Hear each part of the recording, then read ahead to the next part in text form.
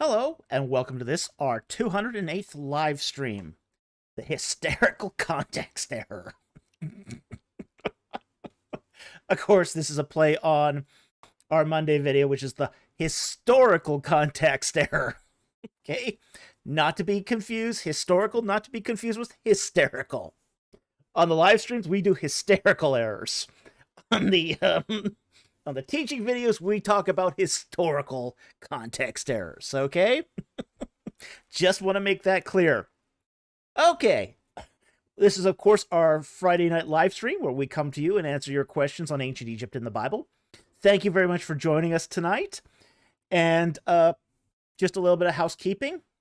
First of all, we want to remind you that this coming Wednesday, we're doing a special live stream at 8 p.m. Pacific, where we talk about the novel, I'll just throw it up here, Reliquy of the Dead. And in this live stream, what we're going to do is we are going to answer all your questions regarding the novel. Did you read it and found something interesting? Did you want to know about the background of a particular person or event? This is your opportunity to come on the live stream and ask. So that's this Wednesday, again, at 8 p.m. And we're just going to be talking, in this live stream, we're just going to be talking about the novel. No ancient Near Eastern stuff unless it relates to the novel. Okay? So, we hope you'll see you there. And again, this is, just to talk about the novel. All right? We're happy to also to announce that the novel is actually doing very well. It's received very, very high praise so far, and we are grateful for that. And if any of you guys have read it, please leave a review, because reviews really matter. Okay, let's talk about the rules of the channel, then start getting into your questions. The rules are the same as always. Super chats have priority. Same across all YouTube channels. Doesn't guarantee your question gets answered, but it does guarantee that it gets seen. Okay? If you want to ask a non-super chat question, you have to put a Q and a colon in front of it so we see it. No Q, no colon, might as well not exist as far as we can tell. Okay? Only post your non-super chats once. Question spamming is not allowed and will be disqualified. Also, if it's something to do with the Bible, please give us a little bit of context. Give us what book it's from, the chapter and the verse. That way we don't have to go hunting for it or guess. Also, we do allow sponsorship of non-super chat questions. And if you sponsor a question, please put a copy of the question in your super chat. So we don't have to hunt for it. It makes things just a lot easier for us. And then finally, one question per chat. No question stacking, because there's just no way we can reasonably answer that. So, again, restrict your question to one question per chat. Okay? So that said, let's get into the questions. Okay, our first question of the night is going to be coming from Joseph, aptly named. And he asks, did Egyptians actually think the brain was useless? The answer to that is a surprisingly no. They didn't think it was useless. They just weren't exactly sure what it did. Now, why do we know this? Okay? The reason why is because of surgical manuals. And the particular surgical manual is the Edwin Smith Papyrus. So they did do surgery on the brain to repair certain things from happening. For example, they knew enough about, say, the function of the brain that they could do trepanation, which is a kind of brain surgery where they open up a circle in the skull and remove part of the brain, often a tumor. So they understood that when the brain malfunctioned, the rest of the person was not healthy. Okay? So they didn't think the brain was useless. At the same time, too, there wasn't a practical way to extract the brain for, say, mummification. So in that respect, they needed to do, when they mummified a body, they couldn't take the brain out. So what ended up happening was usually that the brain was left in the skull, and as the mummy dehydrated, it just formed a film inside the skull. So Gabe Reagan says, I don't know if I trust Bronze Age brain surgery. Yeah, but their patients survived. We got lots of examples of skulls where they had performed trepanation and it started healing over. You know, there's evidence of the bone starting to knit back up. So, even though, as I said, very crude, I wouldn't trust it myself, but it was an effective treatment when it was targeting the right place. So, Mama says, wow, I always thought that they did the hook through the nose mash-up thing. No, and that was a myth for a long time. Many people still believe it today. In fact, many Egyptologists still believe it. But recent studies have shown that they didn't go up the nose with a hook or anything like that. What they did was they just left it there. The problem was that when 19th century Europeans started cutting open mummies, they couldn't find a brain in it. But they've now looked using MRIs. They can now see the film of the brain that adheres to the side of the skull. So, yeah, the whole idea that they went up the nose with a hook and drained out the brain is a myth. Okay, but it's again, these are recent findings. These are recent findings that have shown that they just didn't do anything with the brain.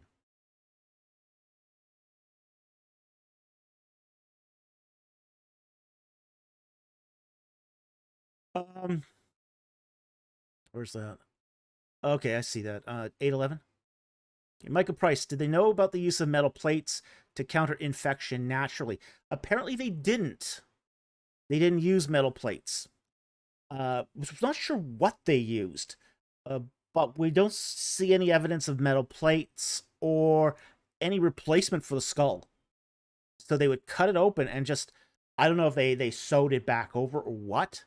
It's not clear exactly what sort of post-operative treatment they did, but they don't seem to have used metal plates here. Yeah. Yeah, it's possible they left it open. It's possible they just sewed the skin shut. We don't know. We don't know exactly how they did it. But they don't seem to have used a metal plate. Okay. Nor wood. There's no evidence that they used wood either. In fact, again, the evidence seems to be that the bone started to actually knit across the wound. So if you have a metal plate there, that'd interfere with the knitting it. So it doesn't appear to be any sort of filler substance there. So they just left it. Again, they might have sewn up the skin over it, but once they sewed up the skin over it, they sort of just left it. Okay, so I think that covers the question.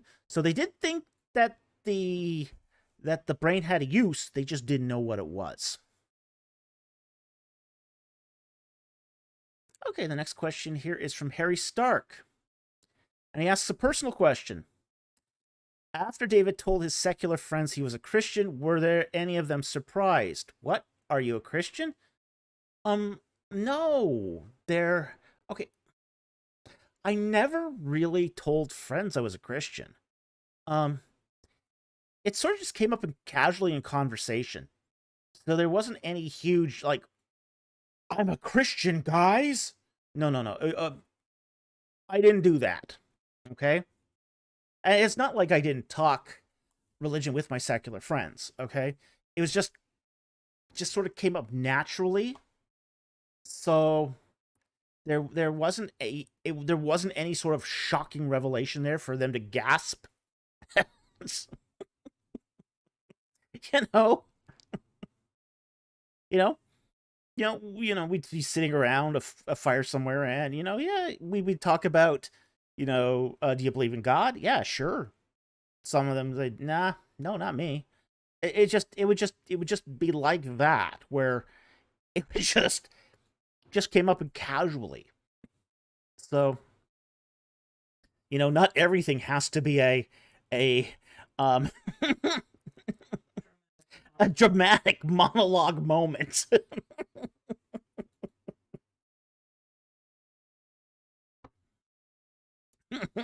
Like, yeah, no. I mean, too many people live their life with drama anyway. Why does everything have to be a moment of drama? Okay.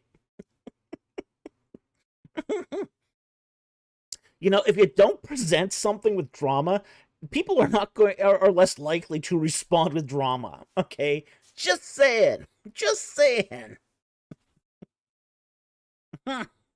Yeah. Okay. So, yeah, when my friends found out I was Christian, it wasn't a surprise. It just wasn't an issue though either. So, um, I hope that helps answer that question. Now, I will say one time it was a surprise. Okay, I will mention one person to whom it was a surprise. There was a guy when I was working at Tap Pharmaceuticals whom I used to play chess with. Okay, and this guy was one of those. I'm gonna say this. He would be what we would call today a blue sky liberal. Okay, he was as liberal as it came. I mean, far left liberal. And we talked, and eventually it turned to things like religion and stuff. And you know, he was I had managed to beat him 4 games out of 5 in chess. And finally he asked me the question. It's like, you're smart, and you're a Christian. It's like, yes. He says, like, you're really smart. Yes. I don't see how that's mutually exclusive to being a Christian, but hey. He was surprised. He was really surprised. Because he had such a low view of Christians that he thought that, hey, no Christian would be smart enough to beat him at chess. Let alone do that 4 out of 5 times. Yeah, he was surprised. But hey.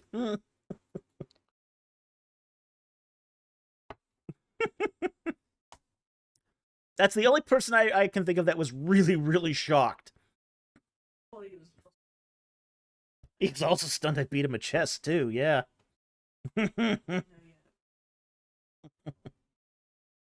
Okay, so, yeah, nobody's been surprised who's known me for any length of time, except for that one guy. Okay, next question here. Comes from Mobius.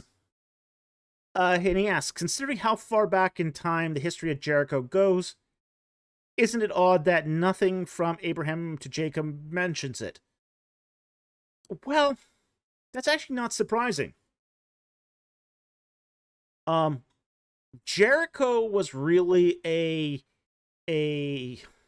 fortress that guarded the fords of the Jordan.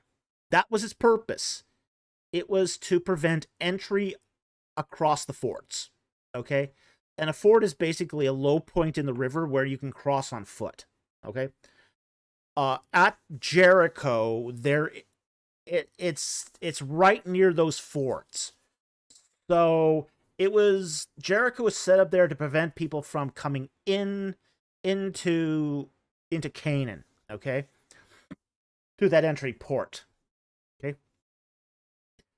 Abraham and Jacob didn't come through the fords of the Jordan, okay? They came north, from the north through Syria. At least Abraham did. and Jacob was inside of Canaan already. So neither Abraham nor Jacob ever had to cross the fords of the Jordan. Okay? Because they never had to cross the fords of the Jordan, there would have been no reason for them to have encountered Jericho. So it was just not near anywhere where they were sort of sojourning. You wouldn't take your flocks there. I mean, Jordan would be a horrible place to take flocks. So, there's just no reason for them to go to Jericho. So,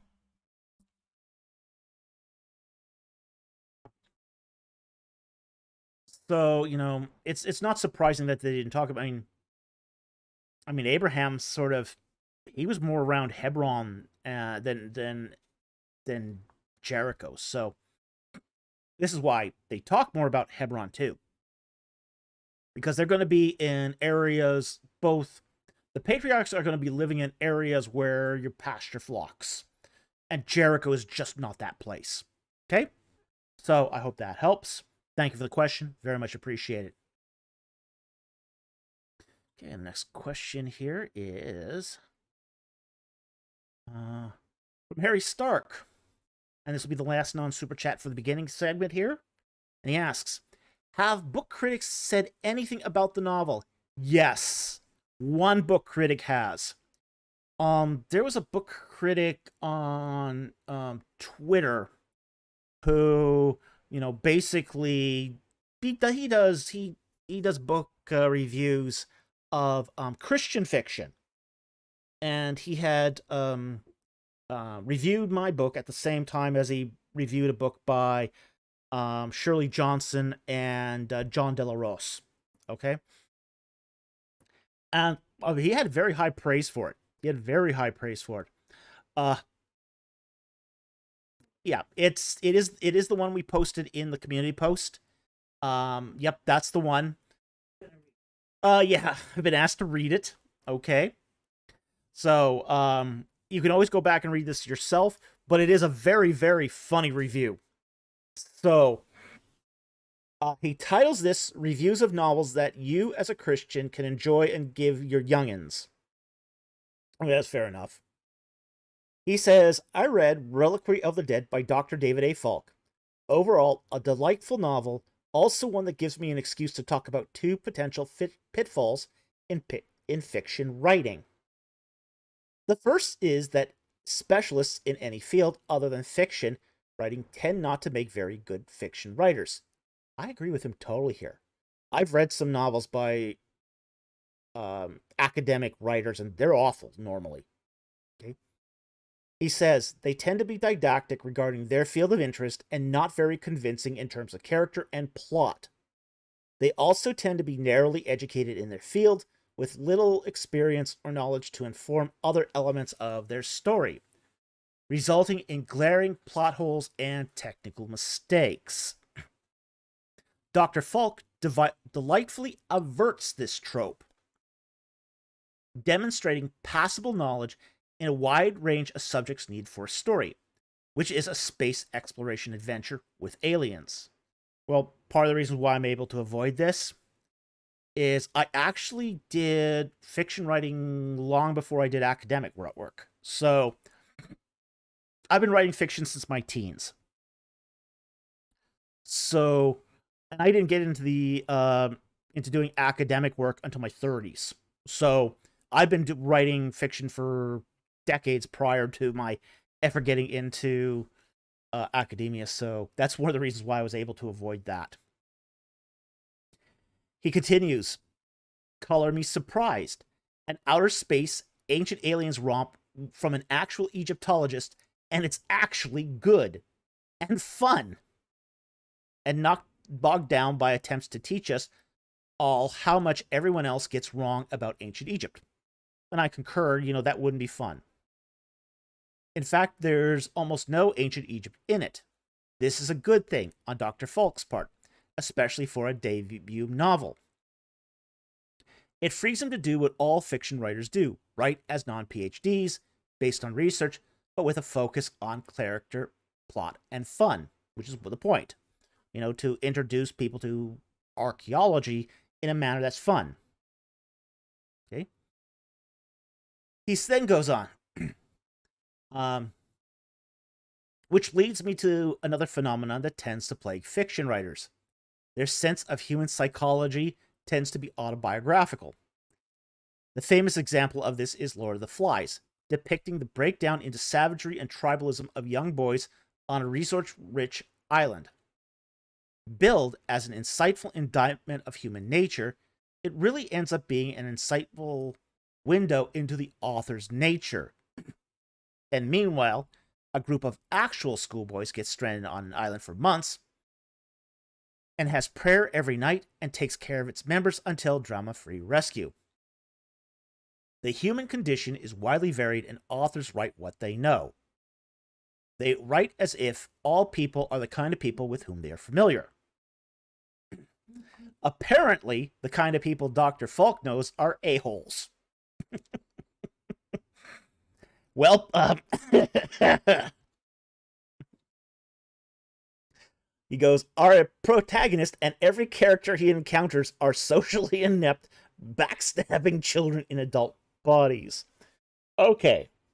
Now, not everyone I know is an a-hole, okay? But I did encounter an awful lot of them. Especially when I worked in IT. When I worked in corporate America, it was much, it was just comical how many, socially inept, backstabbing children in adult bodies I encountered. Then he asks, is academia of ancient Egypt really so backbiting? Not so much Egyptology, although there's some of that. Theology. Oh, yeah. Oh, yeah. In theology and Christian seminaries, oh, yeah. Academia is that backbiting. We must presume so. And wonder if Dr. Falk needs a hug. Yes, I need a hug. That said, while the entire cast are steadfastly unlikable, we yet manage to come to like the protagonist and his loyal assistant Gunhand and root for them. The level of character development here is on par for commercial fiction, but entertainingly idiosyncratic. Dr. Falk proposes that to resolve a politically sensitive and technically demanding crisis in a space colony on the verge of collapse, you need a man with a particular set of skills, and those are the skills of a socially inept Egyptologist. And yet, he just about pulls it off, at least well enough to keep us entertained and intrigued by his particular twist on the ancient alien concept. Lastly, given the abrupt ending, expect a series, which is true. The second book is already in pre-order. Entertaining, and it concludes here, entertaining, thought-provoking, educational, minimal bad language, and no lascivious content. Fit for Christian audiences. Enjoy. Okay. So that was one critic who reviewed my book, and it was a very positive review. So, yes, we have had one critic review the book, but only one so far. But it was a very, very positive review. In fact, all the reviews we've gotten so far have been extremely positive.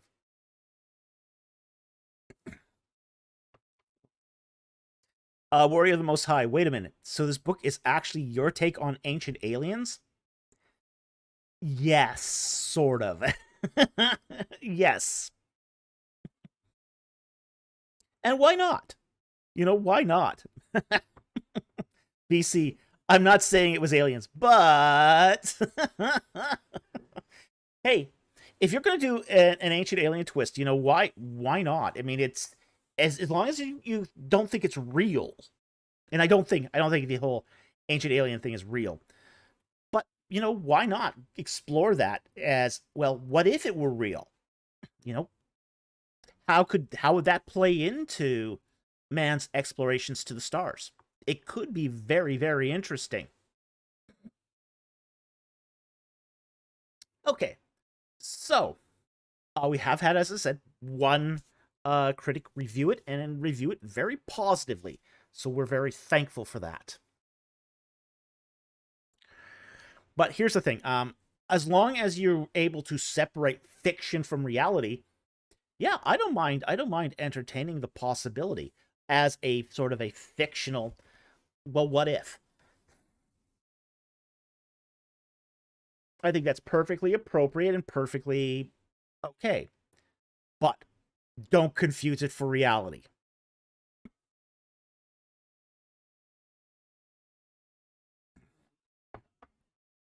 Yeah, Dossman says Stargate is a fun movie, not a documentary. Exactly.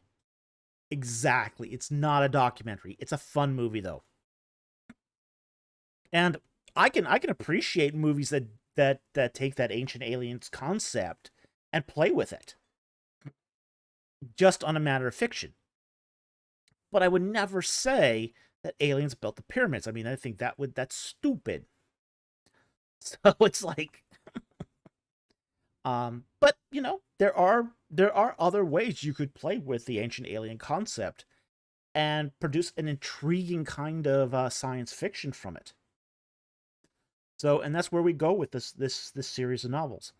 Are ancient aliens kind of more border on not only alien races but also spirit critters too? Yeah, we'll talk about more of this on Wednesday when we actually do the live stream on this. Okay, so let's get back to our questions here.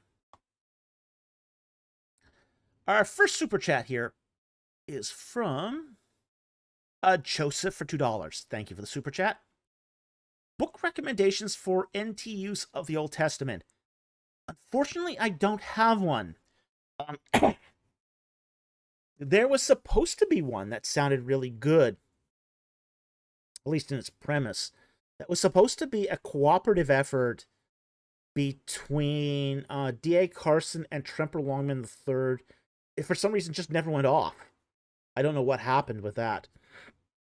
I had heard that there was an agreement between the two to produce a book that, say, went through the New Testament and sort of asked the question, you know, how do these New Testament passages reference the Old Testament?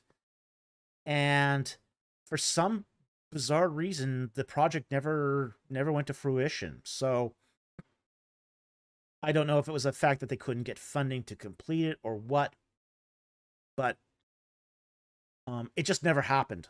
It just never happened, and I think it's really unfortunate because that could have been a really good resource, but unfortunately, I don't know if it was turning out too long or somebody bowed out. It could have been Longman who bowed out of this because I heard he hasn't. He had sort of some sketchy health issues at that time, so. But I don't think there's anyone who's done a really, really good job of this so far. But there might be some other resources available out there that could help on this. But I don't happen to know any off the top of my head. Okay. So thank you very much for the super chat, but that's about the best I could do, unfortunately. It needs to happen, though. It needs to happen. Okay, Andrew Tinsley for $10. Thank you for the super chat. What would have the Israelites have done during the 40 years in the desert? Manna would mean they didn't have to work much for food. That's actually not true, but would it be boring enough to be worse than slavery in Egypt? Okay, they still had to work for food. It's kind of a myth that you know, the manna just came and that's all they ate. Their diet did not just consist of manna. Now, they did eat a lot of manna. And there was I heard there was an interesting proposal for what was manna. A mycologist just recently talked about the desert truffle, which is a kind of fungus that appears out in savannas. And I had thought when I read the wandering in the desert in the manna that it sounded a lot like fungus anyway. And the fact that somebody has identified a fungus that behaves like this, I think it's incredibly interesting.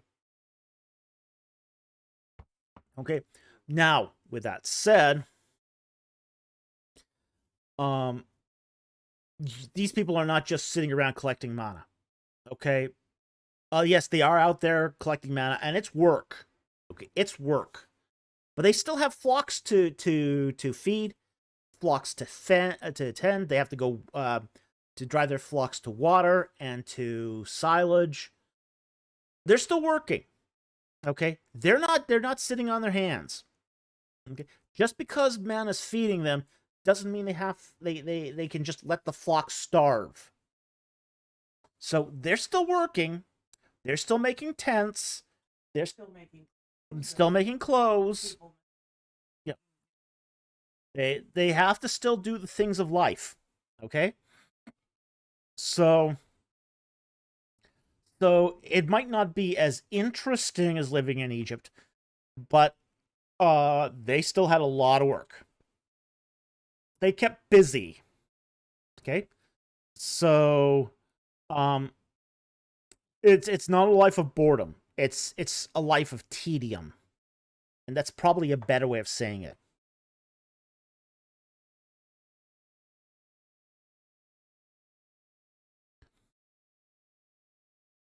Yep. Darkblade asks, would there have been regular sacrifices during the wandering period? There would have been some sacrifices, because you do have, say, the tabernacle. So as long as the tabernacle was set up, there'd be sacrifices. So,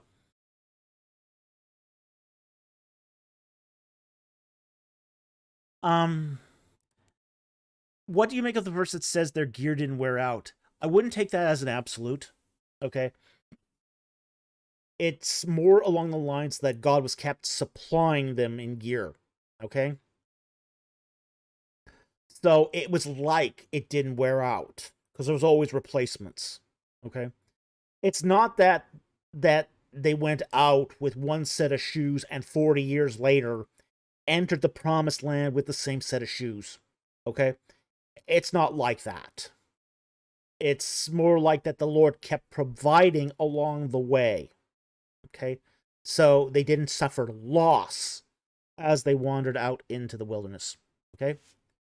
So I think that's a lot of it. Is it's a naive reading to say that that their clothes and their shoes just didn't wear out at all. Okay. It's, as I said, it's more that the Lord provided along the way, so it's like as if it didn't wear out. Okay.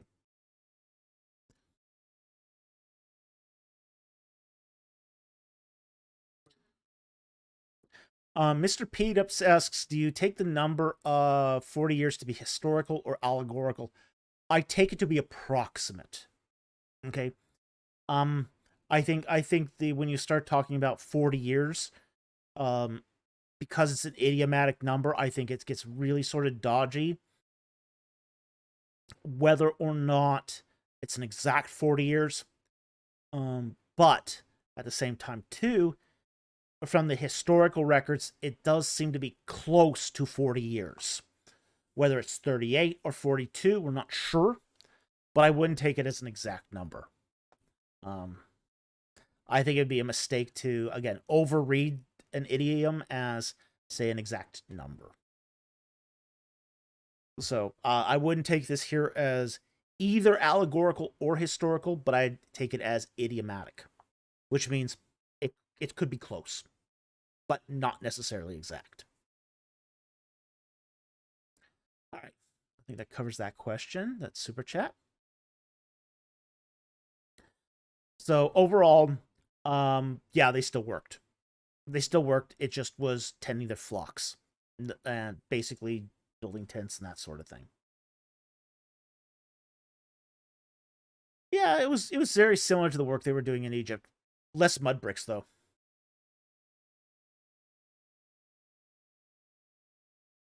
All right, next super chat here. From Andrew Tinsley for $5. Thank you for the super chat. Do we know any other ancient Near Eastern kings who had as many wives as Solomon? Yes, we do. Ramses. Yeah, Ramses had that many wives. Um, Here's the thing. Solomon had 700 wives and 300 concubines. Now, here's the thing. A concubine is technically not a wife, but a slave that is there for pleasure purposes. Okay? So,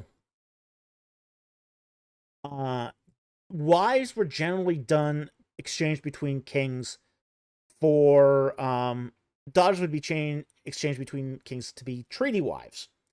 So most of these wives would have been as a result of cutting treaties. And then the concubines were kind of thrown in as bonuses. Okay, so they were gifts. So no.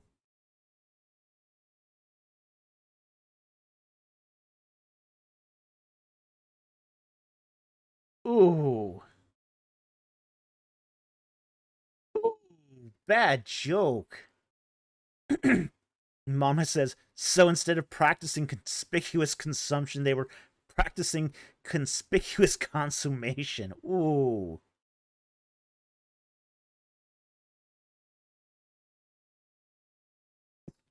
PC, honey, I don't want to marry another wife. It's for trade agreements, I swear.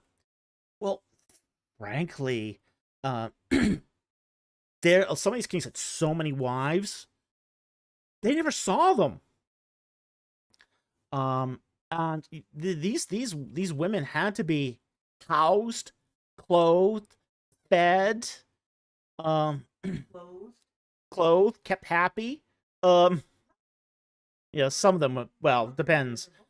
Some of them were miserable, but yeah.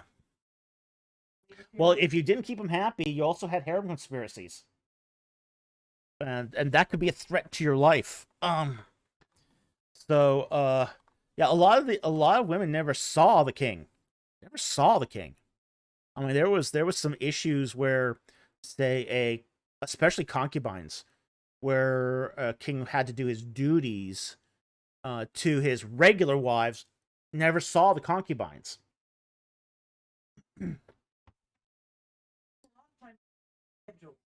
Sometimes he had a schedule, but like in the case of Solomon, 700 wives, that's he got to see him once every 2 years.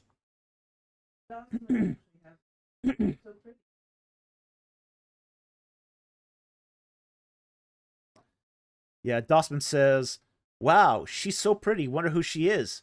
She's your wife, my king. Yeah, that's a lot of times that's what it is. That's not far from the truth.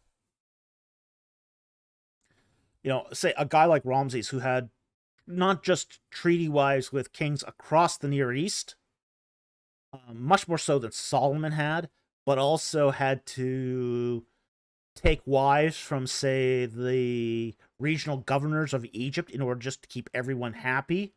Yeah, he had tons and tons of wives.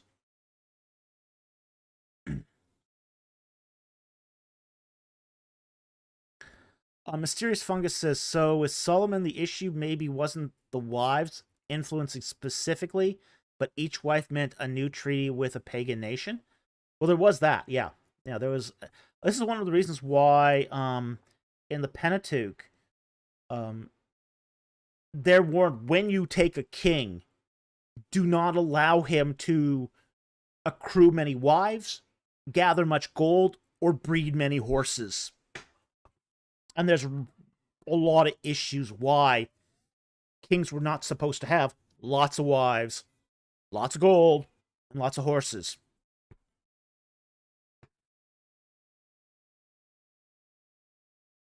Linguist Ammo, conspiracy from the harem. No one mentioned in Ramses III. Yeah.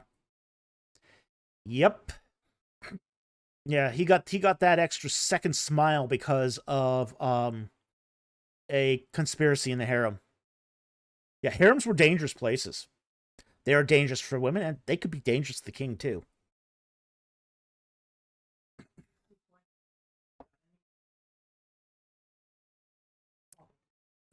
Yeah. Yeah. BC says, got any mandates? Yeah, harem politics. Yeah. Yep.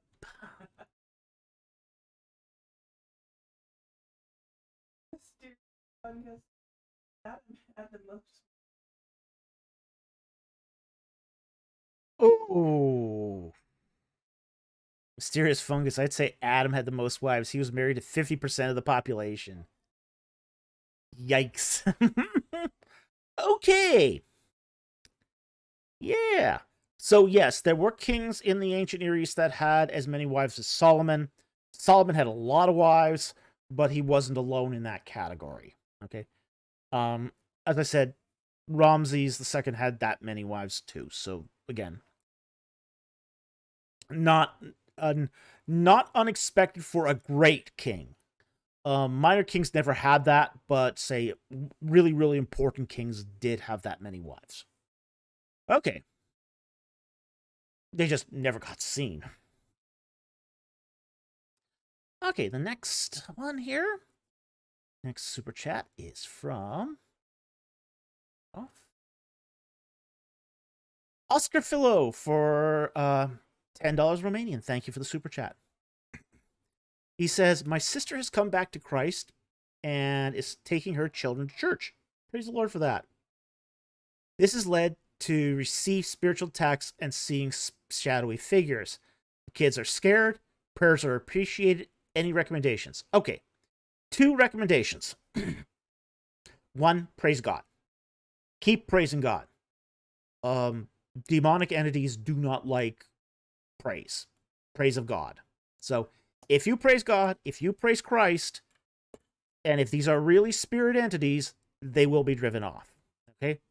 Now, that's the first piece of advice. Let's say that doesn't work, though. Okay?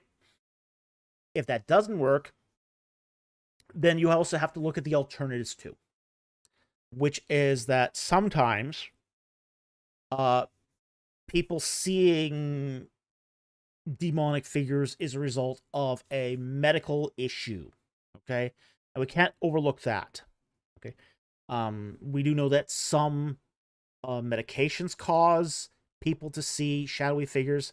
We do know that sleep paralysis can cause people to see what is demonic entities. There was even a case where a guy had suffered a kind of epilepsy.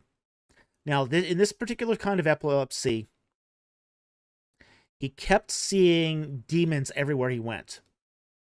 And he was, he underwent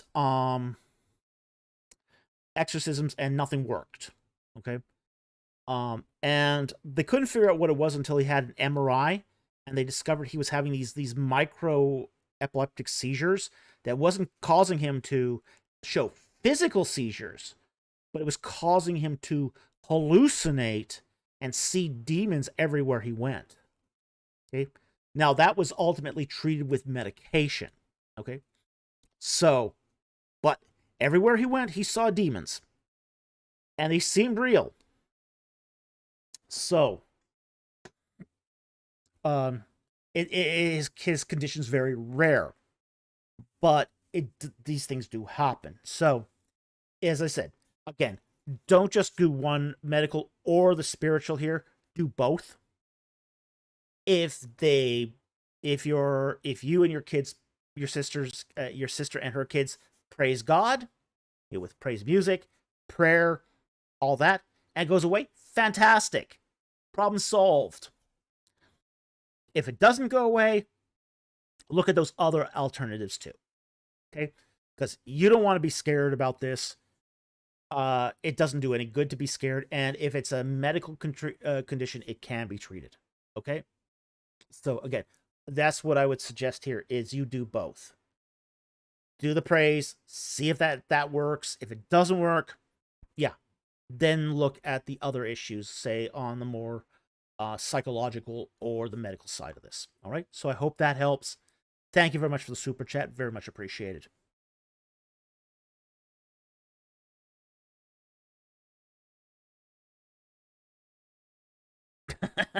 PC. Oreo, if these entities can throw things around and open doors, they can fold the laundry. Absolutely.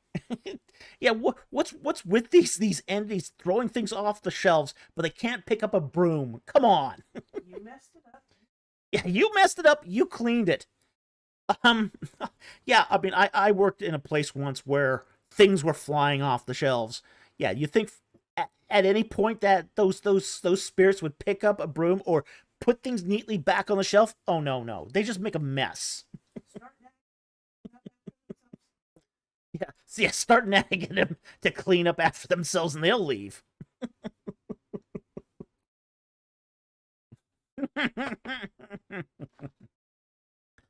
Yeah.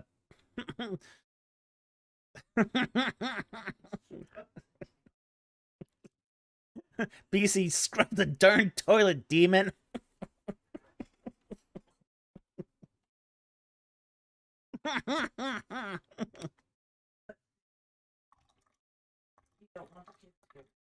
Yeah, seriously though, you don't want the kids scared. You know. If it is demons messing with you, they also are trying to drive you away from church. By making you scared. But they're also those are the cowardly demons too. Oh yeah. Yeah, it should be counterproductive because yeah, it's just telling people that yeah, going to church is important. That they're so scared of you going to church that they're going to do whatever they can to keep you away. BC, demons are losers. Yeah, they're totally losers. Okay. So anyway, that's the advice I'd give you on that. Okay? So I hope that helps. Next one here from Oscar Philo for another 10 Romanian. Thank you for the super chat. If a person in the ancient Near East felt the gods were angry at him, and after much trying he could not please them on his own, would he ask priests to intercede for him? Yeah, often that happened. Oh, there was times when that happened, where people in the ancient Near East thought they had really ticked off a deity and couldn't appease it, and then they'd go to the priest and ask the priest to do offerings or sacrifices on their behalf. So yeah, that did happen. So, and the priests were more than happy to do that because the priests knew that gods could be vindictive. So yeah, this was a thing. This was a thing in the ancient Near East.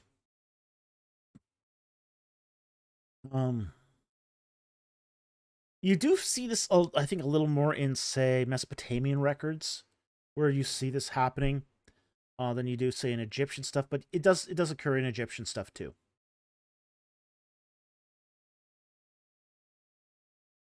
Okay, Dustman for $2. Thank you for the super chat. Best explanation of the prosperity gospel. Oh boy. The best explanation is that you can have anything you want if you have enough faith to get it.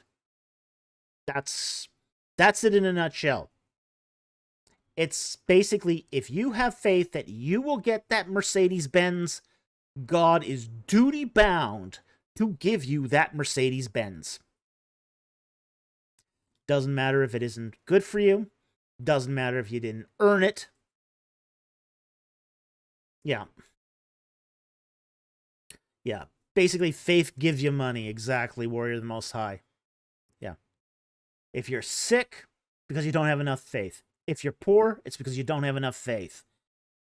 If you don't have that Mercedes-Benz, I mean, not just I mean, hey, if you have that Toyota Tercel from 1982, you do not have enough faith, because if you had enough faith, you would have that Lamborghini you always wanted.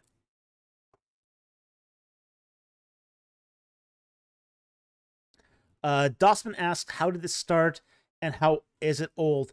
It's not terribly old. It sort of came out of an aberration of the Pentecostal movement. So, and it starts coming out in the 1960s. Okay, so it's really not old. This is not an old movement at all. It kind of came out of some of the revival teachings, the Pentecostal revival teachings of the 1960s. It really sort of got its sort of legs with televangelism. Okay, televangelism really what sort of lit the fire to that gasoline. Okay, here's the thing about televangelism. Television is expensive. If you want to stay on the air with a televised ministry, you gotta earn a lot of money. Okay? Now, if you have let's just say a rather prosaic biblical theology, you're not going to last long on TV. You just can't earn enough money with a responsible biblical teaching on television. So, but prosperity gospels were uniquely, how do I say this? Uniquely suited for television. They could leverage greed. Okay? They could leverage fear and greed to get people to part with their money. And this is how guys like Kenneth Copeland, Joel Osteen, Benny Hinn, Creflo Dollar, these guys who basically spearheaded the Gab it and grab it prosperity gospel crowd. Yeah. Yeah, Joyce Meyer's another one, Jimmy Swaggart. Yeah, there was a lot of them out there.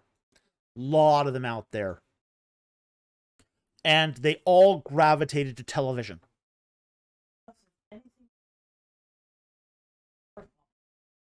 Yeah. As my producer here points out, that if anything didn't come true, it's because you didn't have enough faith in it. So it was one of those sort of it's one of those sorts of theologies where it always reflects the blame back on the parishioner. Hey, you're sick? Well, you didn't have enough faith to give my ministry money. It's your fault. You don't have that car? You didn't have enough faith to give me tens of thousands of dollars. So it's your fault. Yeah, Dossman, it's not my fault, it's yours. Yeah. Micah Price. It's your fault, believe harder. Yeah. That's pretty much it. They not only play. Yeah, they play on greed, guilt, and fear. They really do.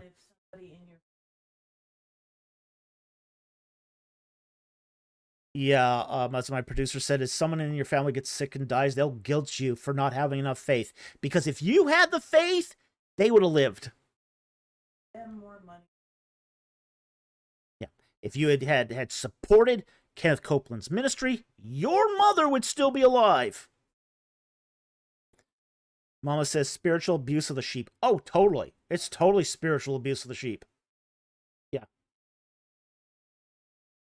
Yeah, Dawson says that is messed up. It is really messed up. It's so anti-biblical, it's not even funny. Yeah, there's no support for it in the Bible at all. Yet these guys are tearing the scriptures out of their context. I mean, there's been guys where, they started preaching from a particular passage and it says exactly the opposite, but they'll just sort of do the two-step and say, you see, this proves you need more faith. Yeah. It's disgusting what they do. It's disgusting. Absolutely despicable. So, anyway, that's my best explanation for the prosperity gospel. It's called Gab It and Grab It. The positive confession movement is another name for it. So, anyway, I hope that helped. Thank you very much for the super chat. Very much appreciate it. Yeah. So, I hope that helps. Thank you very much for the super chat. Okay, Joseph for $2. Thank you for the super chat. Meaning of dominion of fish and birds in Genesis 1:28. Let's pull up our Bibles here.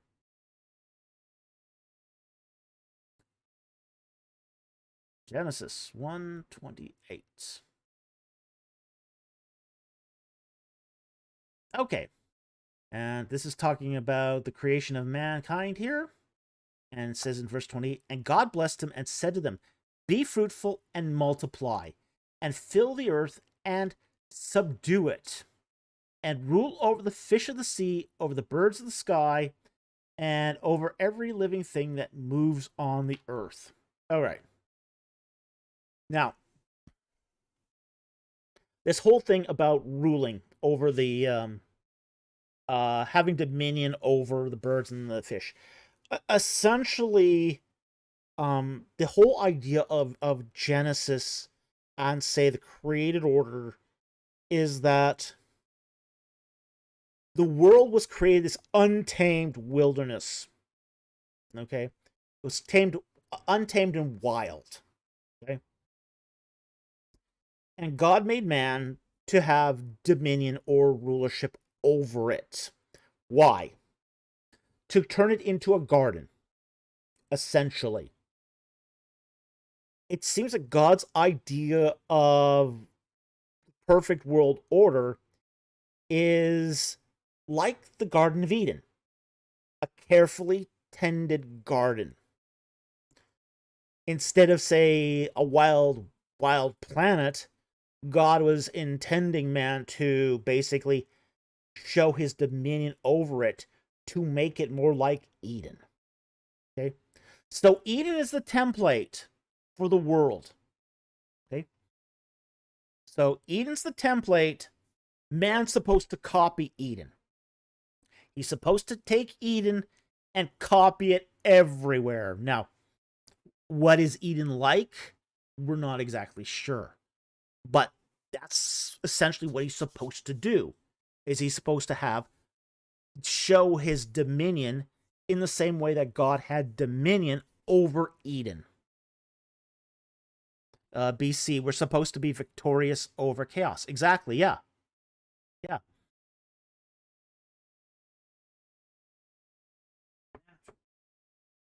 Yeah, exactly. Andrew Grims goes, which is not the view naturalists would hold to. Exactly, yeah. Yeah, naturalists would hold that chaos is good. So, but that doesn't seem to be God's plan for the world. God's plan for the world is to bring order to the earth, order to the world, to now with that said, it's not to exterminate life either. Okay? It's not to basically how do I say this? Destroy species. Okay?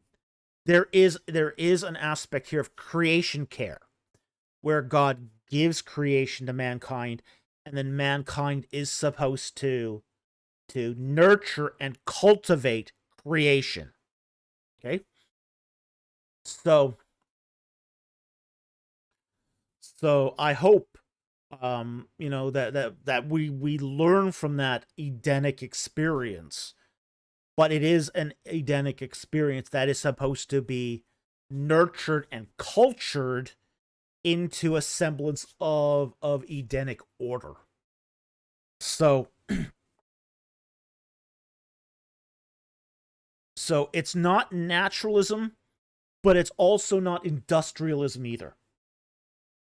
It's sort of a happy middle ground where man and nature are sort of man is caring for nature so that nature can propagate, grow, and be orderly within, say, the Edenic context. Okay? So that's the meaning of dominion over the fish and birds in Genesis 1:28. It is to cultivate the order of creation. So I hope that helps. Thank you very much for the super chat. Very much appreciated. Okay, we're on to the AT Ministries questions. Woohoo!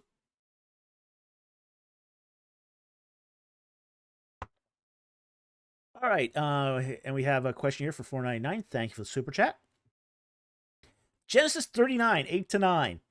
Is the sin Joseph is talking about adultery or abusing the blessings he has been given? Okay, let's go to Genesis 38.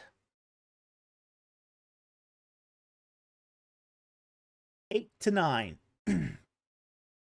Okay.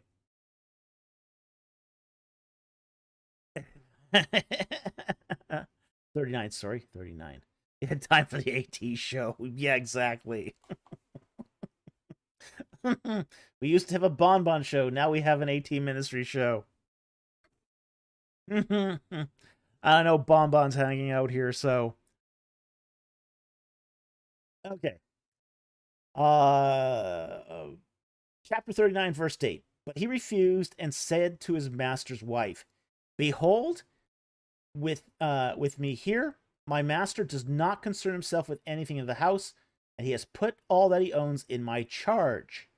There is no one greater in this house than I, and he has withheld nothing from me except you. Because you are his wife, how then could I do this great evil and sin against God? Okay. He is talking about adultery here. Okay. And it's abuse of trust. It's essentially an abuse of trust. So there is both that going on here. Abuse of trust and basically adultery. All right. So he's basically saying to Potiphar's wife, you know, the master's been good to me. He's put me in charge of everything. Why would I abuse that trust? You know, by committing adultery. Okay. So Joseph here is talking adultery, but he's also talking about an abuse of trust. And so while there was no, say, formal law on the books about adultery, it was still thought as being wrong. So it does seem to be it's not an abuse of the blessings, it's an abuse of trust. There's also the Egyptian angle to this as well, which is crossing social strata. From sort of the Egyptian sort of flip side of this, the Egyptian view would have much more, because Joseph's a slave. Okay. Because Joseph is a slave, the Egyptian side of this would see this as being a violation of the social strata. Okay. So that would be a very serious thing. Women in Egypt committed adultery all the time. Okay. Usually that ended in divorce. But when there was a violation of the social strata, penalties could get much more severe. So there's that going on too, that this is not only adultery and a violation of trust, but it's also a shame offense, because the wife of a high officer of the court is doing it with a slave. And that's a violation of the social strata, and Egyptian society looked very, very poorly on that. Much more so than adultery in general. So I hope that helped. Thank you very much for the super chat. Very much appreciated. Okay, next one here from 18 Ministries from 199. Thank you for the super chat. Genesis 32:12. What garment would he have worn? All right. 32:12. And it says, She caught him by his garment, saying, "Lie with me." And he left his garment in her hand and fled and went out. Okay. Sometimes Egyptians wore linen robes. Okay. Particularly important overseers would wear these. Okay. And it's just more or less looks kind of like, what's this? Looks a little bit like a house coat, but they're light linen. Okay. They're meant to be cool. It's something you just wrap around yourself because it could get cold at night and it would keep you warm at night, cool in the day. So that's what they're talking about here, is essentially a very light linen robe, essentially. Okay, so that's the garment she's talking about here. So I hope that helps. There is the possibility too, it could have been his kilt. All right. That's a possibility too. And in some ways, that's the more likely possibility, because every overseer would have worn a kilt. A lot of Egyptians wore kilts.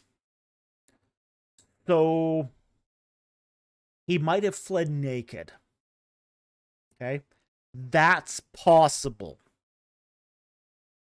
In which case, if she shows his kilt to Potiphar, that's not a good look. That's really not a good look.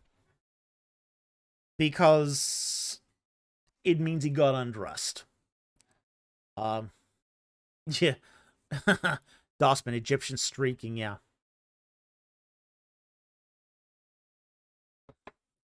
So I would say, given the context here, given I mean, it doesn't say a robe here, it says a garment.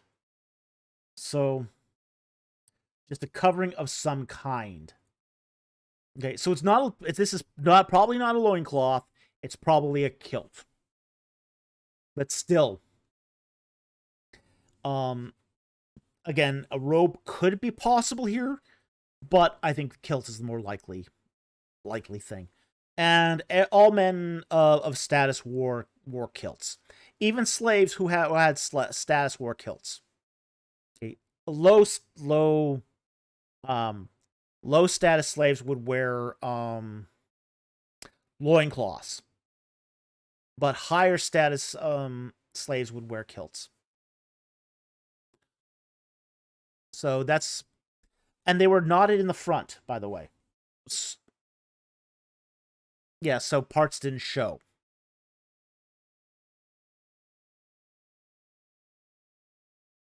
Oh, no, this is not a sexual thing. It's just hot. Yeah. Okay, so that's probably what it's meant here by what garment he wore. It's probably the kilt. Okay, next one from AT Ministries.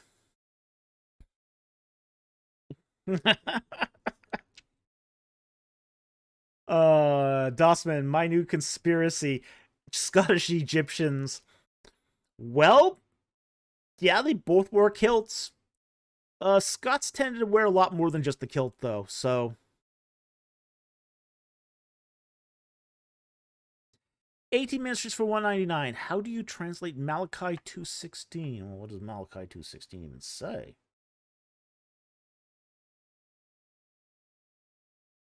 All right, Malachi. Malachi 2:16.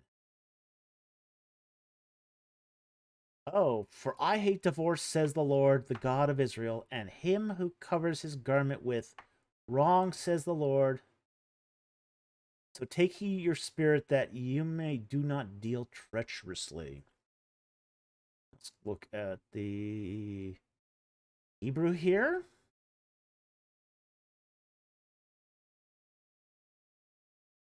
Okay. Kisanach. I hate.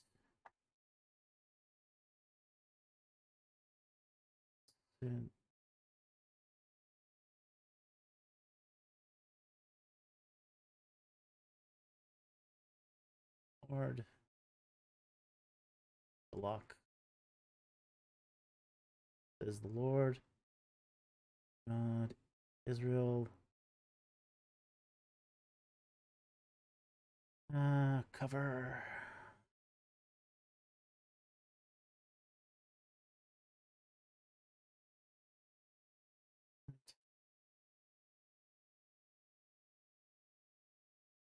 The Lord hosts. Is that the same verse?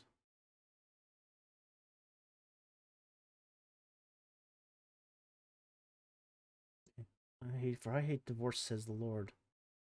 I would have to look this all up in lexicons to give you a decent yeah, there's something hickey about this.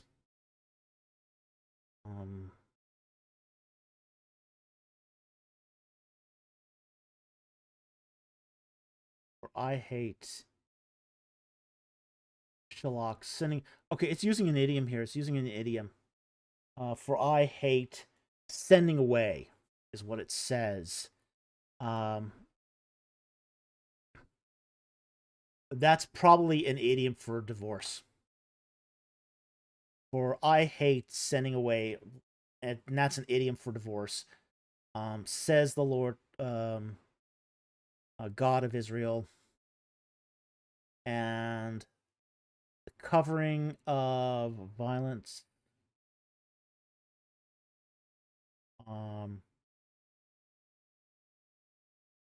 The garment, says the Lord of hosts, and keeping of the wind, spirit.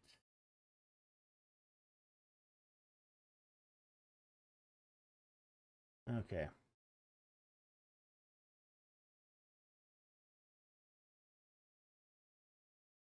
Yeah, okay. So in verse 16 here, it uses a euphemism here. For I hate divorce, and it's basically I hate the putting away, and that's a euphemism for divorce, says the Lord God of Israel, and him who covers his garment with wrong, says the Lord. It's that second passage is that second subverse is a little strange.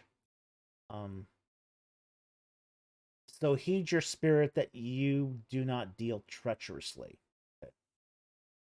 So I think that what's going on in this particular passage seems to be that God is hating divorce, but not only that, but those who deal with in divorce treacherously.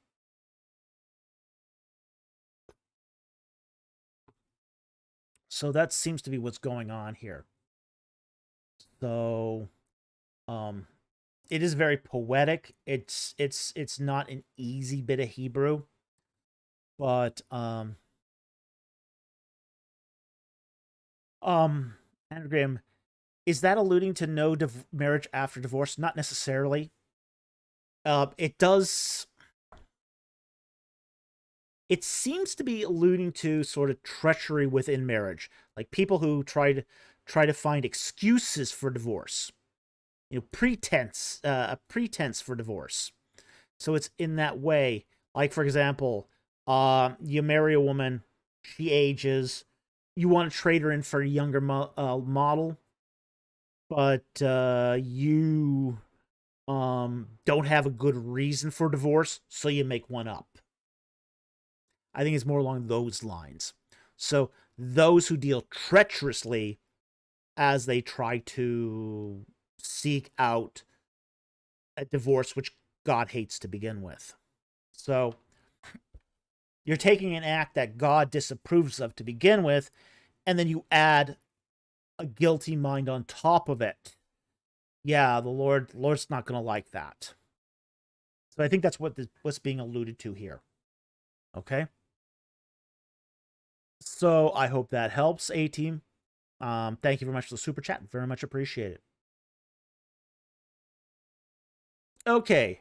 A-Team Ministries for $1.99. Now, he is talking about something I said on a previous live stream. Benjamin Knights lived across the Jordan? No, they didn't. This is what we call a mistake, okay? This is where I said something that was incorrect. Okay? The Benjaminites did not live across the Jordan. Okay? Yes. Oh my gosh, I know that's so shocking. We do make mistakes sometimes on these live streams. Okay? It happens. But we admit to our mistakes. And BC. Yeah.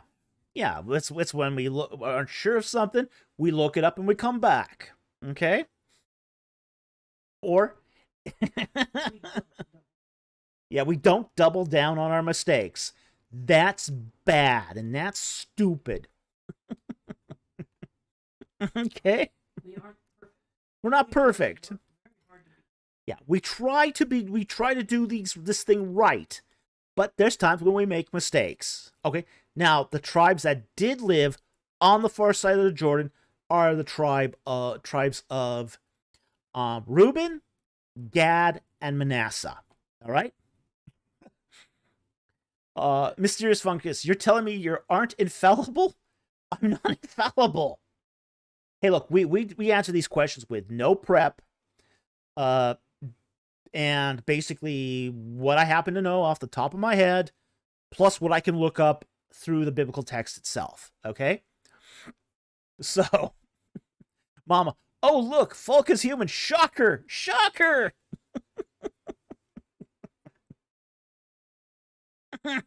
Scott Worthen, retractions such as these is an example of why Dr. Fulk is a reliable evidentialist. Yes.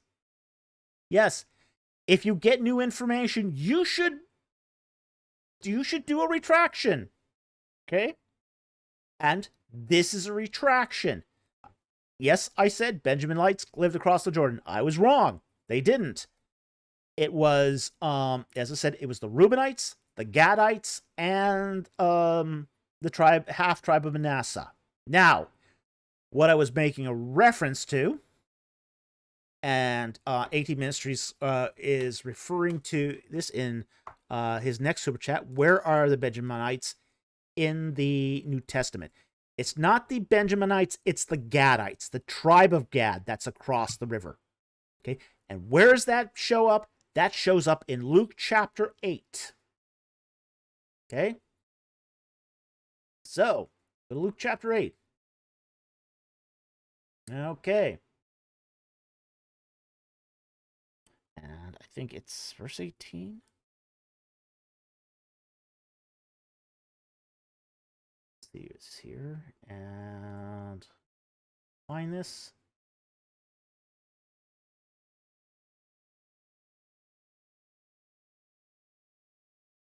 Yes, okay. All right, and starting at verse 25 of Luke chapter 8. And Christ says to them, where is your faith? And they who are fearful and amazed and said, well, who is this then that he commands even the winds and the waters, and they obey him? So this is after the calming of the seas. And they sailed to the country of the Gerasenes, which is opposite Galilee. So this is on the far side of the Jordan, near the city of Gerasa, which is in modern day Jordan, and it's in the tribal holdings of Gad. Okay? And when he had come out in the land, he was met by a certain man from the city who was possessed with demons, and who had not put on clothing for a long time, and he was not living in a house, but in tombs.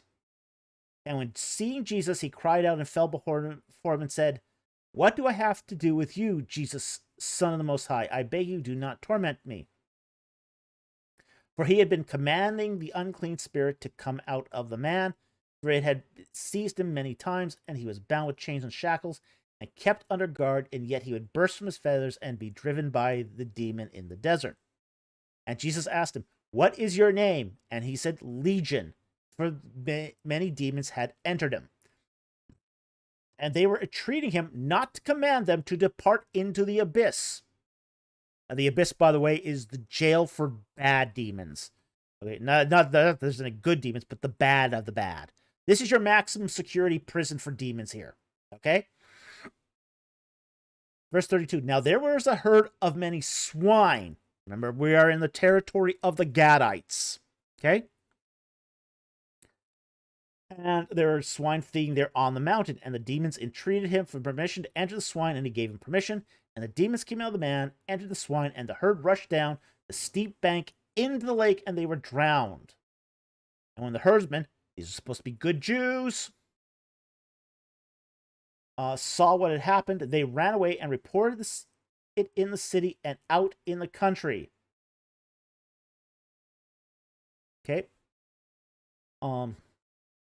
At verse 37, and the people of the country of the Gerasenes, again, this is in the tribe of Gad, and the surrounding district, asked him to depart from them, and they were gripped with great fear, and he got in the boat and returned.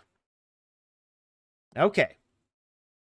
So, there you have it. Not the Benjaminites, the Gadites. It's in Luke chapter 8, and this is in the tribal holdings of the tribe of Gad. So, BC, good Jews keeping them piggies. Yep. Yep. How far they fallen. Yeah, now, again, it's not, you could, as a Jew, you could keep animals that were ritually unclean to eat. Okay? That was something you could do. There were things that were ritually unclean to eat. But then there was this special class of animal that were just, not just unclean to eat, but unclean to touch. Okay? And pigs are one of those particular animals that were not just unclean to eat, but unclean to touch. So, what were Gadites doing with pig? I don't know. Doesn't seem very Jewish to me. Just saying. Oh, but there were animals, as I said in previous live streams, that were unclean to eat, but clean to touch. Horses, donkeys, camels, unclean to eat, clean to touch. Pigs aren't among them. Serious fungus. Maybe they liked watching them. I don't think that was it. Just saying. Just saying. Okay.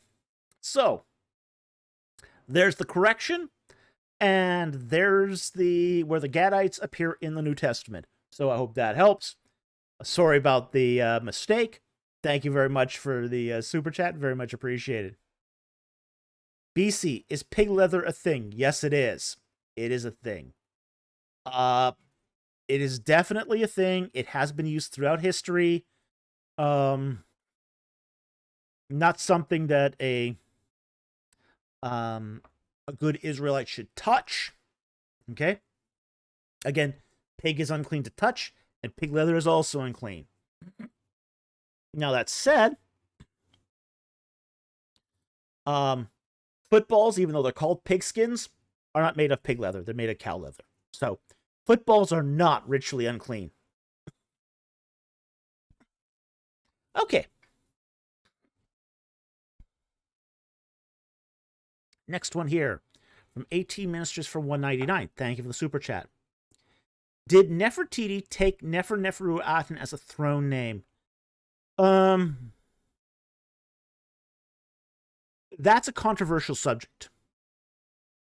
Now, I think most of the, let's say the majority of Egyptologists now think that Nefer-Neferu-Aten was not Nefertiti, but Nefertiti's daughter.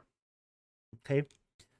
She had, I think, something like 4 daughters. Okay? She had 4 daughters. Nefertiti had 4 daughters. Okay? And it does seem that 1 or 2 of them were placed on the throne.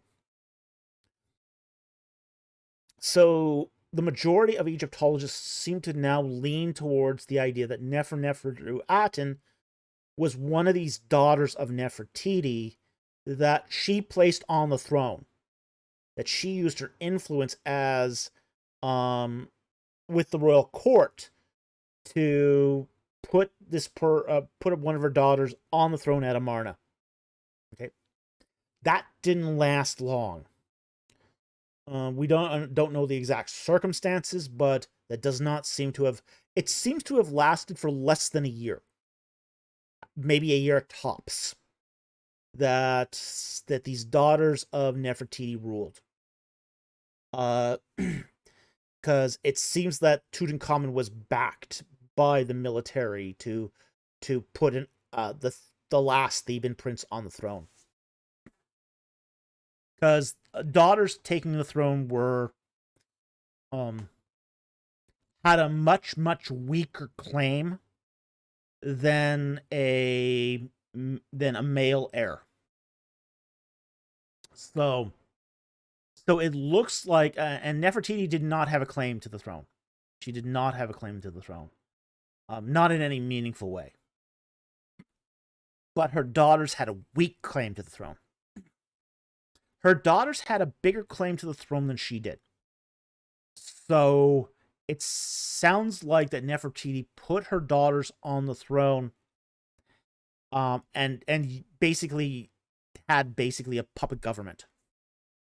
So she would be ruling through her daughters, which is generally what the majority think at this point, as far as Neferuaten is concerned. Okay, so I hope that helps. Thank you for the super chat. Very much appreciated. 18 Ministry for 199. Thank you for the super chat. Thoughts on the Dynasty 5 tomb discovery? I don't know much about it yet. I'm still waiting for official publications on this. There's lots of Old Kingdom tombs that come out now and again. I'd have to wait and see. I'd like to see what the inscriptions are, and what if there's any like regnal years or anything like that. So I'd like to get an actual publication of it before I comment on it. I've only seen the news, a brief news presser on this. It didn't tell me much, so I don't have any real opinion on it yet. So thank you very much for the super chat. Very much appreciated. 80 Ministries for $4.99. Thank you for the super chat. Is it just me, or are skeptics becoming more skeptical without warrant just because? I don't think that's wrong. No, I don't think that's wrong. And I think it's a trajectory of say atheism losing its steam. Now, when I was young, yeah, it shocks people when they find out I was once young. Atheism is just something that people held. Okay, it wasn't a more ideological thing until you started getting guys like Sam Harris, Richard Dawkins, the new atheists. Okay, the new atheists. The new atheists made this very ideological. Okay. But now that sort of new atheism has lost its gas, it's lost its steam. It's sort of falling out of favor now. You're getting into a period where sort of atheism has gotten into what we would call, say, a partisan phase, a doctrinaire phase, an ideological phase, where warrant doesn't matter. Once you start getting into partisanship and ideology and doctrinaire kind of positions, yeah, all of that just sort of, you don't need warrant anymore. So yeah, that's just I think that's just the sign of atheism sort of losing its momentum. And this often happens, with various positions that have difficulty defending themselves, and then resorting to just nuh-uh, arguments. It's not a reasonable debate anymore. So this is just what happens when sort of movements like this run their course. So I hope that helps. Thank you very much for the super chat. Very much appreciated. 18 Ministries for $4.99. Thank you for the super chat. Hey, hon. Where's the little girl? I don't know. Is she? I only hear her. Yep, she's behind me. All right, gotta take a break here just to retrieve the bunny from where she shouldn't be. Boo-da-boo. Boo-boo. Come on out. Come on. Good girl. Good girl. Oh, now she goes.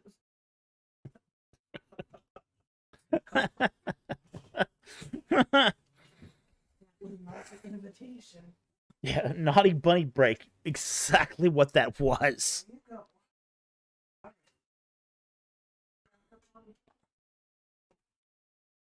Okay, well, she has been taking to. She never used to go onto the wood paneling on the floor, the wood flooring.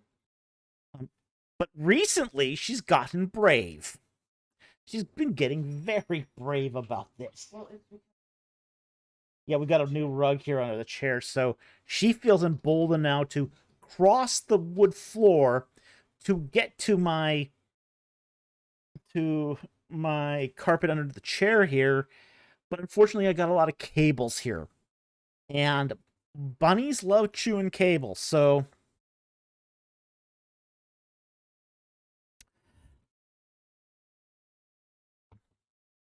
oh yeah, she's feeling very yeah, chewable cords, exactly.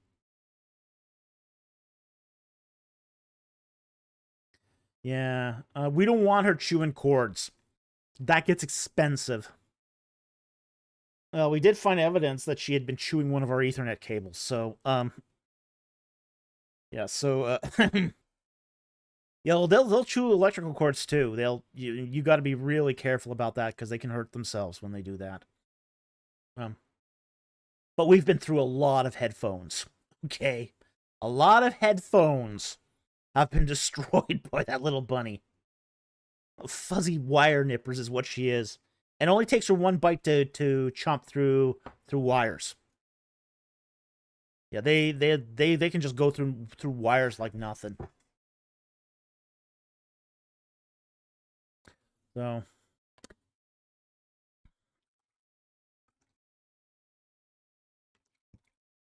okay, so that was exciting. All right.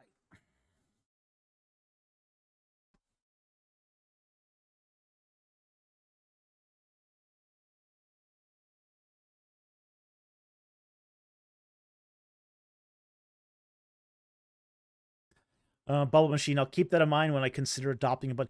They're wonderful pets if you spay and neuter them, but you gotta protect all the cords. They do not. Cords and bunnies don't mix. They'll go right through a cord like nothing. Yeah. Electrical cords are very dangerous for bunnies because it's voltage. DWC puts in the member thing. Bunnies are crazy but adorable at the same time. Laugh out loud. They are, yeah. Yeah, they're very entertaining. They're a lot of fun. I really like them as pets, but they are crazy and they will do crazy stuff. Yeah, rampant Legomorph, absolutely. Yep.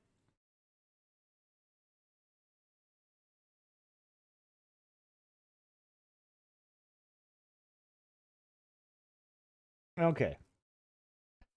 Okay, let's get back to the super chats here. Next super chat is from AT Ministries for $4.99. Thank you for the super chat. What double offense did Moses do to not enter Canaan? Doesn't necessarily need to be a double offense. It just needs to be a serious offense, okay? Was Miriam's complaining and being in the tent a double offense? Now, that was a double offense, okay? In the case of Miriam, she had not only questioned God's word, she had also entered into the tent of meeting. Okay, which, yeah, there was a double offense there. So in the case of Miriam, there was a double offense. In Moses, what caused him to not enter Canaan was the fact that he had misrepresented what God said by acting angry towards the Israelites when he struck the stone for water. Okay? So in that particular case, it was a single offense. But what Moses had done was shown the Israelites that God was angry when God wasn't angry. So that was Moses' anger being taken out on the Israelites. And it's basically a violation of the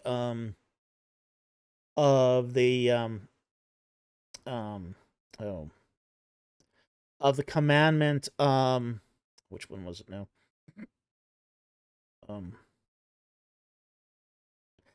Taking the Lord thy God's name in vain. Okay, it's the taking the God's name in vain, because what that commandment is actually about is being a poor representative of somebody who takes on the name of God. Okay, so yeah, like all those gabbing and grabbits, people who claim to be ministers of God and basically aren't representing him at all. Okay, so that's what Moses was guilty on, was misrepresenting God to the Israelites. So that was a serious enough offense that it didn't take a double offense. That was just serious enough on its own. But in the case of Miriam, there was a double offense there.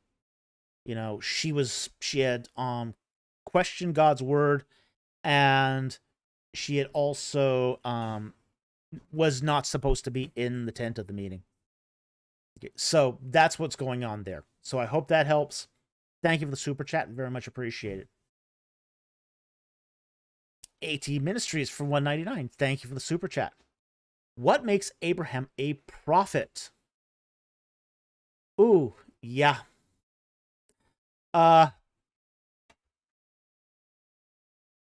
Mama says he disobeyed God and bore false witness against him in a way at the same time. Yeah, it is one offense, but it does sort of violate two things. So I'm not sure if that would be still constitute as a double offense or one offense that just did two things. But you're absolutely right, Mama. He did disobey God, but he also bare false witness against him. But again, that comes down to, that would collapse into the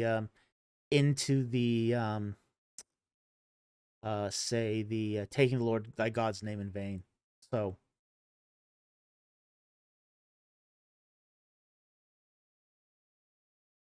okay, so what makes Abraham a prophet? What makes Abraham a prophet is that he received a theophany. So he was visited by the angel of the Lord, and the angel of the Lord gave him two prophecies. Okay, one that he should bear a son, that he should be a father of many nations. So that's the first one. The second prophecy he was given is that the Israelites will be in Egypt for 400 years. Okay, so that's what makes him a prophet, is he was given prophecies. Okay, So I hope that helps. Thank you very much for the super chat. Very much appreciated. AT Ministries for 199. Thank you for the super chat. I don't like wine. What do I do for communion? Well, depends on your denomination. Okay? Some denominations insist on wine, and you cannot get around that. Yeah, fine with that. Okay, so if you're in one of those denominations that insist that communions has to have wine, then you're kind of stuck with wine. But there's also depends upon the denomination. Some denominations, like some denominations will also allow you to use water. Okay. Yeah, most denominations will make exceptions for alcoholics. Some denominations use grape juice, like most evangelical denominations will use grape juice, not wine. I think Lutherans insist on wine. Okay, Lutherans insist on wine. Orthodox, you could use either wine or holy water. So again, it's all of this is going to depend upon hey hon, let me ask you a question on Catholics. Do Catholics, is the priest only drink the wine, or does the parishioners drink the wine too? Okay. Yeah. Okay. So this is largely going to depend on your denomination, essentially. So a lot of it is going to depend upon the denomination. But it again, most will have an alternative to wine. So I hope that helps. Thank you for the super chat. Very much appreciate it.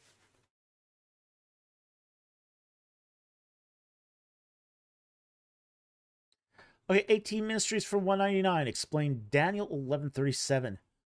Oh boy. In 2 minutes or less. Yeah, good luck with that. All right, let's talk a little bit about Daniel 11. Okay, because this is an ugly passage. All right. This is an ugly passage because it's prophecy. It's not clear prophecy. I know there are people who have suggested this is the Ptolemies and the Seleucids going at each other. But there also seems to be some intimation of that this also involves the abomination that makes desolate. Okay. Before he gets into, or after he gets into that. Now, the particular passage here is verses 37. Okay, now, it's talking about here a back and forth between the king of the north and the king of the south. Again, we don't know exactly who the king of the north and who the king of the south is. Some people have suggested that the king of the north is the Seleucids, the king of the south is the Ptolemies. Okay, but we're not sure. Okay. But then we get this passage in verse 37. And it talks about a king of the north and who that is. It starts here at verse 36. Then the king will do as he pleases, and he will exalt and magnify himself above every god, and will speak monstrous things against the God of gods, and he will prosper until the indignation is finished, for that which is decreed will be done. Verse 37, and he will show no regard to the gods of his fathers, or for the desire of women, nor will he show regard for any other god, for he will magnify himself above them all. But instead he will honor a god of fortresses, a god whom his fathers did not know. He will honor him with gold, silver, costly stones, and treasures, and he will take action against the strongest of forces with the help of a foreign god. He will give great honor to those who acknowledge him, and he will cause them to rule over many, and will parcel out the land for a price. Verse 40, and at the end time, the king of the south will collide with him, and the king of the north will storm against him with chariots and with horsemen and with many ships, and he will enter countries, overthrow them, and pass through. He will also enter the beautiful land, and many countries will fall, but these will be rescued out of his hand. Edom, Moab, and the foremost of the sons of Ammon. He will stretch out his hand against other countries, and the land of Egypt will not escape. All right, so what we're talking here looks like, it does, on the surface it appears like Antiochus the Fourth Epiphanes, but it's more than that. It's more than that. Antiochus, it could be that this is representing Antiochus, but Antiochus was just a type of Antichrist. He was the archetype, okay, but he's not the antitype. So there does seem to be that it's a loose allusion to Antiochus the Fourth, but it does seem to be that there's that this is eschatological as well. Because in verse 40 it says at the end time. Okay? If this was during the time of Antiochus, this is not the end time. Antiochus is the beginning of that topology. So it's the beginning of the Antichrist trajectory. So you wouldn't expect that phrasing at the end time to be applicable to Antiochus.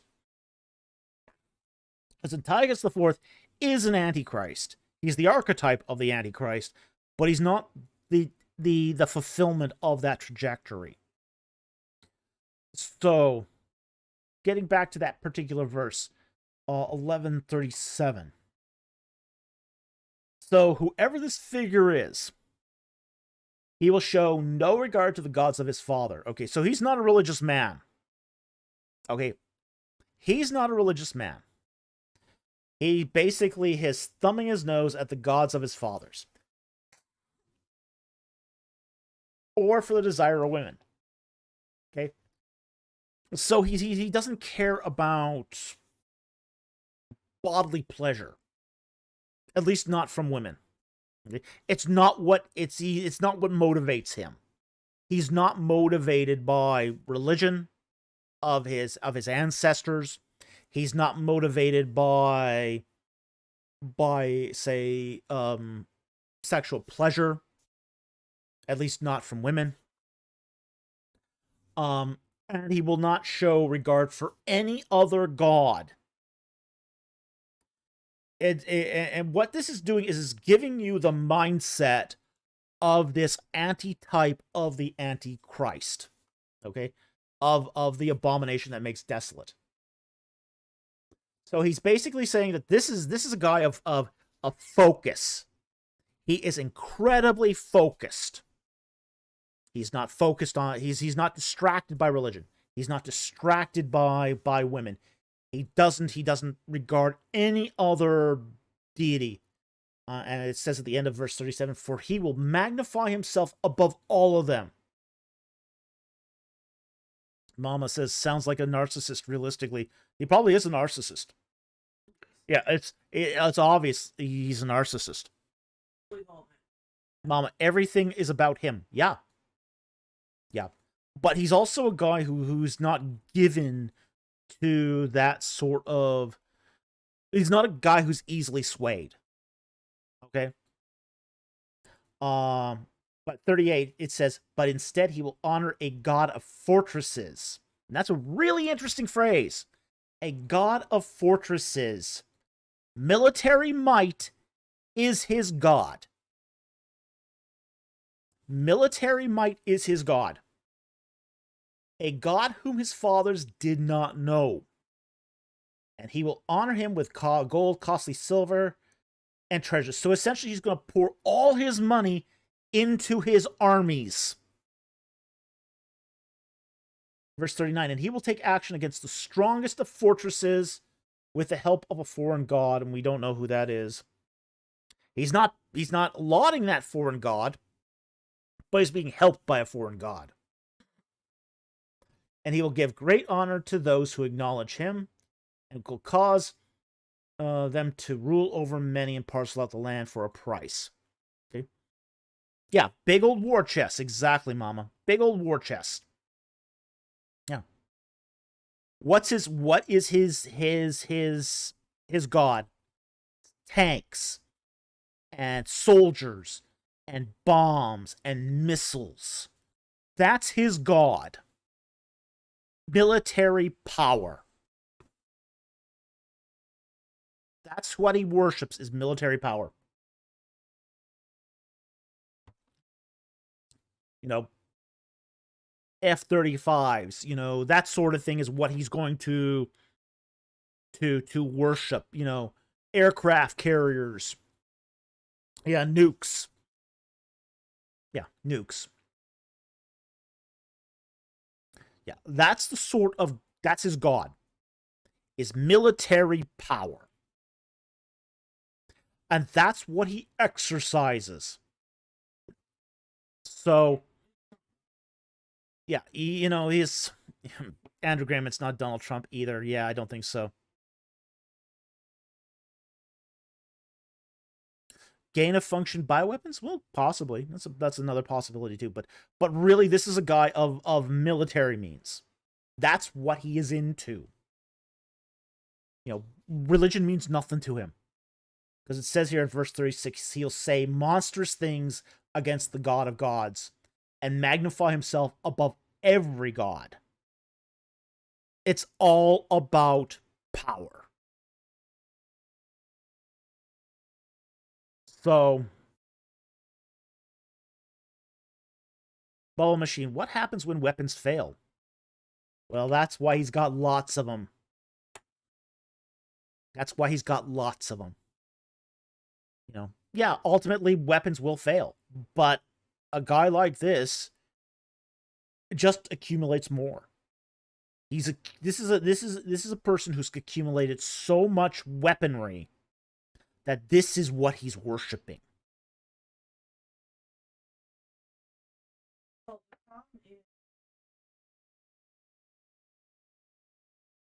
You know, Scott Worthington kind of sounds like Putin, generally speaking. Yeah, Putin's kind of a second-rate version of this, really. Yeah. Okay, so that's the explanation for Daniel 11:37. This is a guy, again, it's probably talking about the antitype of the abomination that makes desolate trajectory. It's couched in that Seleucid Ptolemy struggle, but it's saying this is beyond that struggle. And there's always been a sort of struggle like this in the ancient Near East. Okay, so this is not specific to, say, the Ptolemies and Seleucids, but there's always been struggles like this, whether it had been between the Mitanni and the Egyptians, or, say, the Hittites and the Egyptians. You know, this sort of King of the North versus King of the South thing has been going on for since the Bronze Age. So it's not a new conflict. But this seems to be the general milieu of superpowers fighting their little wars in the Levant.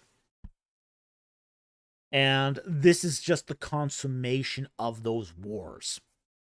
And this is the final figure that sort of comes out of those wars. So, hope that helps. Thank you very much for the super chat. Very much appreciated. Okay, 18 ministers for 199. Thank you for the super chat. Explain Deuteronomy 14:24 to 27. Okay.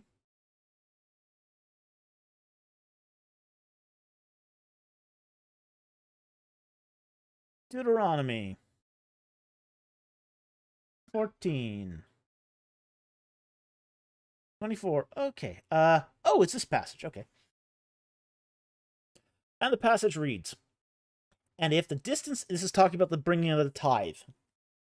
If the distance is so great that you are not able to bring the tithe, since the place where the Lord your God chooses to set his name is too far away from you, when the Lord your God blesses you, then you shall exchange it for money, bind the money to your hand, go to the place which the Lord your God chooses, and you may spend the money on for whatever your heart desires, for oxen, or sheep, or wine, or strong drink, or whatever your heart desires. There you shall eat it in the presence of the Lord your God, and rejoice, you and your household. Also, do not neglect the Levite who is in your town, for he has no portion of or inheritance among you. Okay. Here's what's going on here in Deuteronomy 14. This is a really interesting passage, and I've never heard a sermon on this passage. I've known about this passage, and I've even talked about it on this channel once or twice. But here's what's going on. Let's say you live in a place that's too far away to bring your tithe. Okay.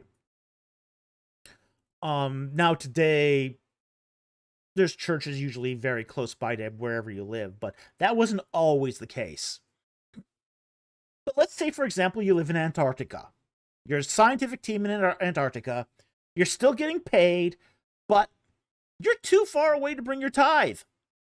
What do you do? Well, assuming don't have a home church and you can't just auto tithe using your PayPal account, what you do here is you can take the tithe money and you can spend it however you wish. And basically it's saying that, okay, you can't bring it to the temple or the tabernacle, but you might have a local Levite. And you go and you take your tithe, exchange it for money, and then you buy what you want with it. Sheep, oxen, wine, hooch. Yes, strong drink. It's right here. For those of you who think that God thinks alcohol is a sin, here's God telling people that if you can't bring your tithe, you can spend this on fire water. Okay.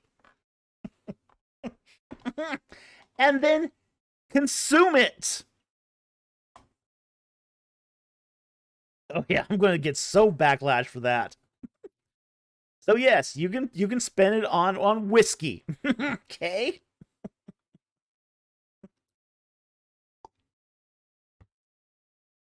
So you can spend on whatever you desire, and there you shall eat it in the presence of the Lord your God, and rejoice, you and your household. But it also says, do not neglect the Levite. Okay, so because you're not bringing your tithe to the temple, that the Levite's not getting his share, so do share it with the Levite too. So, share your whiskey with the Levite. Glenfiddich, yep. Glenfiddich. Dossman, Dr. Falk promotes alcoholism? I didn't say that. Did not say that. No, he doesn't. Share. You're not drinking all yourself. Not drinking all yourself. Share.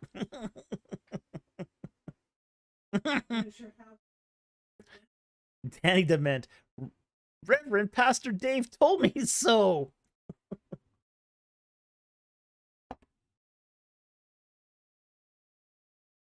Andrew Graham, as long as your household is over 21, laugh out loud. That only depends upon which state you live in, by the way, and which country. There are countries and states where minor consumption of alcohol is permitted in the presence of a parent. Okay? So, That depends on your state, but follow the local laws. Okay?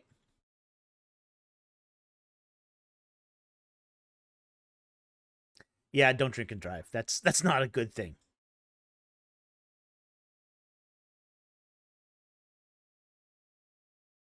Yeah, so it is actually saying here that you can spend your tithe if you're too far away from a place where you can bring your tithe, you can spend it on essentially a party. A party. Oxen, sheep, wine, pasta, strong drink. Yeah. Yeah, you're having a party and you're also feeding others in the process. So, yeah, Slamaran says, have a party. Yeah, it's exactly what it is. Yeah. Have a party, include the Levite. Because he doesn't get a portion otherwise.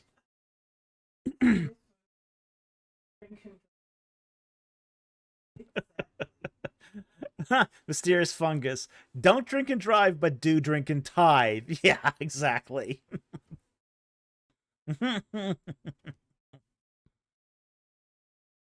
Mama says, I'm currently enjoying unsweetened tea with little raspberry lemonade in it. Well, that sounds nice. Right now, I'm drinking coffee. Coffee and water.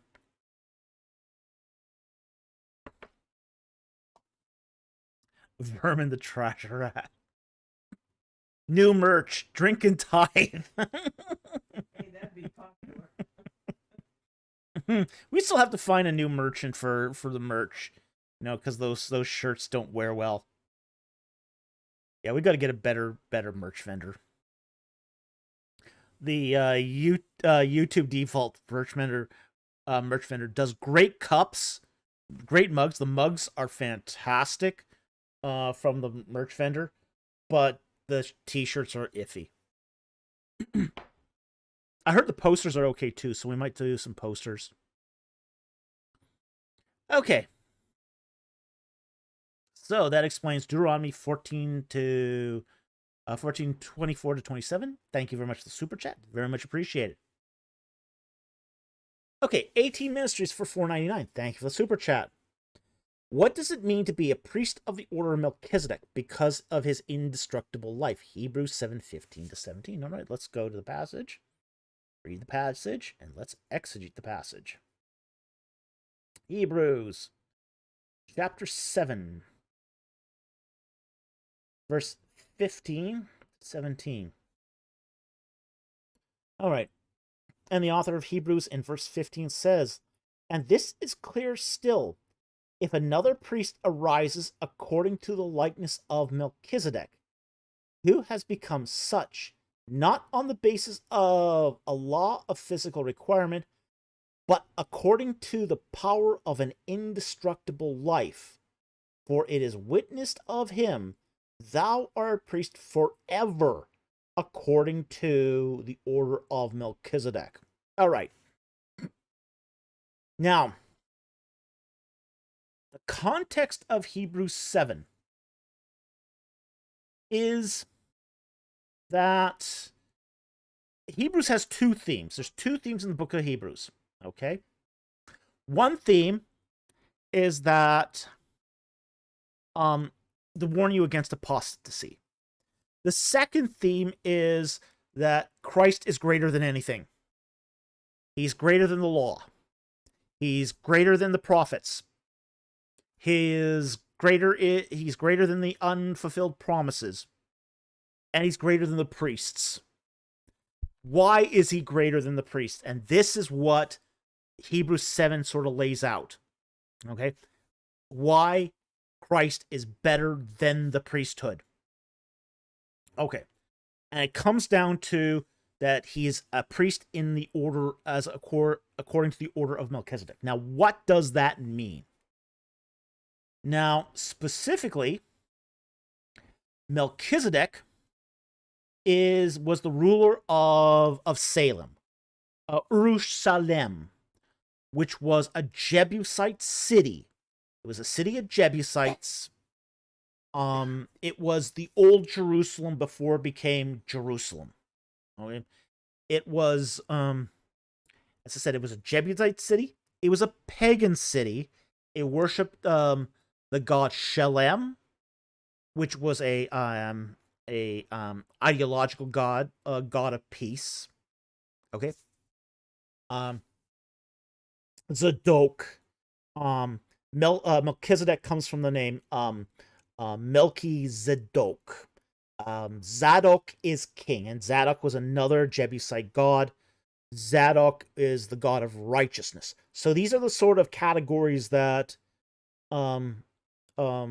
Jebusite gods took on. So a Jebusite god would be, say, a god of peace, a god of righteousness. They'd also have probably gods of war as well, and that sort of categories. So that's how the Jebusites did their religion. It was an ideological kind of god, okay? A set of gods, okay? Now, Melchizedek in the text is honored as a priest by Abraham. Melchizedek is a king and a priest, which is something that's not a Levitical priest. He is not a priest according to the law. He is a de facto priest, a king priest during the patriarchal period. Okay? So then when here in verse 15, it talks about, it is clear still if another priest arises, okay? Because what it's talking about, the context for that another priest here is verse 14. For it is evident that our Lord was descended from Judah. Okay? Judahites can't be priests, okay?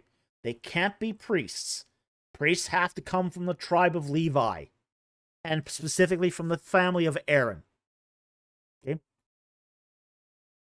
So verse 14, it is evident that our Lord was descended from Judah, a tribe with reference to which Moses spoke nothing concerning priests. All right, so there's no basically means through the law for which a Judahite can become a priest. Okay? Now, verse 15. This is clear still. If another priest arises according to the likeness of Melchizedek. What's the likeness of Melchizedek? The priest king. A king who is also a priest. Now, that is forbidden by Mosaic law, but it has precedence still. Okay? So, because it has precedent, it can happen, but it can't happen through the normal auspices of the Levitical law. It's got to happen through some other means. And verse 16 lays out what those means are. 16 says, who has become such, not on the basis of a law, a physical requirement, that's the descendant of Levite, but according to the power of an indestructible life. That indestructible life is the reference to the resurrection. Verse 17, for it is witnessed of him, thou art a priest forever according to the order of Melchizedek. Basically, the order of Melchizedek is a one-off priesthood, essentially, from Melchizedek first, and then through Jesus Christ, through that power of not only being the King of Kings by physical requirement, but then he is resurrected from the dead, becoming the priest according to Melchizedek forever. Okay? So the fact that he cannot be destroyed, he is now an everlasting, ever-living king.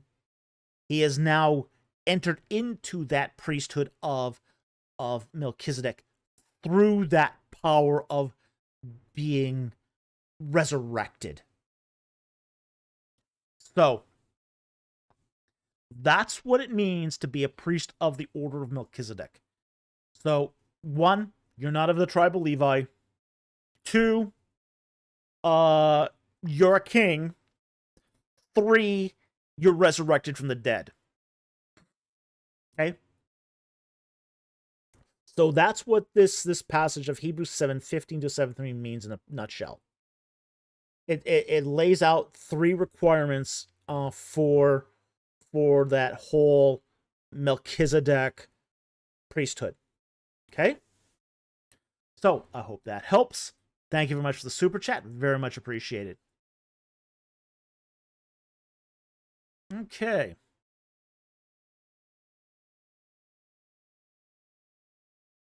All right. Andrew Guler for $20. Thank you for the super chat.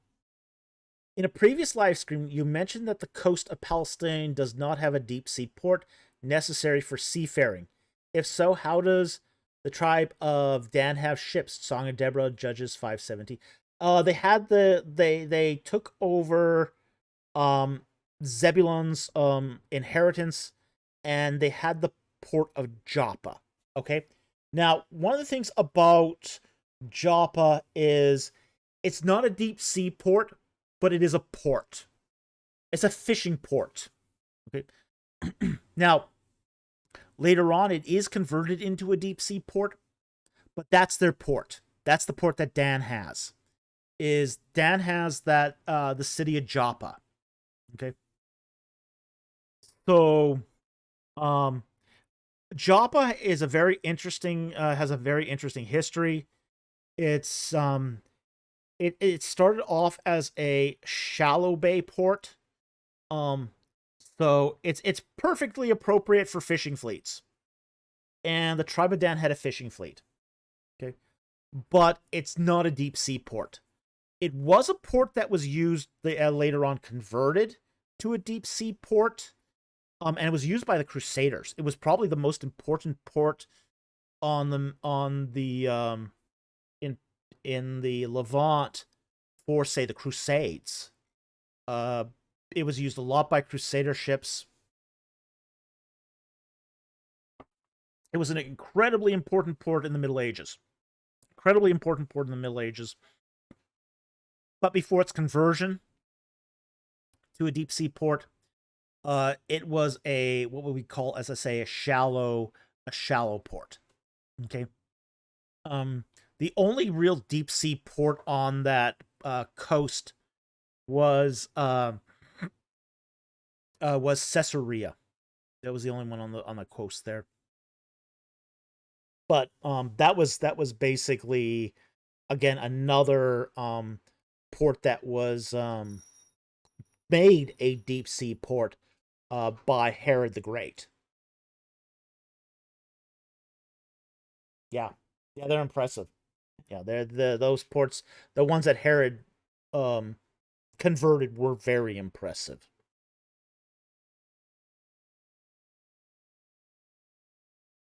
Scott Worth and Joppa rebelled against Tutmosis III's successor. That'd be Amenhotep II. Had to be put down by force. Oh yeah, absolutely. Yeah. Yeah, that doesn't surprise me one bit.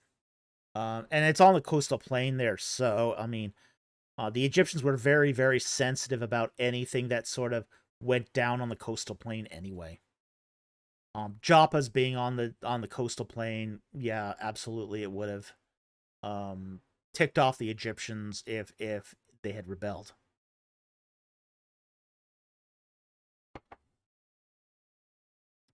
Okay, so that's how Dan has ships, even though that port is not a deep sea port, but it is a really important port. Okay, Joppa was an incredibly important port. Okay. Andrew Gluler for $20. Thank you for the super chat. The Mummy, 1999. Great movie. Love that movie. Introduced the idea that the ancient Egyptians had elite warriors called the Medjay. Not the Magi, it's Medjay. But okay. Medjay or Jai. Is that true? No. Okay. But yes. All right. It's here's what was true, here's what's not true. Okay. There were people called the Medjay. Again, it's Medjay, not Magi. But they weren't elite warriors. Okay. The Mummy of 1999 dates the Mummy to the time of Seti the First. So that's early Dynasty 19. In Dynasty 19, the Medjay were not warriors anymore. They were, at that point, the Medjay were community leaders, constables, guards, police officers. Yeah, before that, they were guarding both sides of the fence. Yeah.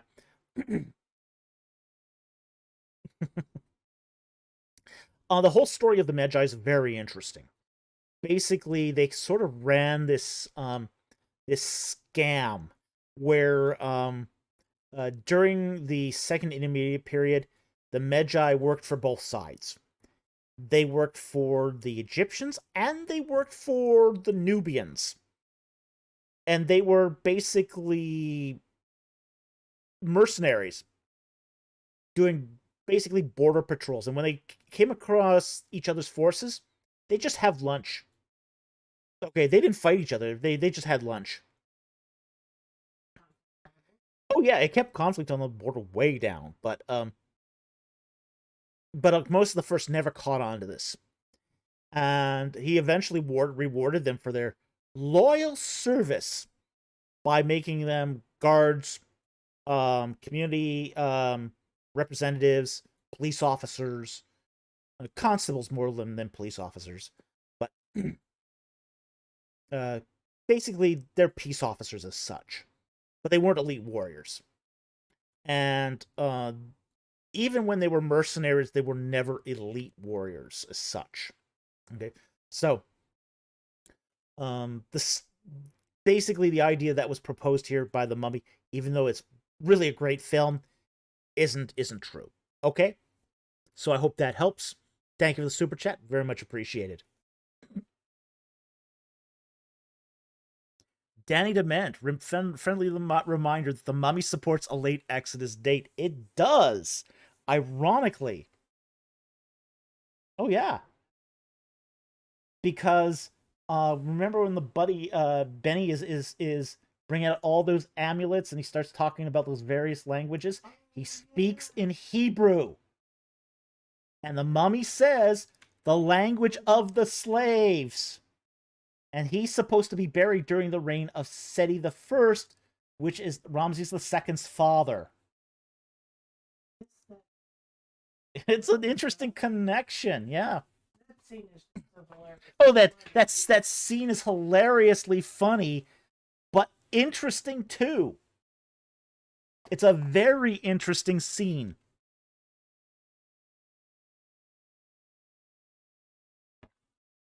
Yes, it does support a late Exodus. That movie does support a late Exodus date.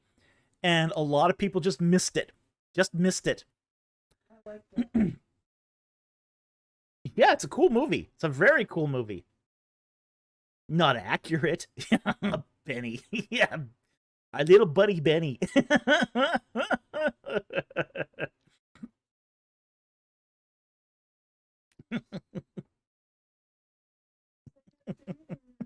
Yeah, that wrong side of the river joke was funny.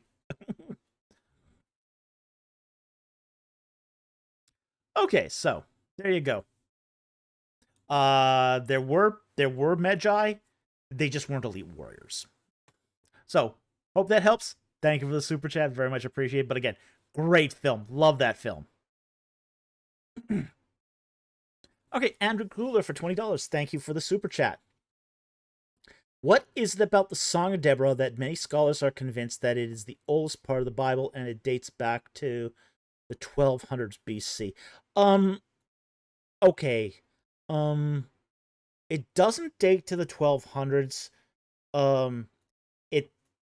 That's probably a century too late. The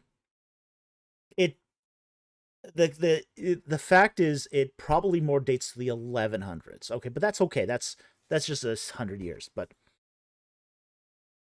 what it is what makes people think the Song of Deborah is old is that it's poetry. Okay. Now, here's what a lot of scholars think. Poetry is a precursor to prose. Therefore, if you have a poetic section, it uses archaic language. Therefore, it must be older than the prose. I think this is so wrong. I think this is so messed up.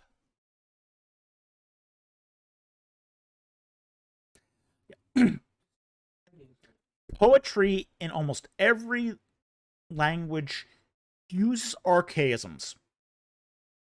That's something we find in poetry everywhere. The second thing is that poetry doesn't predate prose. This is a literary theory that was debunked ages ago. I mean, it's been debunked for over a century. But yet, for some reason, this still persists among biblical scholarship. That because it's a poem, it's gotta be older. Yeah.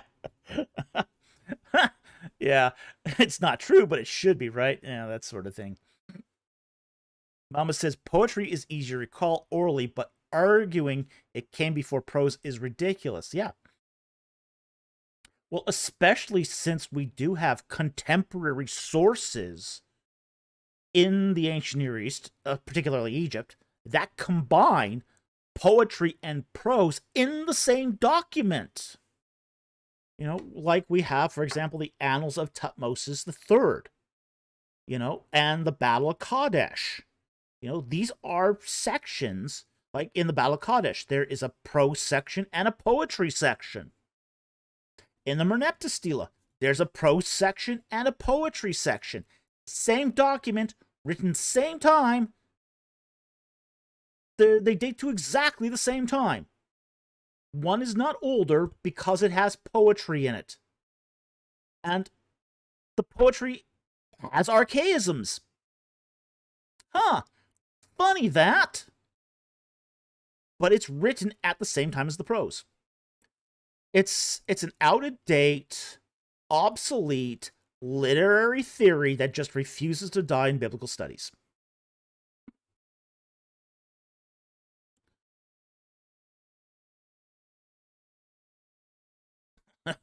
BC, modern day poems must have been written in 1200 BC because poetry is old. Yeah, it's that kind of reasoning, woolly thinking.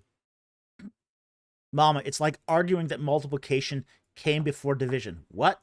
Yeah, pretty much.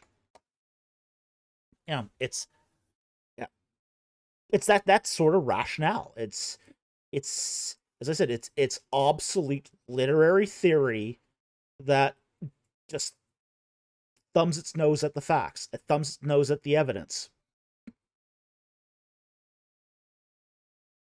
So, but that's the reason why they claim this, is because the Song of Deborah has Hebrew archaisms in it, and it's poetry because these documents were passed orally. It must predate the prose. There's just no evidence for that this sort of development took place in ancient sources, and tons of contrary evidence to the effect. Again, we got lots and lots of documents from Egypt that have both poetry and prose in the same document that were written at the same time. Poetry has archaisms, the prose doesn't, but you know what? They're provable that they were written at the same time because they're dated at the same time. So, yeah, this is something that just drives me nuts again about biblical scholarship. It's pig ignorant about, say, the primary sources, but it just doubles down on obsolete literary theories.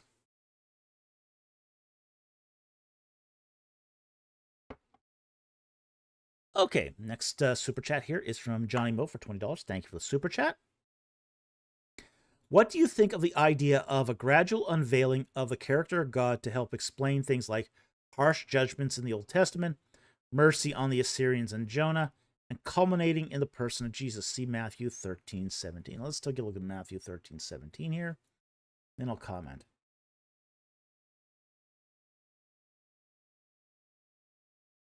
Matthew 13:17. For truly I say to you, many prophets and righteous men desire to see what you see, and did not see it, and hear what you hear, and did not hear it. Okay. Yes. This is called, theologians call this progressive revelation. That's what this is.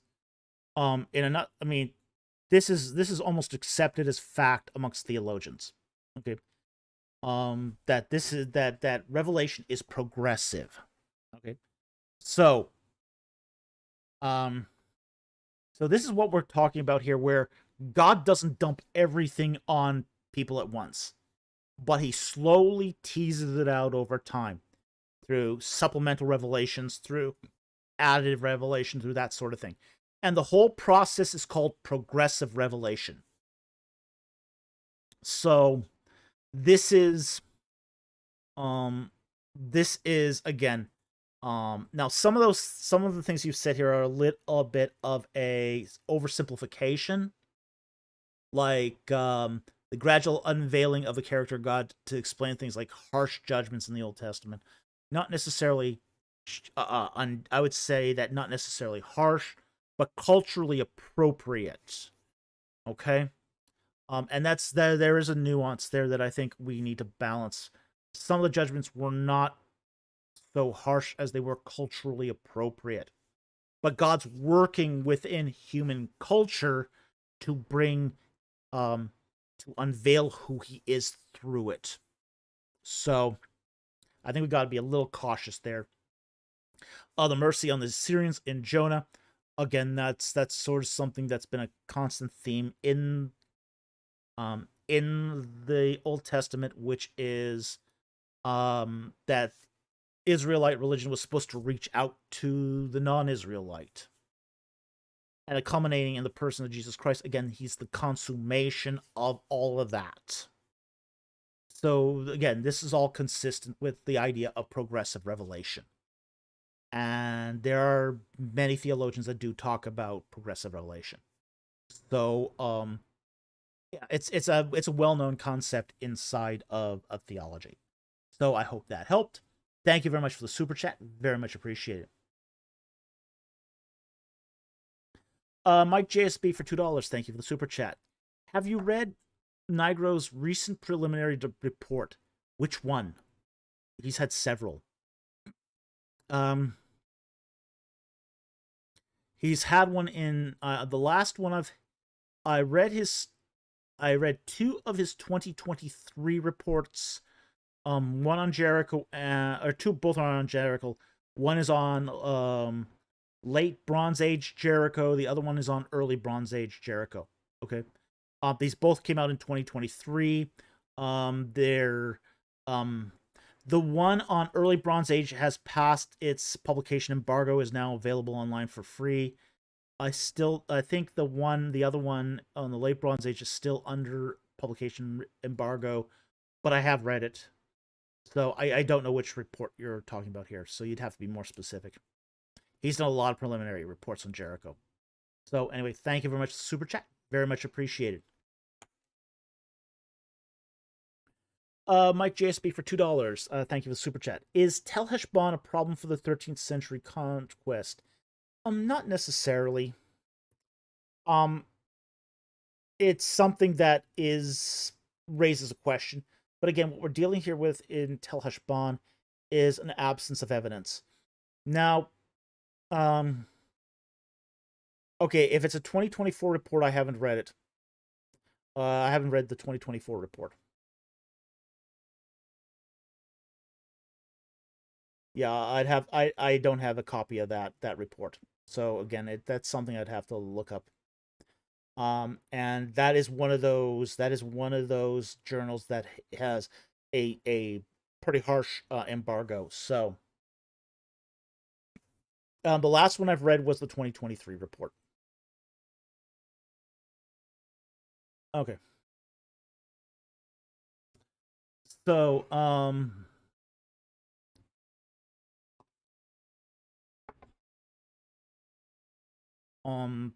with the 2023 report, yeah, he mentions he might mention the collapsed late bronze one wall. He also mentions that though in the 2023 report too. What he mentions in the 2023 report though is the late bronze 2 beware, and that's an important thing. Is that late bronze 2 beware. So, okay, now let's get back to the Tel Heshbon issue. The Tel Heshbon issue has been an ongoing issue for a while. Again, it's they did an excavation at Heshbon, and they did not find a late bronze 2 destruction or occupation for Tel Heshbon. Now there's a couple things some things that could be going on here. One, the site moves. Okay, that has happened before, where a site could be in one place and it picks up and it relocates at another time period. That happened at Migdol. It happened at Pithom. It probably happened at Hatzor. It happens from time to time. It's even happened at Jericho. You know, you got, say, early to late to Byzantine, Jericho, and then the site picks up and moves to another location in the Roman period. So you got a Roman age Jericho, and then you have the Iron and Bronze Age Jericho, and they're different sites. So that can happen. So that's one possible thing. Another thing that could have happened at Tel Heshbon was site leveling. Okay, same thing that happened to late bronze 2B Jericho could have happened to Tel Heshbon as well. So that's a possibility as well, that after Heshbon was destroyed, later Israelites came, leveled the site, and then rebuild it on it during the Iron Age. See? So that's a possibility as well. So we can't exclude that possibility now from any site where we don't find something. So because of that whole site leveling thing now, yeah, all bets are off as to absence of evidence arguments. I mean, it should have been anyway. Absence of evidence arguments are shit arguments. I mean, they're terrible. Yeah, we finally found positive evidence of why there's absence. So that's going to be an issue for any of sites going forward that claim, oh, well, it didn't happen here because we don't find evidence. Okay, now we got a potential reason why something might not be there. So, yeah, it's also the case of Gibeon as well. So it's going to, we're going to have to reassess a lot of these sites now. One of the things, for example, like at Heshbon, Tel Heshbon, one of the things there is some late bronze 2B pottery at Heshbon. It's in the site report. Okay, the Tel Heshbon there is late bronze 2B pottery found at Tel Heshbon. What's not found there is the remains of a city. Now, here's the funky thing about Tel Heshbon is that everyone recognizes that there is late bronze 2 pottery at Tel Heshbon, but they just say, well, this is just some random people using the site, as a campsite, they're temporary residents. Well, how do they know that? There's no context for that pottery other than it's late bronze 2B. Okay. So everyone recognizes that there's late bronze 2B pottery at Tel Heshbon, just not a city. That sounds eerily like what we had at Jericho. Okay, eerily like what we had at Jericho. We had at Jericho we had, a middle bronze city, and then it just sort of the strata just skips from middle bronze 2 or 3, depending on your periodation, to Iron Age. Well, we now know that there was occupation from, the end of basically late Bronze 1 all the way through to late Bronze 2B. We have late Bronze 2 pottery at Jericho. We got fragments of a destruction layer. Not a big one, but fragments in some of the houses. So yeah, this is again, all bets are off on absence of evidence arguments now. And I really think that people who still double down on these absence of evidence arguments are bad historians. They're bad historians. Okay? So I don't think Tel Heshbon is a problem anymore. It shouldn't have been a problem to begin with, but now we have justification as to why it's not a problem anymore. Which one? Geological shift, not man-made. Yeah, that's a positive potential thing too. That's happened before. Earthquakes. Like for example, earthquakes and can change how things progress. Like early Bronze Age, Jericho was destroyed by an earthquake. An earthquake caused the abandonment of Bethsaida, or Bethesda, depending on how you want to pronounce it, but Bethsaida was abandoned because of an earthquake that caused the site to elevate, which caused the Sea of Galilee to recede 40 miles from this fishing village. So people just abandon the fishing village because there's no more sea there.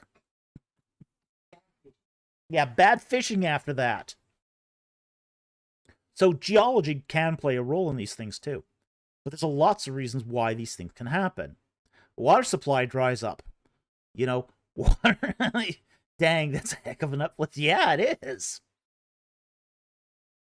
This is like but it also led to the preservation of this too.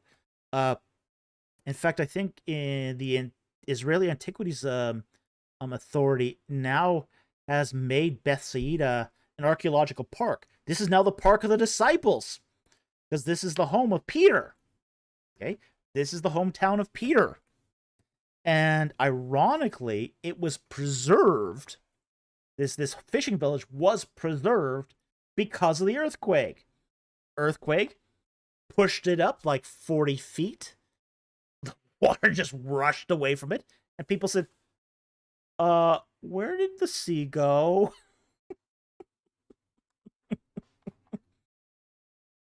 And they picked up and moved closer to the ocean, or the Sea of Galilee, where they could resume fishing. But yeah, geology can play a role in this too. Lots of reasons for this. Okay? So, anyway, I hope that helps. Thank you for the super chat. Very much appreciated. Okay, Esther for $2. Hey, Esther, how's it going? It's good to see you here tonight. Why would Elizabeth keep secluded? Luke 1:24. Oh, interesting question. Okay, Luke 1, verse 24. All right, this is a very interesting. Now, this is talking about the pregnancy of Elizabeth, who is going to give birth to John the Baptist. Okay.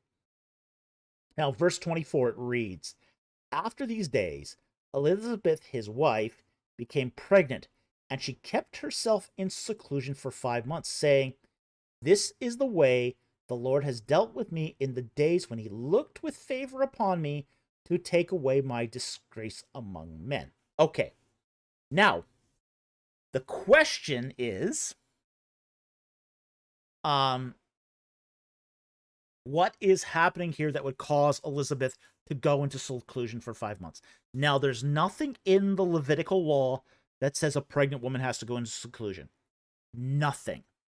So this is not something that's caused by anything that's written in the Bible. But what we get here is a hint from verse 25, where she says, "This is the way the Lord has dealt with me in the days when he looked with favor upon me, to take away," and this is the key portion here, "take away my disgrace among men." Here's what's happening. Elizabeth is barren. Okay? Now, here's what I think, and scholars are going to disagree on this, because, again, this is not a clear passage. Okay? Because it's not, again, we don't have a precedent in the Old Testament to say why she would be in seclusion. But here's my thought on this.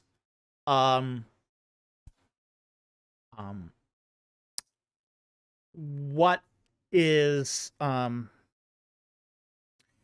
Elizabeth is barren, okay, and that's a mark of shame right now, okay. But the other mark of shame that could happen too is what we would call today PCOS, okay, polycystic ovarian syndrome, okay, where a woman can start packing on a little weight at the waist, but their thighs sort of lose muscle tone, okay. This was associated not just with barrenness, and polycystic ovarian syndrome can cause infertility. Causes infertility. But it was also seen in Israelite culture as being, how do I say this? The result of infidelity.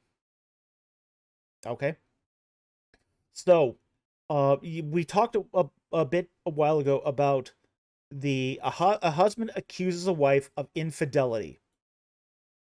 And she goes and they perform a ceremony in front of the priest where she drinks a water with some ash in it. And what can happen if God decides that she was cheating, she would develop this condition where the abdomen becomes distended and the legs lose muscle tone. And essentially it's a symptom of infertility. Okay? It's a symptom of infertility. The idea of this is that if she takes a vow before God that she didn't cheat, and if she cheated, she would be struck infertile. Okay?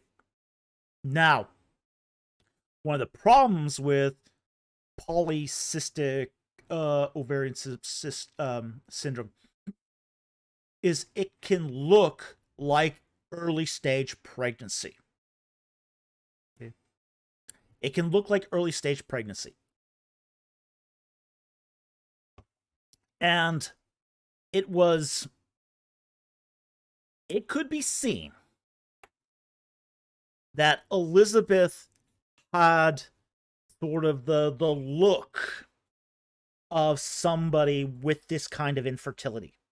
She'd been pregnant, or she'd been barren most of her marriage. She was a barren woman.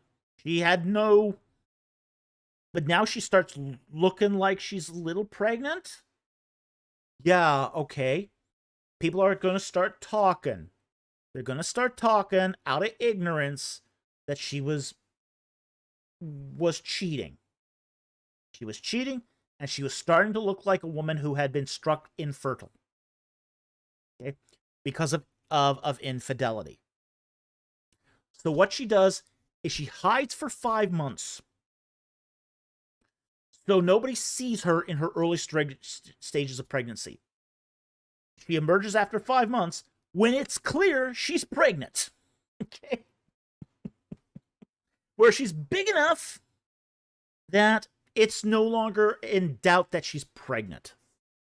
So she avoids the accusation of infidelity by staying in seclusion until it's clear that she is pregnant, not suffering from this kind of infertility. Okay. Oh yeah, totally sucked. Yeah. Mama says I figured because her husband wasn't allowed to talk, she went into seclusion to avoid the awkward conversations in general. Well, okay, he wasn't allowed to talk, but that also means he can't say anything to defend her either. Yeah. Mama, yeesh. Both her and Mary had so much to deal with. Oh, yeah, absolutely.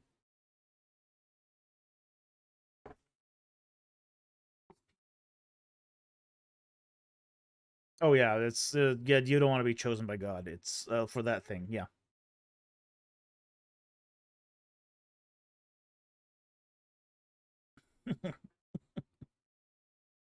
BC, but Dr. Falk, the, the Gospels made it up. Why include such random details? Because details are important. It's the little things that matter. Man. If you can get the little things right, it lends credibility to this stuff. And that's what I think is going on here is we've got these little details here that would have, explained why she's going into seclusion at that particular time. And again, this is about shame and disgrace. That's why she's in hiding, to avoid shame and disgrace. She's already barren. But now she starts showing the signs of infertility when she's actually fertile. That would bring extra shame and disgrace. Yeah, and then she can't celebrate this. This is not then something that... Yeah, it's just... she's kind of in a lose-lose situation. If she's barren, she's shamed. If she's infertile, shows the signs of infertility on top of that, she's double shamed. So she can't win. So she has to stay in seclusion until it's obvious that she's with child. Yeah, this is the mother of John the Baptist. Yeah.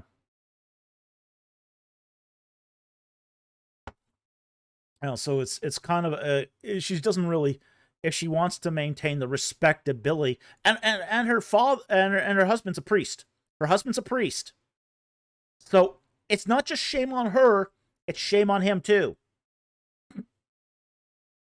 So they just decided it was the best for everybody if she's just be in seclusion for 5 months until it's obvious what's going on. Okay, so I hope that helps. Esther, thank you very much for that question. It's an interesting question. And that's, again, scholars differ on this, but that's what I think is going on here. Okay, next one here is from Esther for $5. Thank you for the super chat. When people more educated than I disagree, how can the lame person discern truth and speak confident? Ooh, that's a tough question. That's a tough question. This is why I always suggest you go back to the Word of God. Okay? Go back to the Word of God, really examine it, and, compare the options. There's nothing preventing you from, if you disagree with an expert, the expert's not automatically right.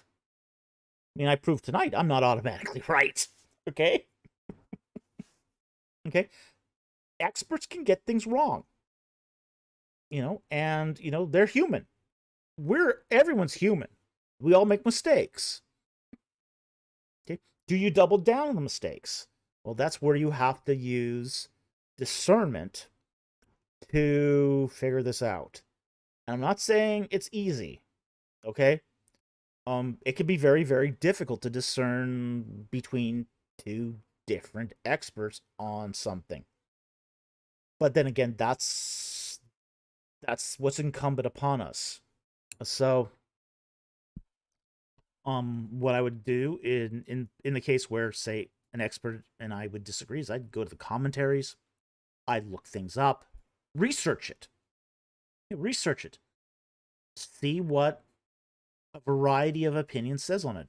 Don't just trust one source. Consult many sources. Yeah. Yeah, what's their context? What's their biases? What did they publish before?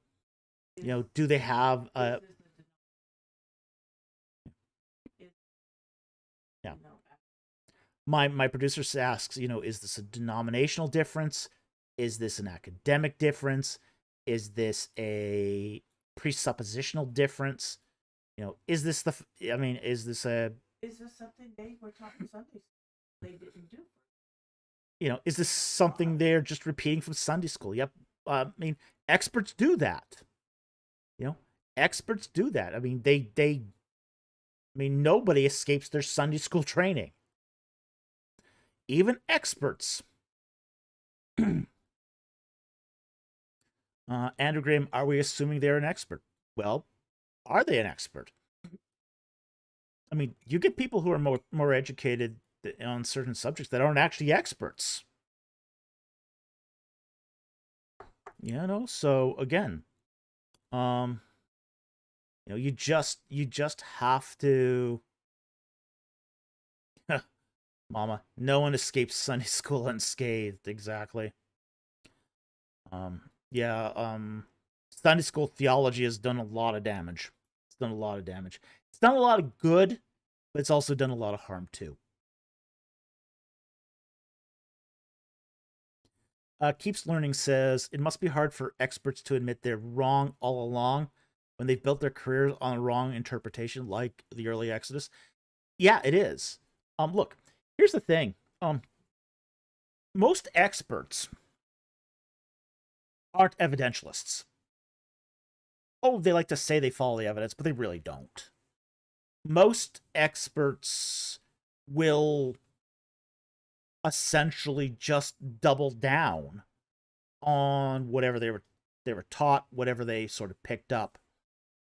And the very few experts change their mind, along the way. A few that have integrity do, and it really frustrates all the other experts.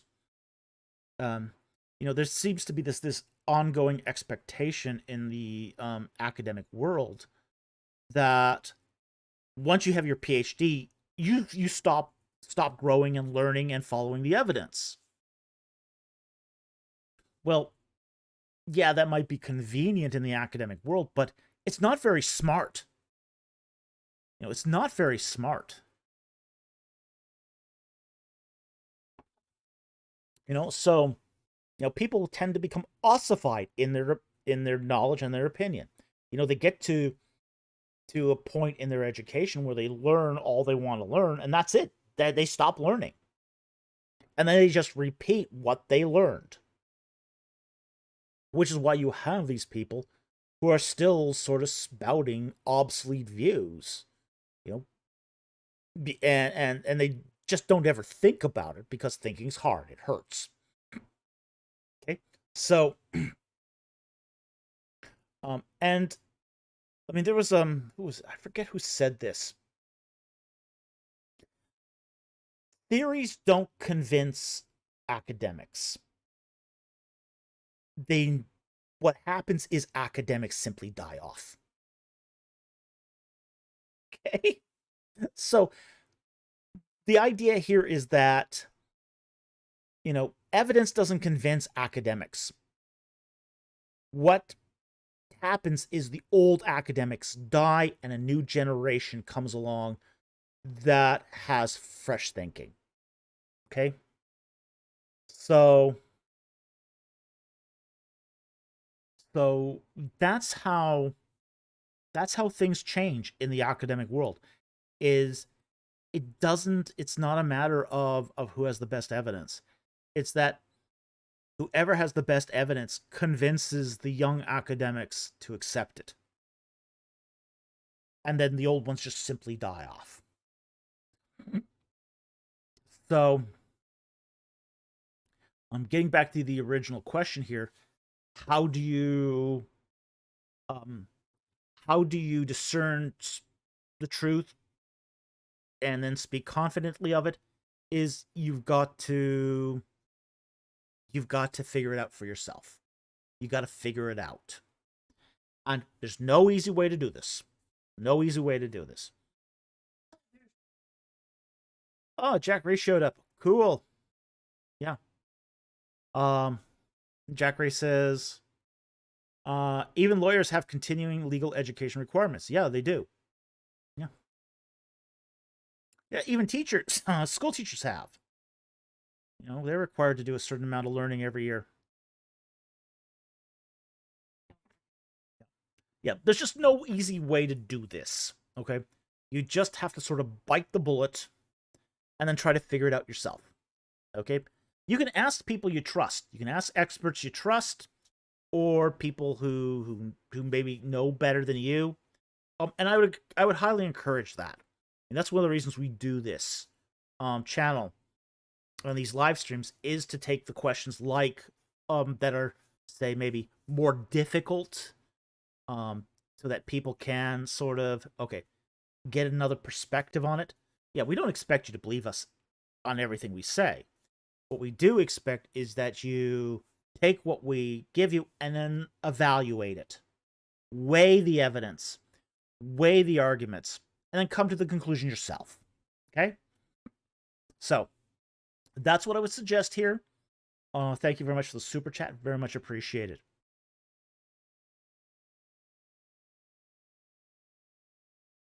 Yeah, Andrew Grimm says, even cleaners need training when methods change. Sure, absolutely. Yeah. Yeah, every field that's worth anything does this. Here's one of the things. Even fiction authors, if they're not constantly learning their craft, and it's a craft, fiction writing is a craft. If you're not constantly learning your craft, and Stephen King said this once, which I think is really interesting. He said, Stephen King, he's written like many bestsellers. He says he's constantly learning the craft of writing. And he said that if you don't learn the craft of writing, your writing gets stale. And this is what happens to a lot of say, fiction authors that stop learning the craft, is it gets stale. Every person in every major field has to keep learning. Otherwise, your knowledge gets stale. Mm-hmm.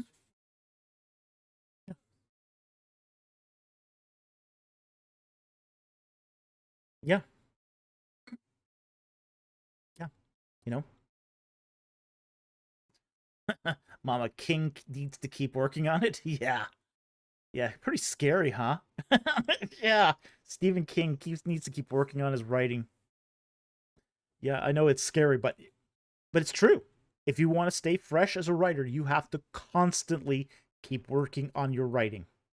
Learning the craft. Pianists do. Anybody who does the arts. If you're a painter, you have to keep learning the craft.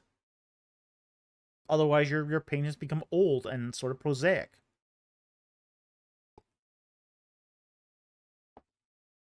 Okay, next one here is from Esther for $5. Thank you for the super chat. Mm-hmm. And she asks, any book or video recommendations to learn how to think more like an Old Testament Israelite or a New Testament Jew? Yes, actually I do. I recommend the books of John Walton. Okay, his Lost World series. Okay, that's what I would recommend here.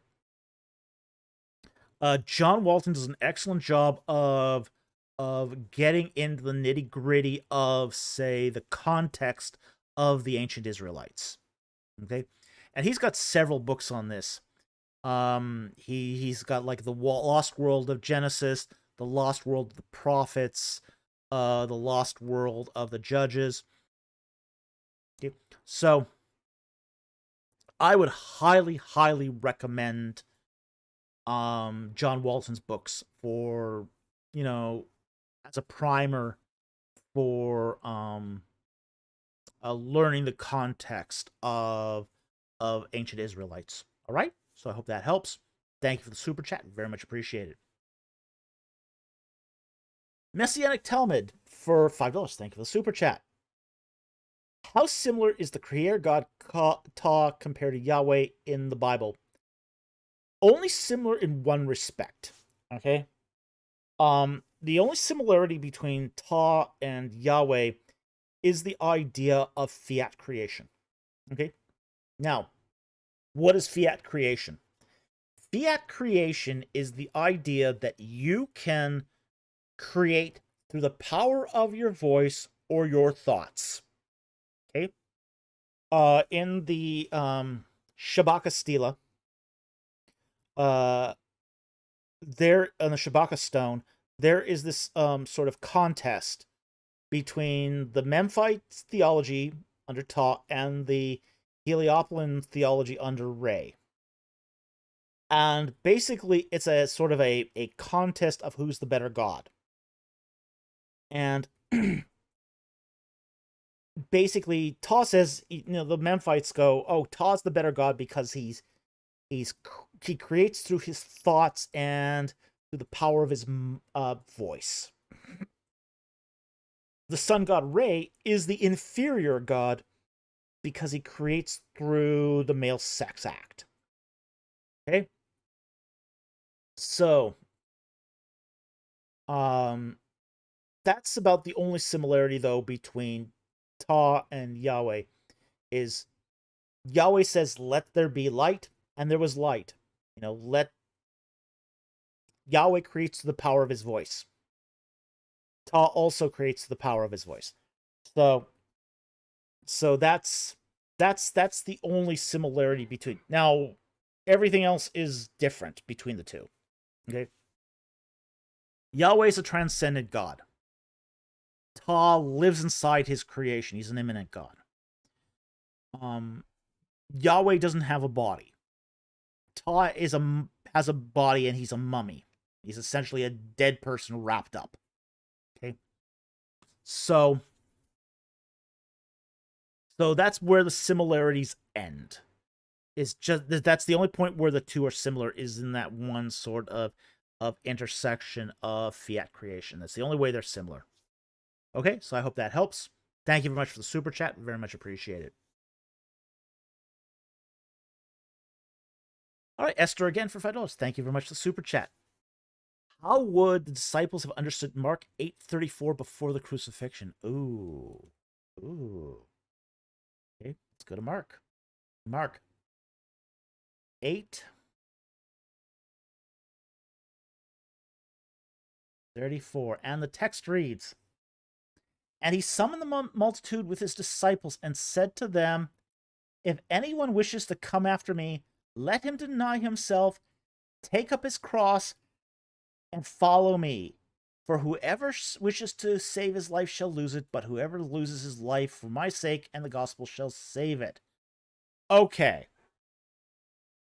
How would this have been understood? Really, really poorly.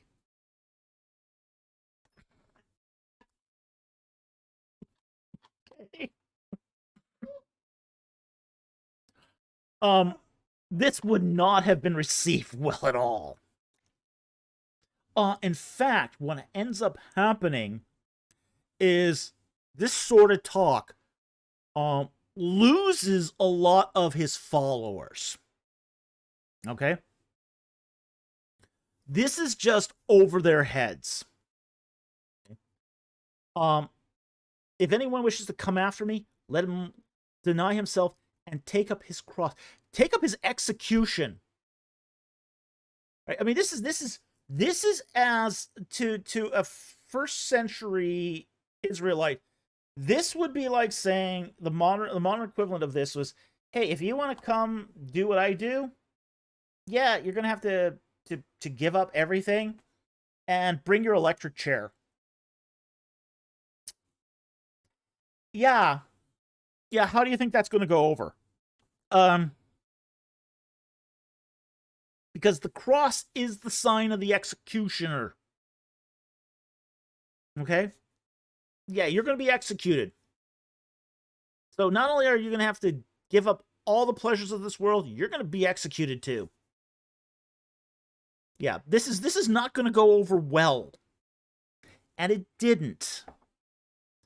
In fact, there comes to a point where, where Christ is going to say to his disciples and his followers, yeah, if you want to follow me, you got to eat my flesh and drink my blood.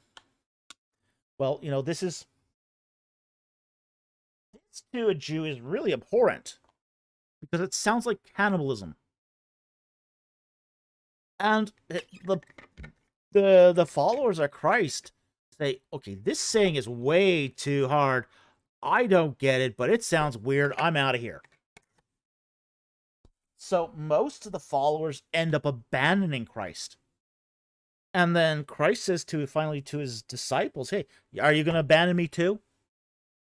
And I think it's Peter who says to Christ, well, where will we go? You have the words of life. So in some ways, this is going to mark the division between who's a disciple and who's a follower. I kind of bristle when I hear churches sort of rebrand themselves, say, well, we're not Christians, we're Christ followers. What?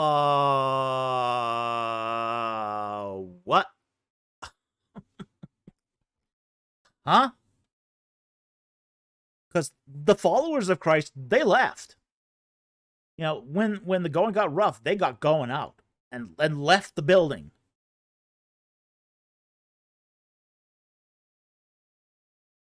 It's the disciples who stuck around.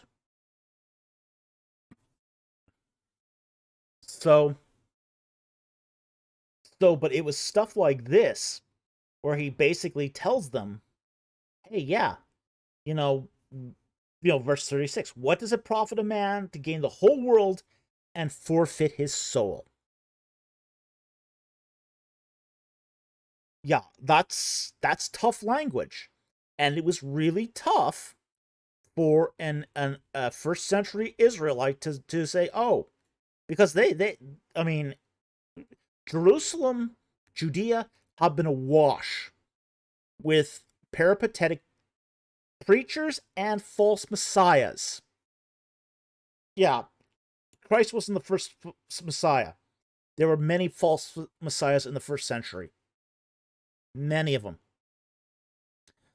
And they were so used to false messiahs blowing them sunshine. Here comes this Messiah that is basically saying, yeah, you follow me, you're going to die.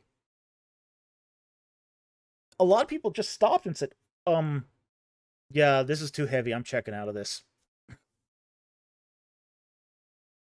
yeah, that's a message. Yeah, exactly. So,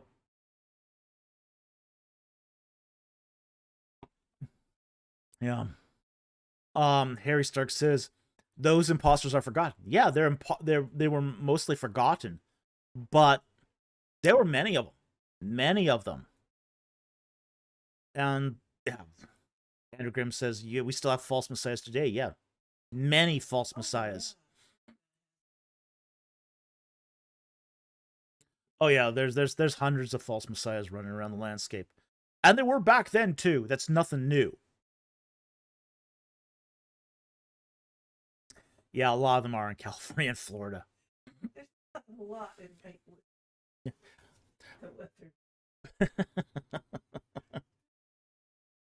Yeah, the supposed Antichrist dude. Yeah, I don't think that guy's the Antichrist either. There is one thing that I think there's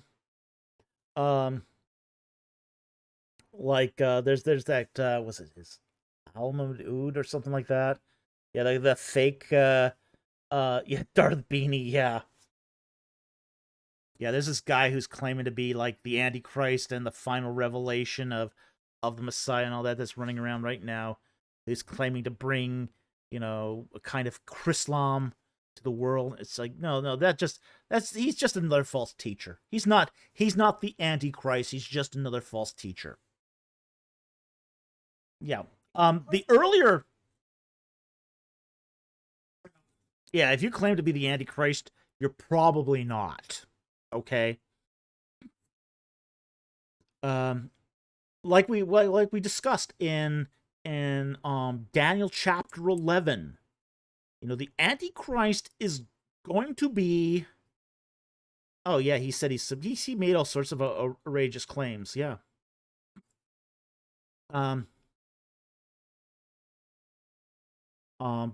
But like for example, if you want to know who the Antichrist is, the description was in Daniel 11 that we talked about today.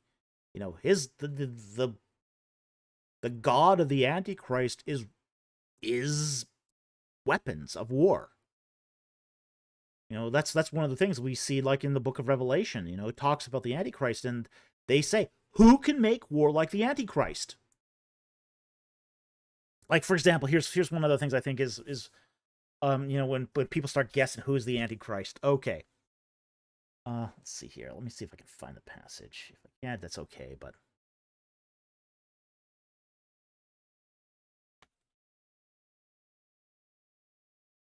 find this quickly. If I can find this quickly, I'll just.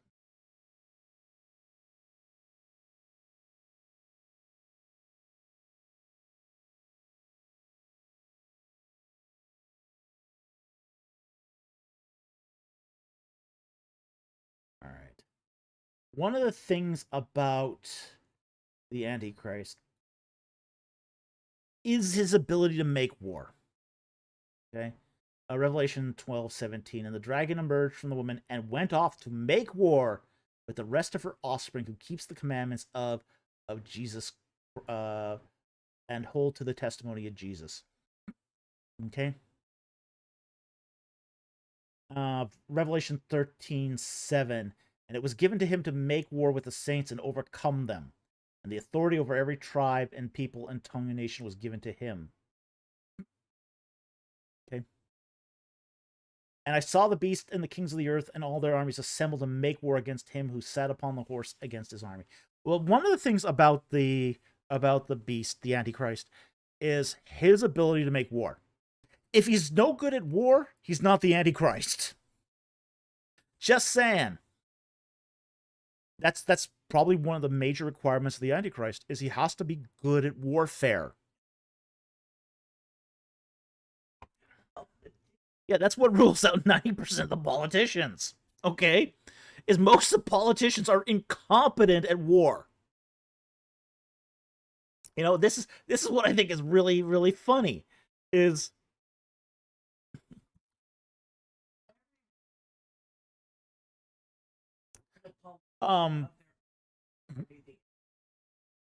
every election. Okay. Bubble Machine, what would be the point of claiming to be the Antichrist? It's a claim. Okay, there's actually there's a twisted logic to this. Okay? Most people who claim to be the Antichrist also claim to be the Christ. Okay? So, the twisted logic here is, if you claim to be the Christ, if you claim to be a Messiah, and you claim to be his opposite, the Antichrist, you can claim to be the fulfillment or the consummation of the Christ consciousness. That's the twisted logic in this. Okay? Is by claiming you be both the Christ and the Antichrist, you can claim to be the consummation of both. And therefore, everyone should follow you. That's the twisted logic here. So, he's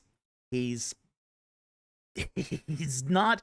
I mean, when these clowns claim to be the Antichrist, they're not claiming to be the devil incarnate, or even the devil's representative. They're claiming to be the yin and the yang. So they're claiming to be both, say, the peace-loving elements of the Christ and the powerful elements of the dark side of the Christ. the Antichrist.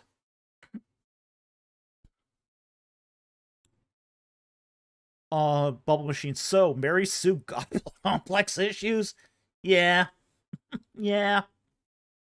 Mama, yikes. They're too timing. Trying to play both sides. Exactly. Yeah, those who claim to be both Christ and Antichrist, they're playing both sides. They're infusing, they're trying to infuse, say, this idea with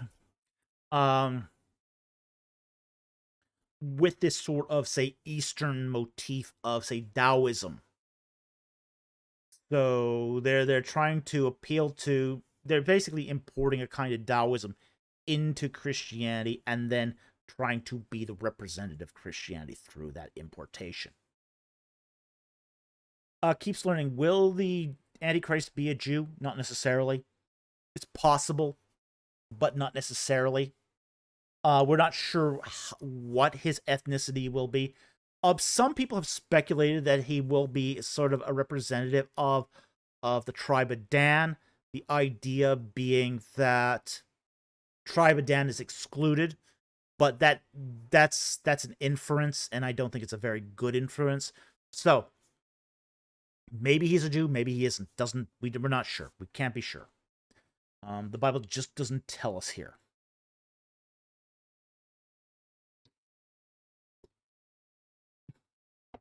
Okay. So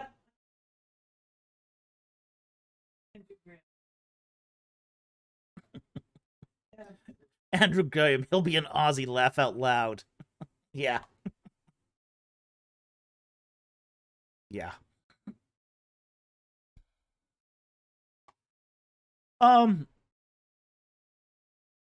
Scott Worth, an Antichrist equals atheistic, warmongering anti-Semite.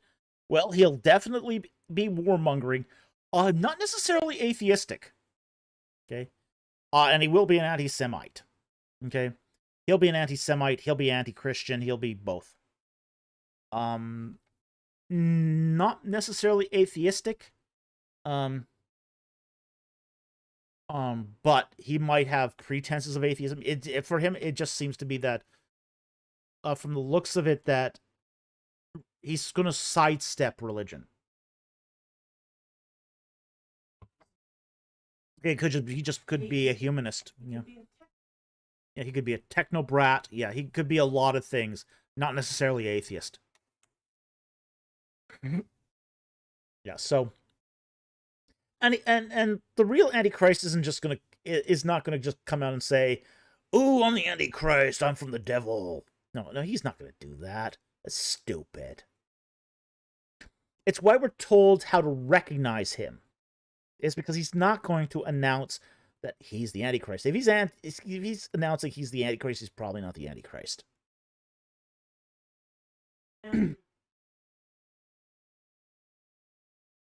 Yeah.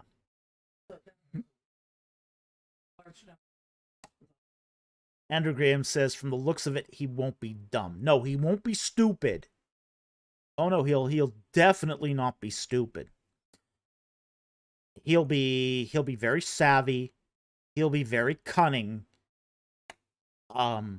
He will probably use a type of religion for his ends, which is why he rides the beast of Babylon. He's riding religion, but he isn't religious himself. At least he doesn't do a public religion. His religion is the god of fortresses. Warfare. That's his religion. Okay. BC, very progressive. Okay. Mama. Charmer, charismatic, high risk. Yeah, he probably will be. He'll probably be quite charming. Yeah. Yeah, he'll be a narcissist, and he will be very charismatic. And frankly, his disciples will be kings. He has disciples, and they will be kings. He only prefers high class disciples. Okay. Next one here. It's from Messianic Talbot for $5. Thank you for the super chat. How similar are the fights and squabbles of Egyptian gods similar to those of Greek mythology? They're not that similar, to be honest. Egyptian gods tend not to fight except in pretty special circumstances. The only gods that we have on record actually fighting are the contesting between Horus and Seth, and that's over the kingship of Egypt. Then we also have the daily battle of the sun god with the serpent Apophis. All right, and that's pretty much the limits of fights and squabbles between the Egyptian gods. So there isn't this constant warfare happening between the gods like you do find in the Greek mythology. In Greek mythology, you do find constant infighting and bickering and battles and conniving and intrigue. You know, Ares, gets on the battlefield and of the gods and then cowers out and runs. No, you don't find any of that. Not in Egyptian mythology, anyway.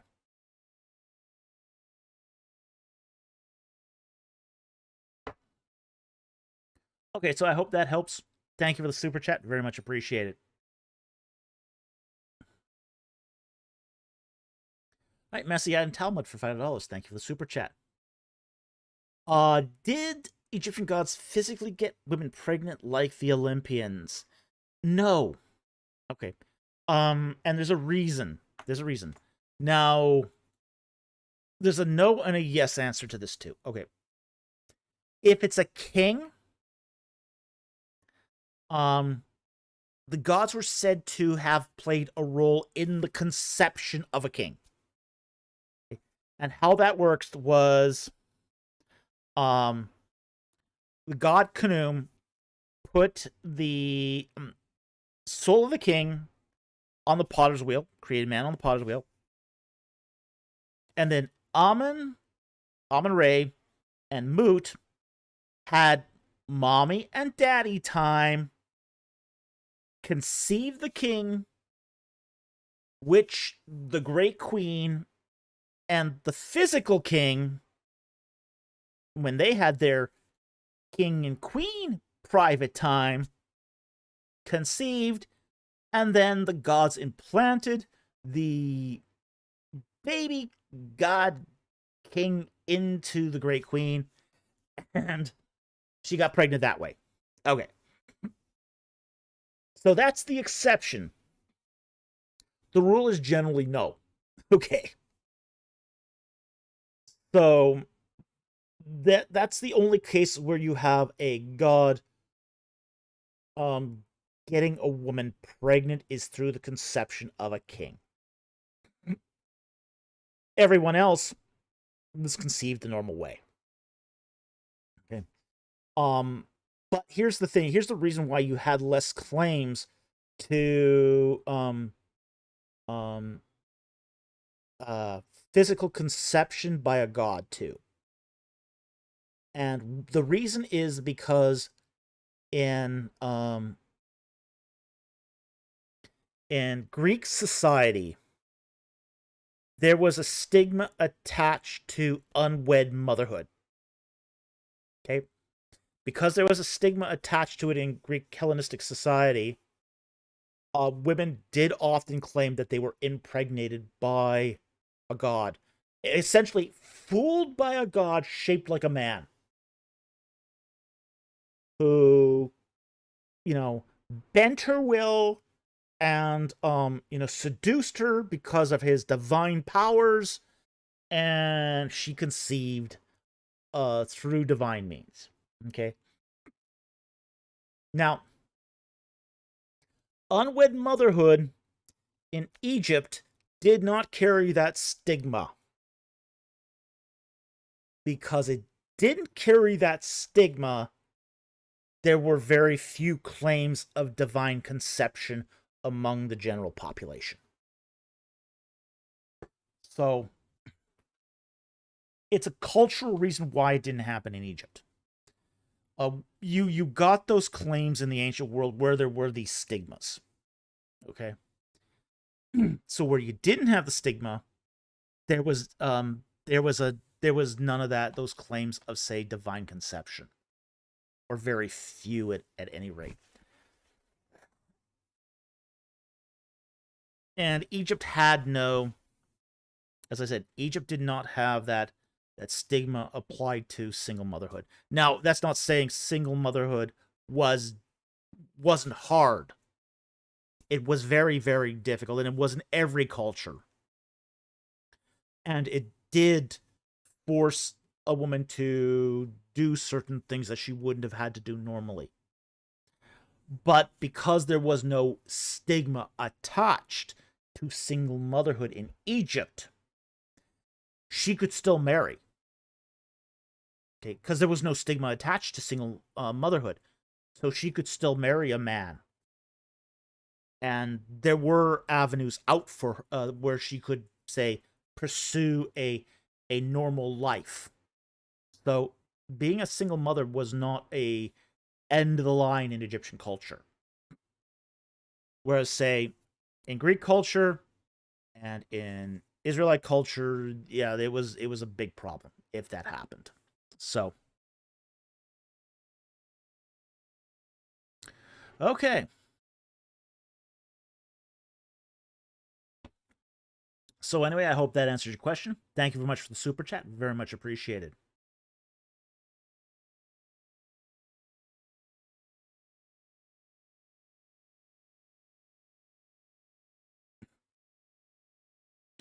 Okay, Daniel for $5. Thank you very much for the super chat.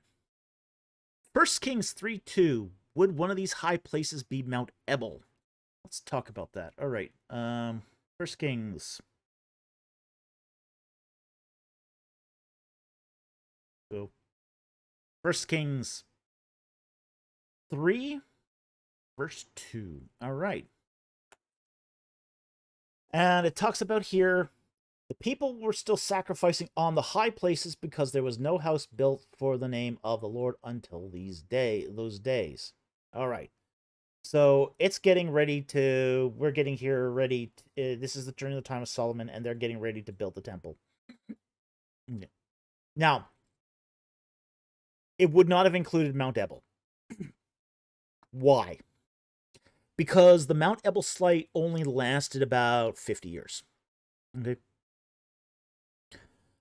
The Mount Ebal site was kind of remote for it to be a good high place.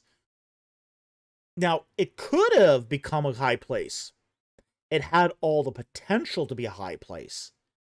It just ended not being a high place because as I said, it only lasted for about 50 years, and then it was shut down. They built 2 altars there, and that was it. So, its span of time at Mount Ebal contextually was the Late Bronze 2, Early Iron Age 1. So, by the time, the conquest hadn't even finished by the time Mount Ebal had shut down. So Mount Ebal didn't last long as a site. It was a really short-lived site.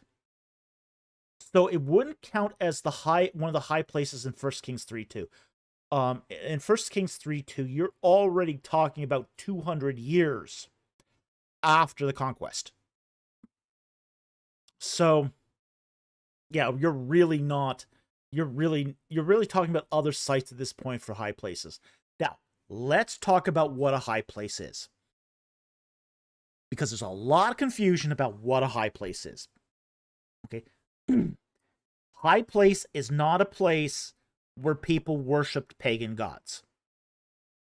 What a high place is, and this is not talking about elevation, okay? A high place is not necessarily on a mountain or a hill.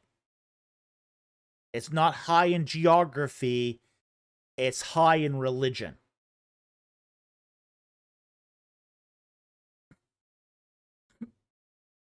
Okay?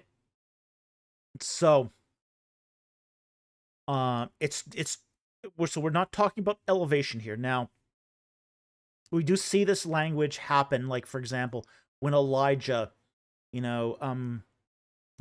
goes from Jerusalem to Hebron. Okay? He is sent to descend from Jerusalem to Hebron. Well, Hebron's actually higher in elevation. But religiously, he is going from the higher place religiously in Jerusalem to the lower place religiously in Hebron. Okay? Or not Hebron, Bethel. Bethel, sorry. So, it's a high place here is not talking about a place of elevation, but it's a place of religious service. Okay. Now, what a high place also is, though, is it's aberrant Yahwehism. Okay, it's aberrant Yahwehism.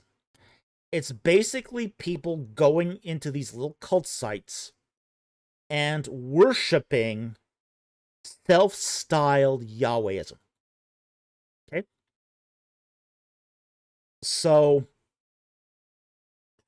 basically, like Shiloh. Shiloh was a high place. Okay? It was a cult site. It was rededicated for the tabernacle.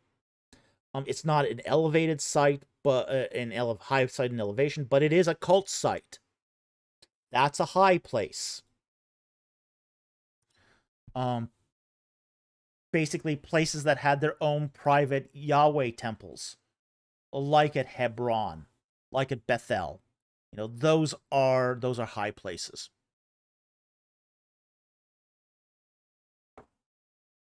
So it's a place where people are not necessarily, it's not a place where Yahweh was designated to be worshipped, but people decided to build temples and chapels to Yahweh and worship there anyway.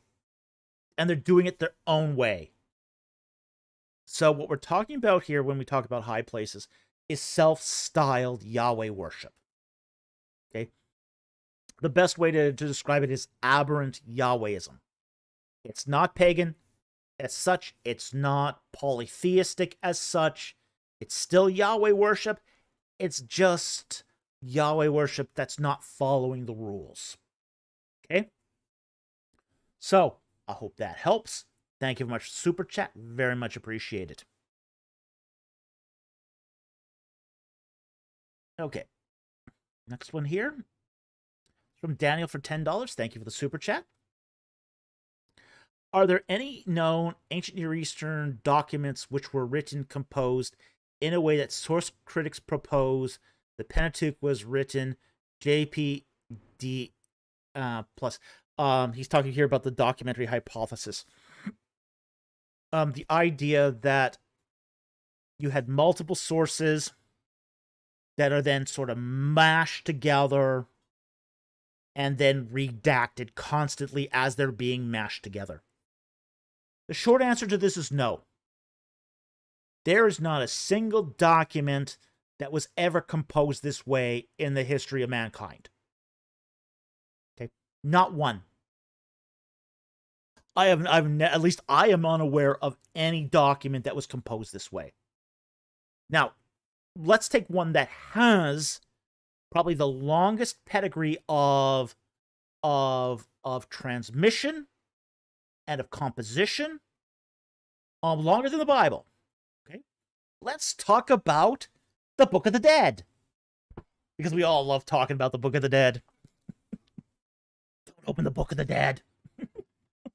Don't open the book. That was very well done, yeah. Okay. Don't open it. Let's open. So what do we have here with the Book of the Dead? It started off as the pyramid texts. And the pyramid texts are basically a collection of magic spells. Okay. So you do have a collection of various spells and documents there. Okay. They're written on pyramids. Okay, fine. Now, that then goes into the coffin texts. Well, basically, they go into the pyramids, copy those texts, and then start copying them onto coffins. Not complete. They're not complete text on the coffins, but they take samples of these and they put them on the coffins. Okay? And then they change slightly over time, but some of that is organic change. It's not say intentional redaction as such. They're not redacting those texts when they put them on coffins, but they are modifying them in slight ways to make them more appropriate for the person in the coffin. Okay? Then they take those coffin texts and they sort of gather them together again to make the Book of the Dead. And the Book of the Dead is codified into spells again, and those spells remain pretty persistent over time. They don't change much over thousands of years. So that's the closest parallel we have to a documentary hypothesis scenario. That's the closest we got, where we have one set of texts that are compiled, modified slightly, and then recompiled again. But there's no ongoing process of redaction here. There's no schools of redaction. I don't know. I mean, the whole idea that you got these schools of redaction of, say, each represented by 4 different schools or more than that. Yeah, there's absolutely no evidence of any historical document ever going through this process. None. This is all theory. It's all 19th century theory. So there's, to my knowledge, there's no ancient Near Eastern document that was composed in this way like the source critics propose. So this is one of the reasons why I think that they need better evidence for their views, because, it's all suppositional, it's all hypothetical, and for me, that's BS.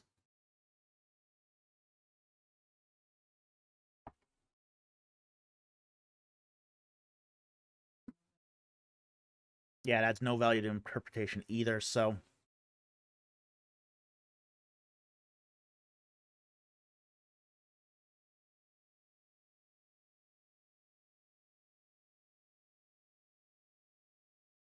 Scott Worthen says, J-source or Sumerian anthropomorphism theme combined with E-sources influence from Egypt. Yeah, I think that's complete baloney. Let's not misconstrue what's going on here without precedent. Yeah, I think that's complete baloney. I don't think that there's any Sumerian from J-source, because that's like too archaic. No, I think that's nonsense. I think that's complete nonsense. So, that's ad hocing it. And if you're going to ad hoc it, yeah, I'm just gonna shoot that down, because yeah, there's no evidence or warrant for that. Just baloney.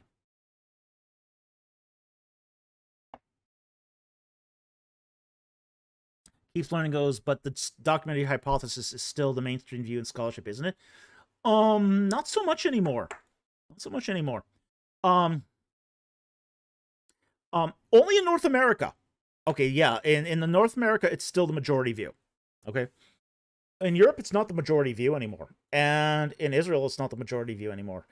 It's been pretty much supplanted by the supplementary hypothesis. Really, the supplementary hypothesis is what sort of is basically given the documentary hypothesis a browbeating. Scott Worthen goes, the majority of academics side with the documentary hypothesis. Of course they do, because that's what they were taught. That's what they were taught in series. They can't all be ad hocing it. Why not? That doesn't follow. No, that doesn't follow at all. They could all be wrong. You know? Yeah. Yeah, you know, you can have a majority view that's completely wrong. I mean, that's happened many times. You just go look at Jericho. Okay? for the longest time they said there was no Bronze Age Jericho. Well, that aged well, didn't it? Okay?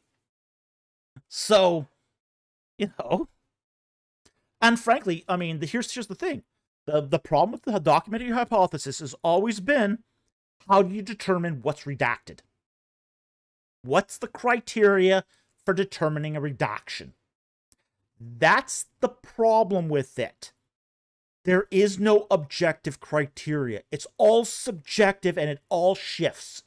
Every documentary hypothesis scholar has a different criteria for redaction. You know, it used to be that it was the names. Oh, that's where we get the acronym JEP and D. You know, you had the Deuteronomy code. Well, that's your D source. You got your priestly code. That's your P source. If it used the name Yahweh, well, that's your J source. And if it used Elohim, that's your E source. Well, that was discovered to be complete baloney. That was complete baloney. So what did they do? They go to another source instead. Oh, well, we're going to use this method instead. And then that turned out to be baloney too. Now it's doublets. Oh, anything that looks like a repetition. It's got to be now evidence of redaction. It is complete baloney. Doublets, yeah. Yeah, the whole idea that if you have a repetition of some kind or close to duplicate of some kind, yeah, that's nonsense. It's utter nonsense.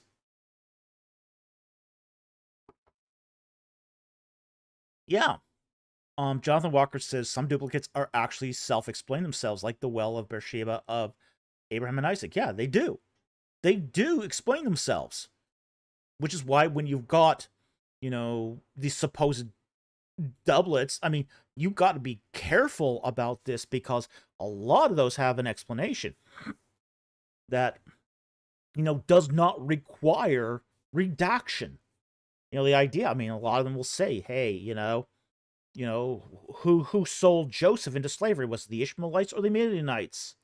When the text clearly tells you that the Ishmaelites are Midianites. So there's no warrant there for redaction. And that's why I think the documentary hypothesis is pure baloney. I have not yet seen a single instance where there's a compelling case of redaction.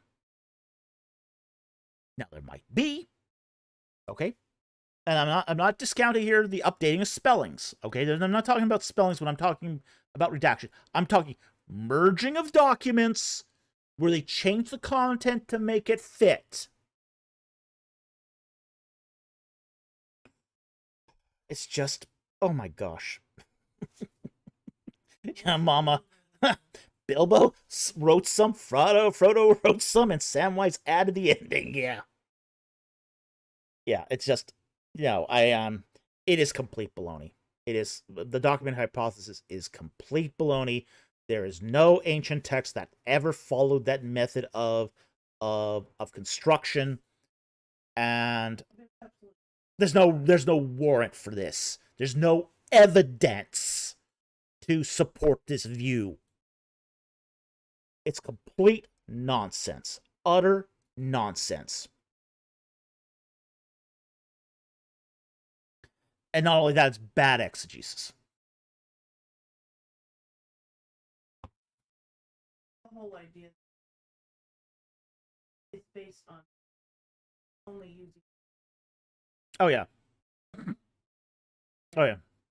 Well, it follows so many logical fallacies, too, like the one person, one name thing. It follows, say, the one place, one toponym fallacy. I mean, there's so many of those fallacies that it employs. Like, I even heard once that the two Kadeshes in that they're mentioned in the Bible are a redaction to I think that is just nonsense. Total nonsense.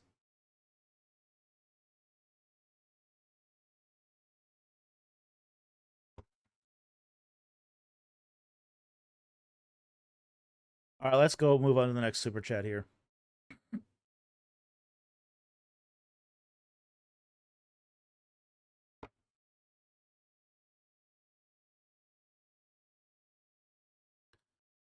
Scott Atz, J source is profoundly ancient. Yeah, I'm not buying it. Way before the late Exodus date. Yeah, I'm totally not buying that. Much of it is written in Sinaitic. What's your warrant? How do you know that? Scribal gloss to be misconstrued as controversial redaction, perhaps? Could be. Yeah, that's empty conjecture. Congratulations, you win the Mr. EC Award of the Night. Because that's empty conjecture. Could be. All right. It will also be written by Pink Unicorn, as my producer says. Could be. All right. Daniel for $5. Thank you for the super chat. Are there any guides to the ante-Nicene fathers' writings that you would recommend? Yes, there is actually. If you want to, let me see if I can find this quickly. I don't remember the name of this off the top of my head, but maybe I can find it quickly here. Nope. There's it. Church Fathers. If you want a primer on the early church and the Church Fathers, I would recommend. Let me see if I can find this quickly. If I can't, I don't remember the name of this. Is it Kelly? I think it's Kelly. Yeah, Early Christian Doctrines by J&D Kelly. Okay, and it talks about the early Christian doctrines and makes lots of reference to the Church Fathers. It's a really good primer. If you want to go into sort of the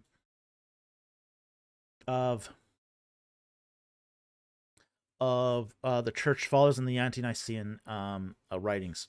So that's what I would recommend is that book. Early Christian Doctrines by J&D Kelly. Okay? So thank you very much for the super chat. Very much appreciated, and I hope that helps.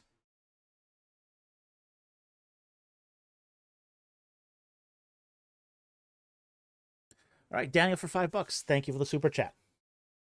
Where can I find more recent translations of lesser-known church fathers?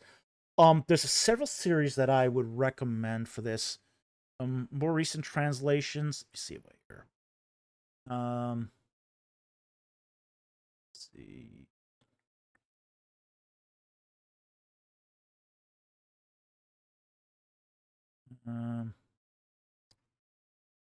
What's that name of the series again?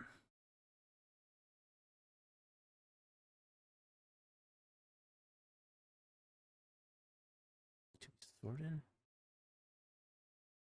Let me see if I can find this quickly.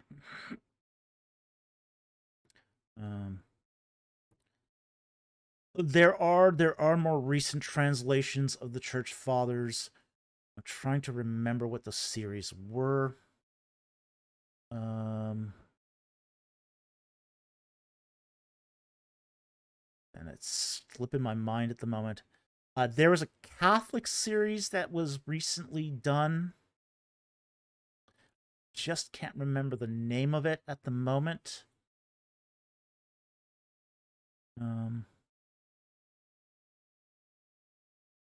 Recent translations, maybe in here.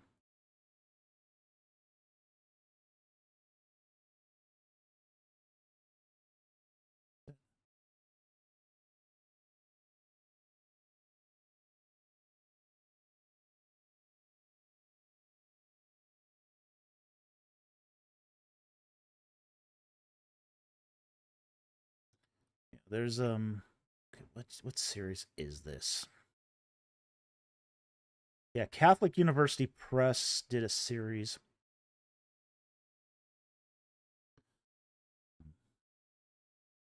can't remember what the name of the series is though. But yeah, there's several translations of the church fathers. Just trying to see if I can find them. I have some of these volumes and I just have to find them. I might have to just say I don't know off the top of my head, but yeah, I'll have to probably get back to you next week on this because just can't seem to find it right now.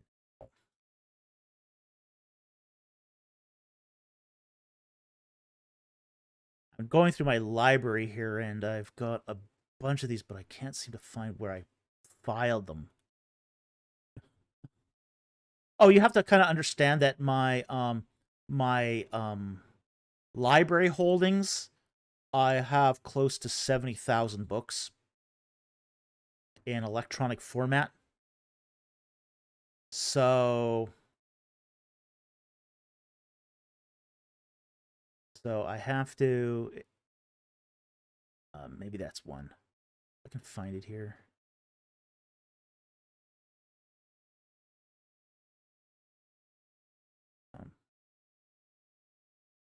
That's a Brill thing.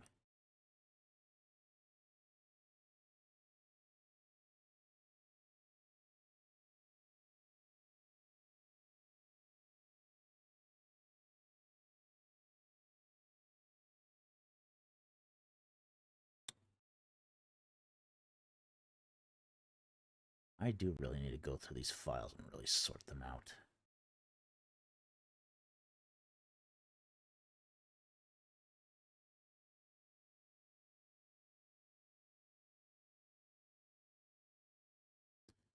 Oh, I think I'm going to have to say that I can't find it right now, unfortunately. So, yeah, so over 70,000 books in electronic format, yeah. I got a massive, massive electronic library, so...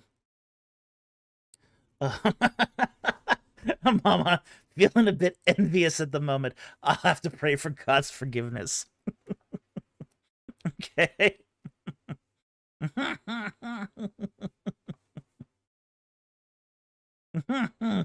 Seneca Nera. 70K, you gotta blow those numbers up. Those are rookie numbers. Yeah. I lost count at 70K. Yeah, I've got something like over a terabyte of electronic books. Okay, yeah, we could do that. Yeah, we can put it in the comments later. So, yeah. Mama asks, I find myself wondering who got Kitchen's library. Ooh. Okay, I can tell you who got Kitchen's library. No. Tyndale House got it. Yep. That's not as bad, no. No, Tyndale House got Kitchen's library. And I know the guy who was the executor of his estate. So Tyndale House got Kitchen's library. So that's a massive win for Tyndale House. So the big question for me is not who got his library. The big question for me is who got his photographs. Okay. And I'm actually going to be meeting with the executor of his will in July. I'm not in his will, okay? So I'm not getting anything of Ken's, okay? Yeah, Tyndale is still very legit. Yeah. Yeah, a lot of good research is still going on at Tyndale House. So, it's now there's Tyndale House and Tyndale Publishers, and they're not the same anymore. They used to be the same organization, but they've sort of split apart. So,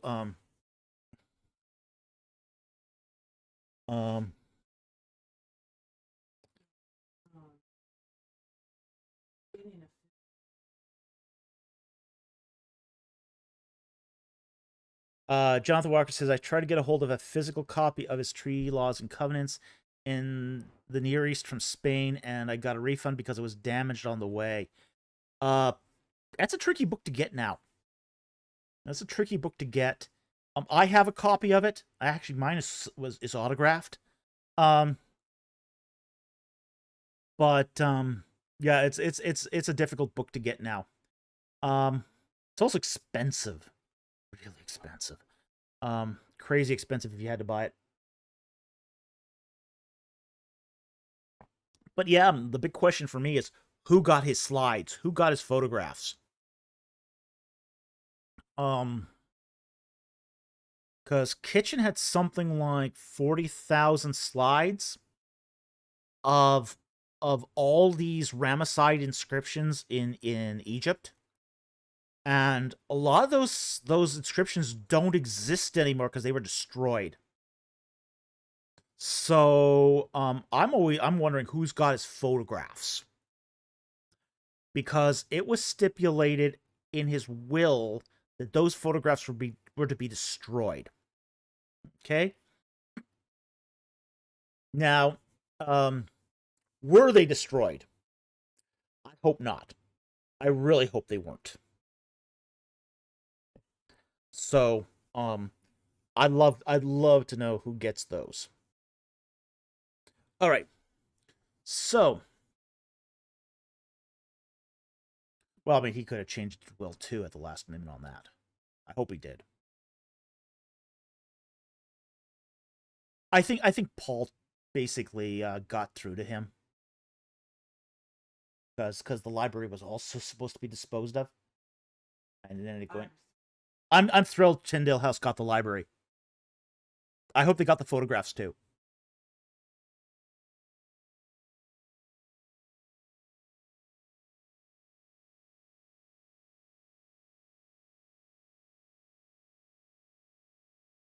Yeah. Okay. Tyler X9 asks, any ancient Near East material on poltergeist activity? Yes, there is actually. What I would recommend of what was it now? There was actually a book on this. Let me see if I can find it here.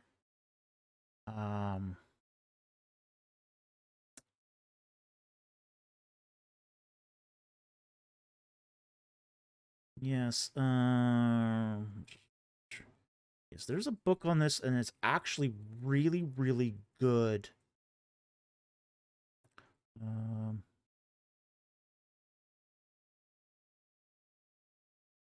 No.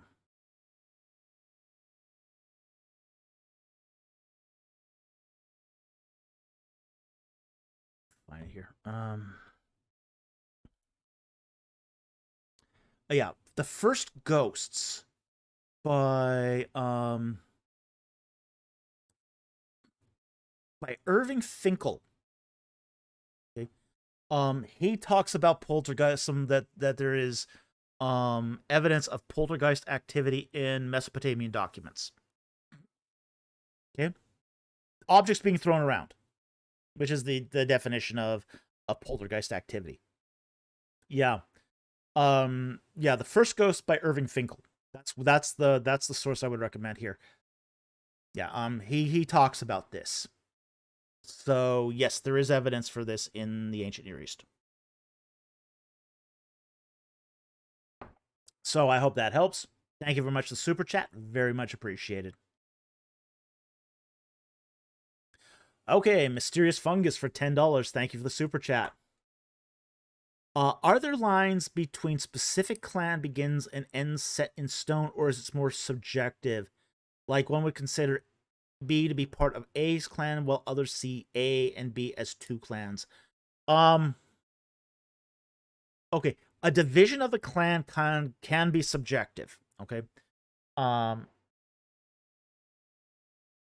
when we talk about clans,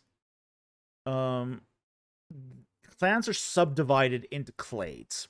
Okay, they don't talk about clades as much, but essentially, a clan is divided into multiple clades, and then clades become divided into families. Okay, The chief tends to be along the main line or the main clade. Okay, so when two clades split, a clan can divide into two clans. Okay, so it becomes really subjective at that point, because at that point, whoever it becomes, like, for example, if one clade has a member in it that becomes super famous, super well known, does really, really incredible things, a new clan can be started just from that. So, so, um, so it's subjective when clans say a begin or end. I mean, here's the thing: a clan ends pretty much when the last member dies. That's not a subjective ending. Okay, when the last member dies of that clan, the clan ends. Okay, so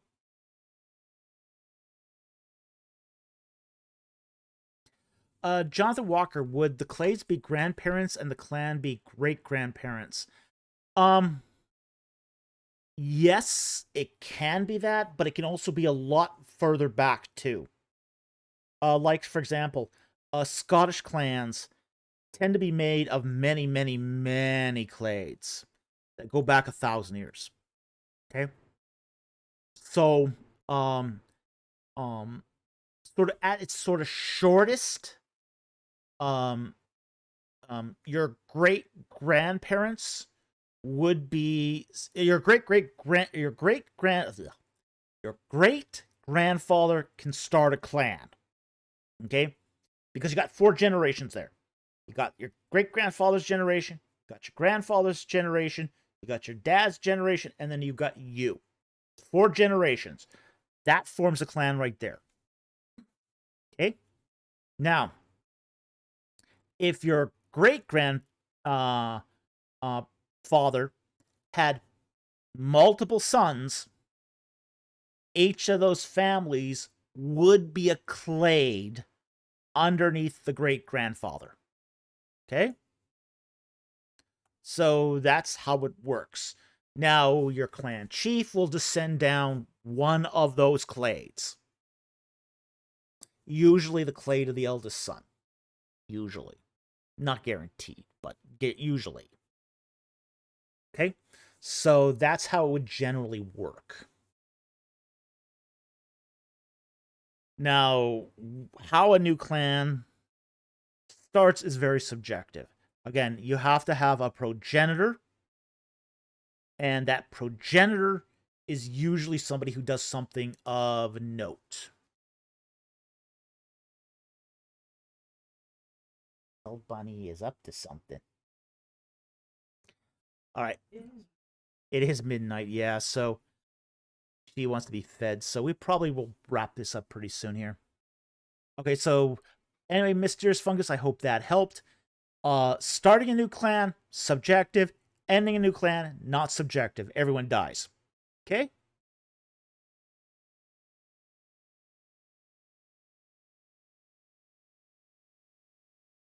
Okay, BC has a member question here. Many hauntings feature ghosts of dead people. If some accounts are true manifestation, do you think these are actual people or demons masquerading? Okay, that is, there's a lot of options here. Okay. There's, when we talk about hauntings by ghosts, it's not even necessarily dead people. There's also a whole class of hauntings by living people. Okay. In fact, there was I think a 3-book set of I have this set called Ghosts of the Living. It talks about hauntings of spirits of people who hadn't died, who were really alive, who were still alive at the time of the haunting. So there's a one class of ghost that seems to not even have been dead yet. Okay, which is really weird. Okay, I have to admit, that's weird. But it's also really well documented, too. That just makes it weirder, not less weird. Okay? So you've got hauntings that are from living people. Then you got the dead people. Okay? Now, once you talk about dead people, this is where things sort of get hazy. And I mean hazy as in there's lots of possibilities. Okay? You've got the spirits of dead people. All right, that's probably the most prosaic explanation. You've got engrammatic manifestations. Now, what's an engrammatic manifestation? It's sort of an imprint on an area. So think of it kind of this way. It's kind of like a house that has the same manifestation every night. And it's sort of a recording. Think of it like a tape recording, where you see a woman, like here's just an example. You go to this old Wild West mansion, and you see a woman dressed in a 19th century dress who walks from one end of the hall to the other. And she does the same thing every single night. Okay? There's no... You can't talk to her. She doesn't respond to anything. It's just the same manifestation every night, the same way. It's more like a tape recording than it is something interactive. These are the sort of manifestations like you see, for example, with shadow people. Shadow people don't tend to interact with their environment. You know, they're just, you just see it and it just, there's no interaction. Yeah, Mama says an echo. Yeah, it's kind of like an echo. So that's another possible manifestation of ghost, is not, they're not a spirit as such, but they're sort of an imprint on reality, an echo, a shadow, but there's nothing there. Okay? A third possibility is a manifestation by a spirit critter. And, you know, this is where, say, a demon or a lesser spirit will masquerade as a dead person. Now, these manifestations tend to be interactive. They are targeting you per se. They know you. Bubble Machine, Princess Leia hologram. Yeah. Oh yeah, some ghost manifestations are like Princess Leia holograms. They'll say the same thing every time, and they just... Jonathan Walker, an extra-dimensional quantum shadow. Yeah, it's a possibility. You know, it's a possibility. As I said, that final one where it's a masquerading demon, a familiar spirit or an unclean spirit, you know, they will masquerade. They tend to target children too. That's another thing, is the ones that are actually masquerading. A lot of them will target children or minors because they're vulnerable.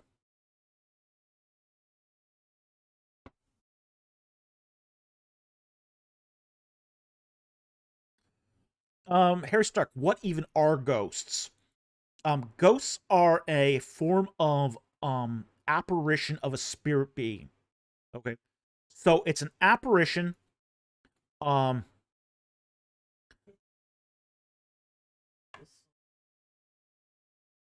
Yeah, it's. I think of the possibilities here, I think the least likely possibility. So basically, what's a ghost? Let's get back to what's a ghost. Let's define this here.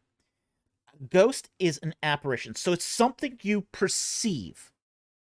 A human being perceives this as a spirit being of some kind.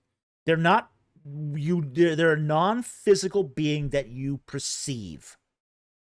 Okay?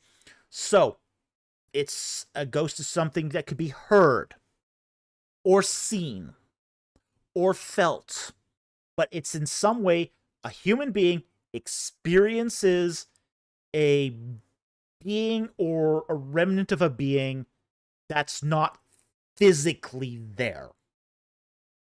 Okay? So, that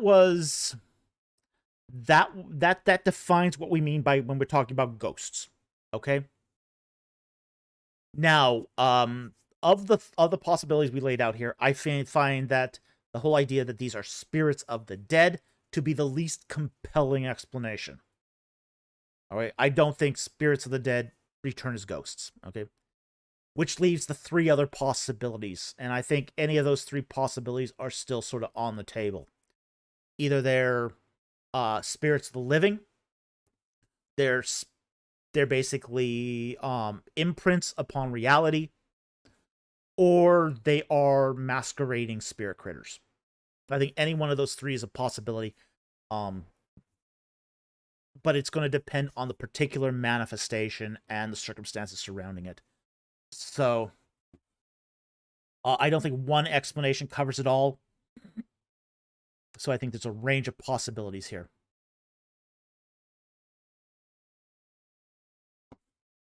Okay, so I hope that Ia says, do you think I think that just to get back to the question here, if some accounts are true I think some of those accounts are true manifestations.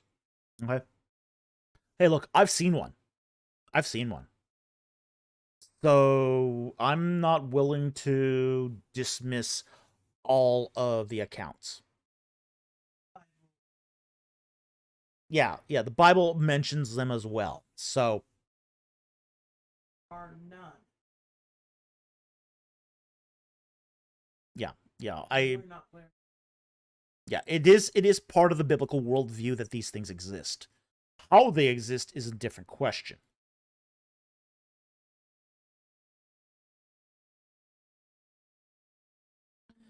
Harry Stark says, "Wow, David saw a real demon." No, I didn't say a real demon. I said I saw a ghost. I saw a shadow man. Okay, could it be a demon? Maybe. Could it be an engram? Could be. Could it be a ghost of the living? Could be. Don't know.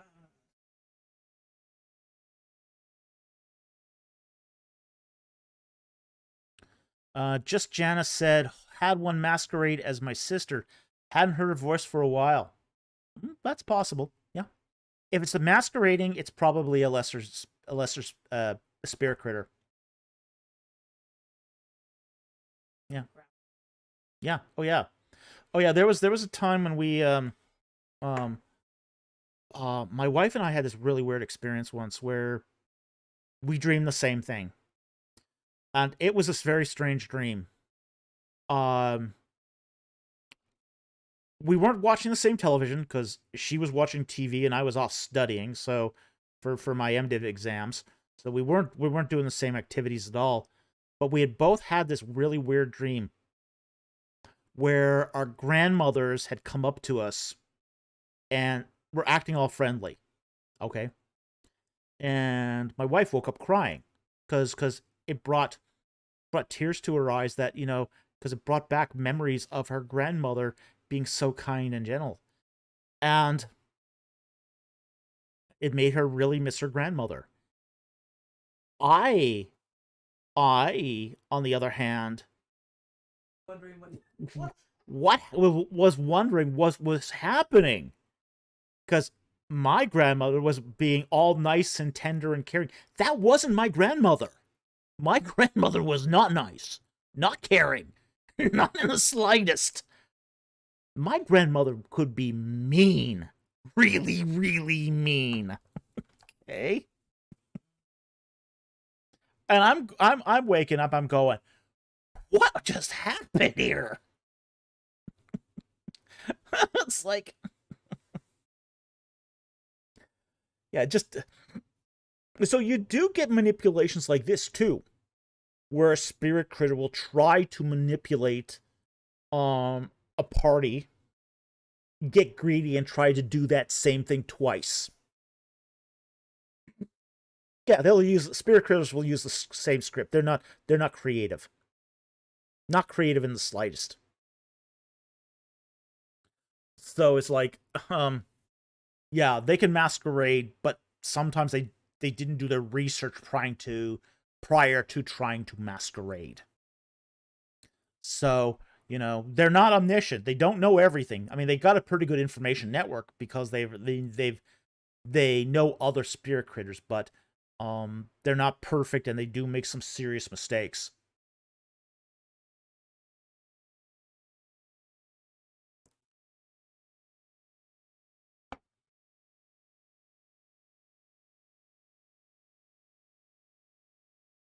Scott Worth, and are you serious right now? There's no such thing as ghosts. The Battle of Babylon were just Marines getting spooked as they were passing by the ruins of Babylon. Mind can play tricks. No, I'm dead serious. I've seen one. I've seen one. So yes, I'm serious. And a lot of people have seen them. I mean, this is one of the things Irving Finkel said. Interestingly enough, Irving Finkel started looking into this because, he started going, he started researching, he found these things in the cuneiform tablets.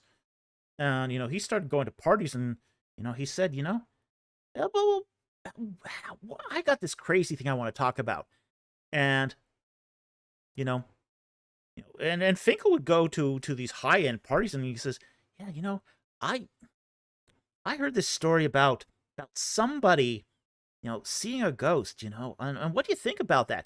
And he said, you'd be in a party of 6 people, and sooner or later, somebody in that group will come up to you and say, hey, you know what? I didn't want to say this in front of the others, but yeah, I've seen one.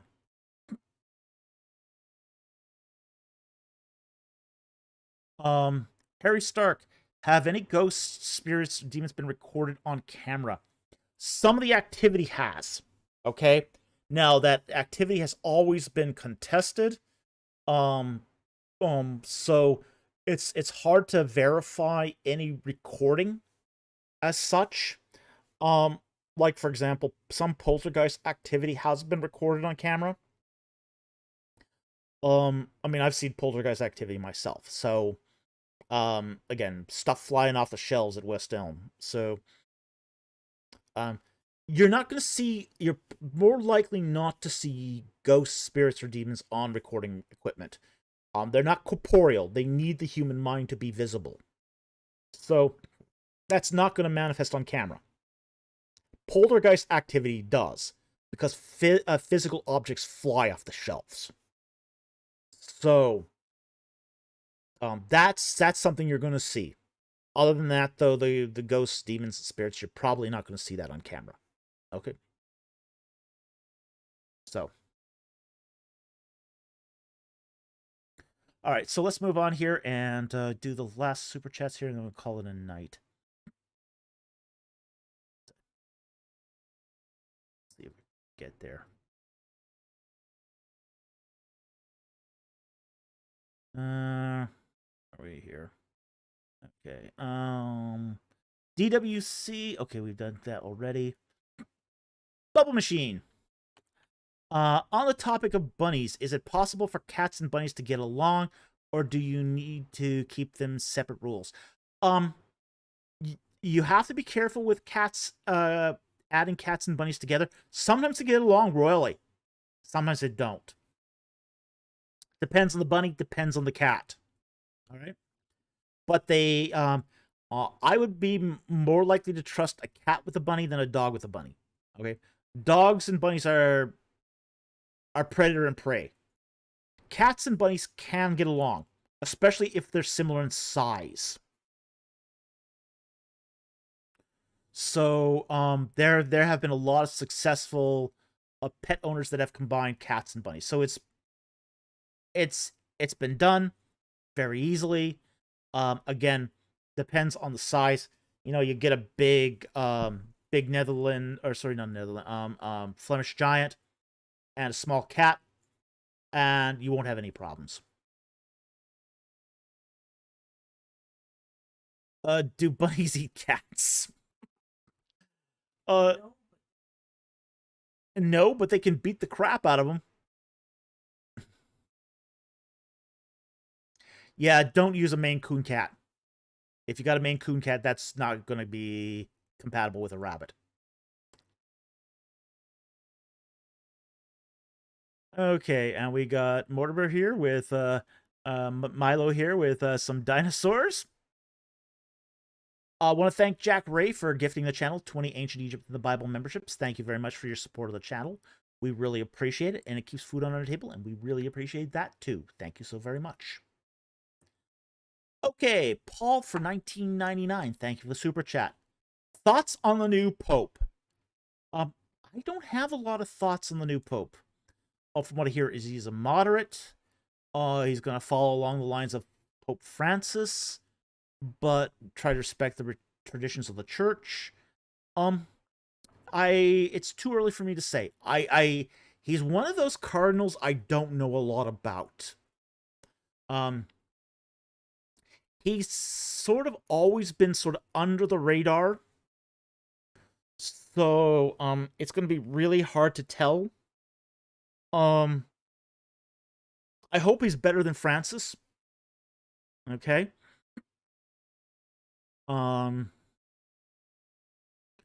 So, yeah, it's going to be difficult to tell what he's going to do, but only time will tell.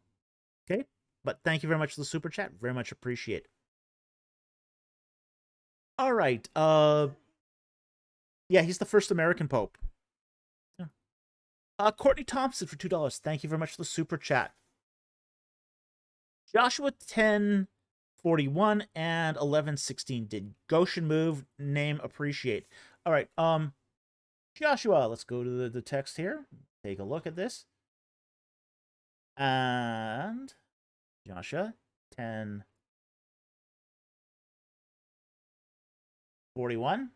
And Joshua struck them at Kadesh Barnea, even as far as Gaza, and all the country of Goshen as far as Gibeon. Okay. Here's what we call a duplicate toponym. Okay? And this happens. It's not one name, one place. Okay? This has never been true. Okay? So Goshen didn't move, but you get another region that's named Goshen. Okay? And I'm suspecting that's the same for 11:16 too. 11:16.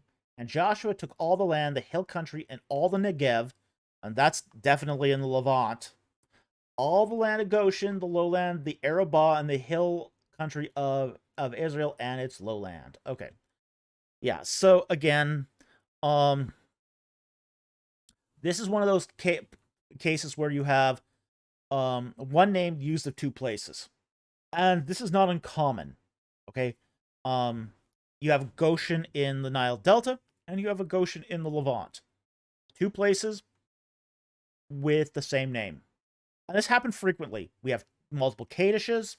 We've got, I think there's in the Mediterranean, there's 21 Antiochs. 21.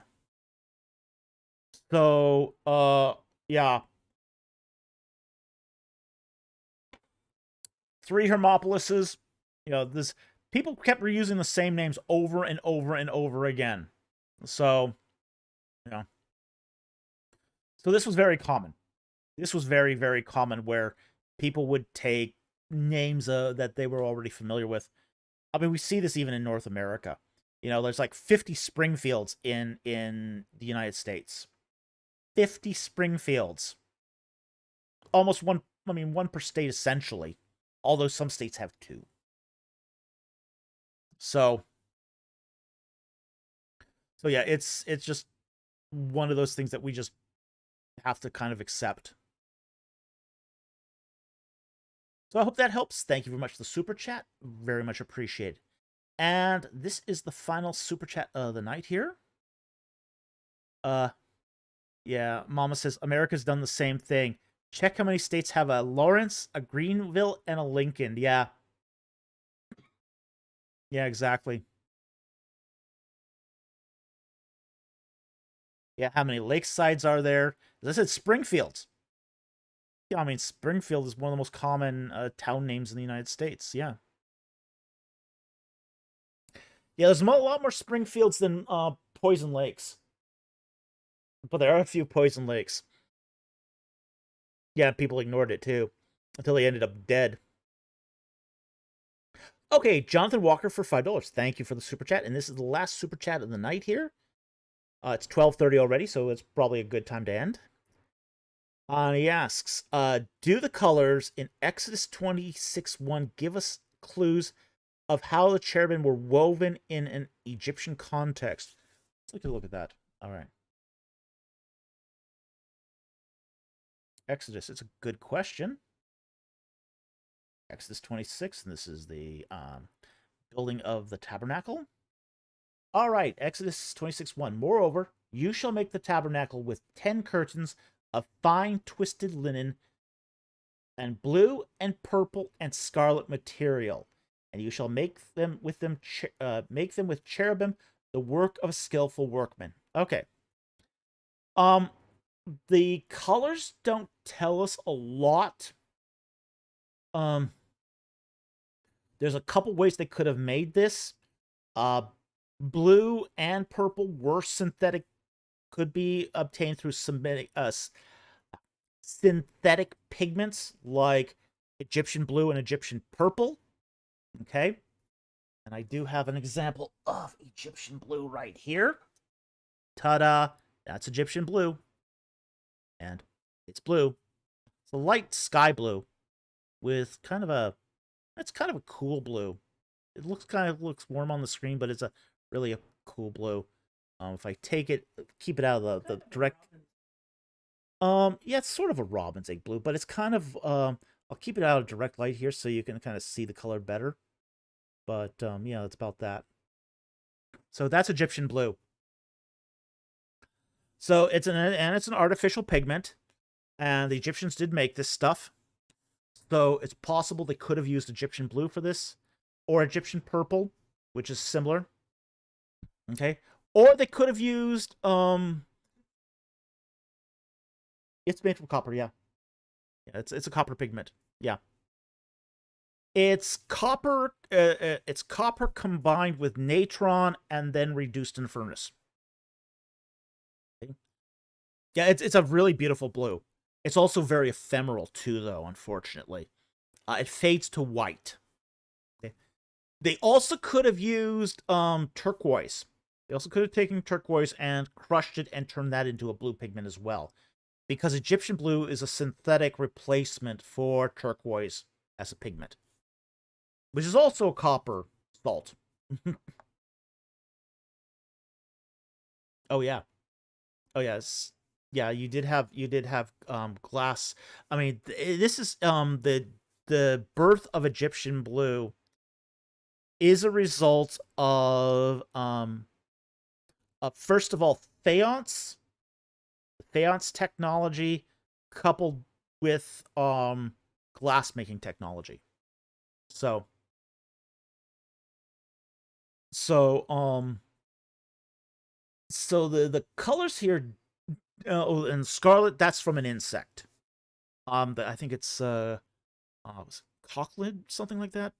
Red scarlet. Yeah, it's an insect that's crushed to make this pigment. Yeah, you have to crush a lot of them. Yeah. Mama asks, is it UV light that makes it fade? No, it's actually dehydration. It's a pigment that has that's bound to 6 water H2O ions. Okay, so what happens is the as the pigment starts losing water, it fades to white. Kind of in the same way that copper sulfate, when it's hydrous, is beautiful blue crystals. But when it starts losing water ions and becomes anhydrous, it turns to white. So it's more of a matter of dehydration that causes it to fade.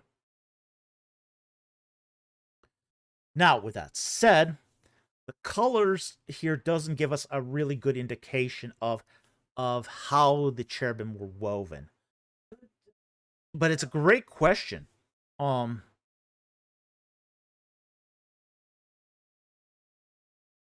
asks, so if you use Egyptian blue in resin, Would it maintain its color?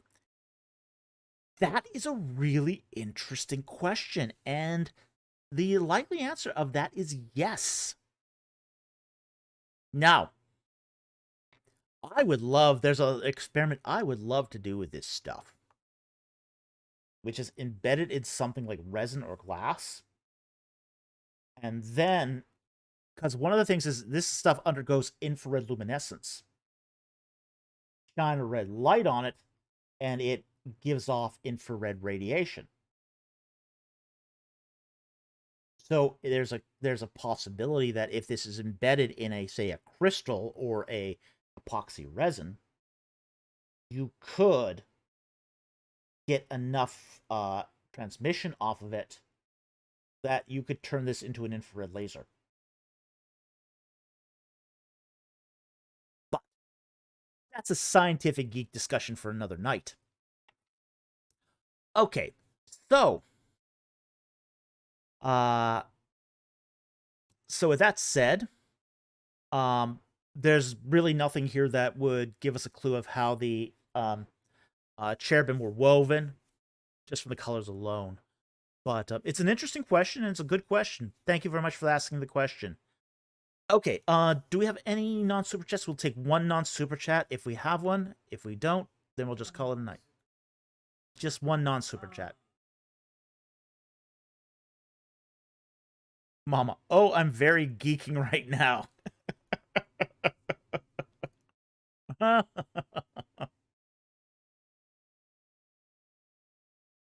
Bubble Machine, I was enjoying the geeking out. Yeah. It's pretty cool.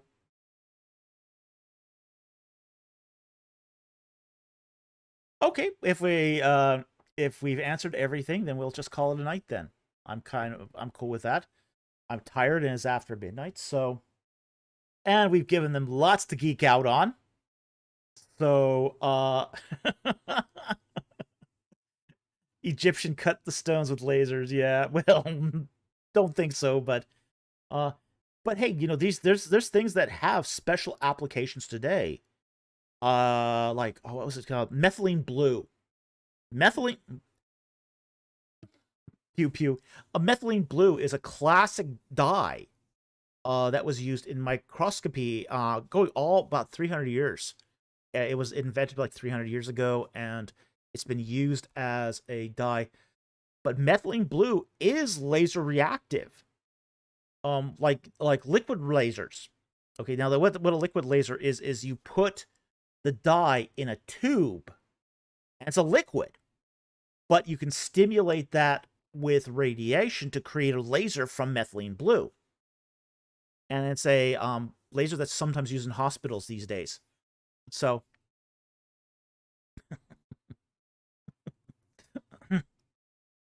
but BC, there's nothing to say they didn't use lasers.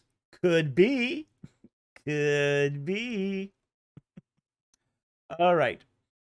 Yeah, Mama says liquid lasers. Yeah, there are liquid lasers. There's gas lasers too. There's a project in Scientific American where you could make a laser from automobile exhaust. Kind of a dangerous experiment, but it was an ultraviolet laser. You could make it using a gas tube out of automobile exhaust. All the oxygen's gone. So it was carbon monoxide and carbon dioxide. That would be so much fun. Yeah, so much fun to play within your living room. Exactly. Okay. So we're going to call it a night here.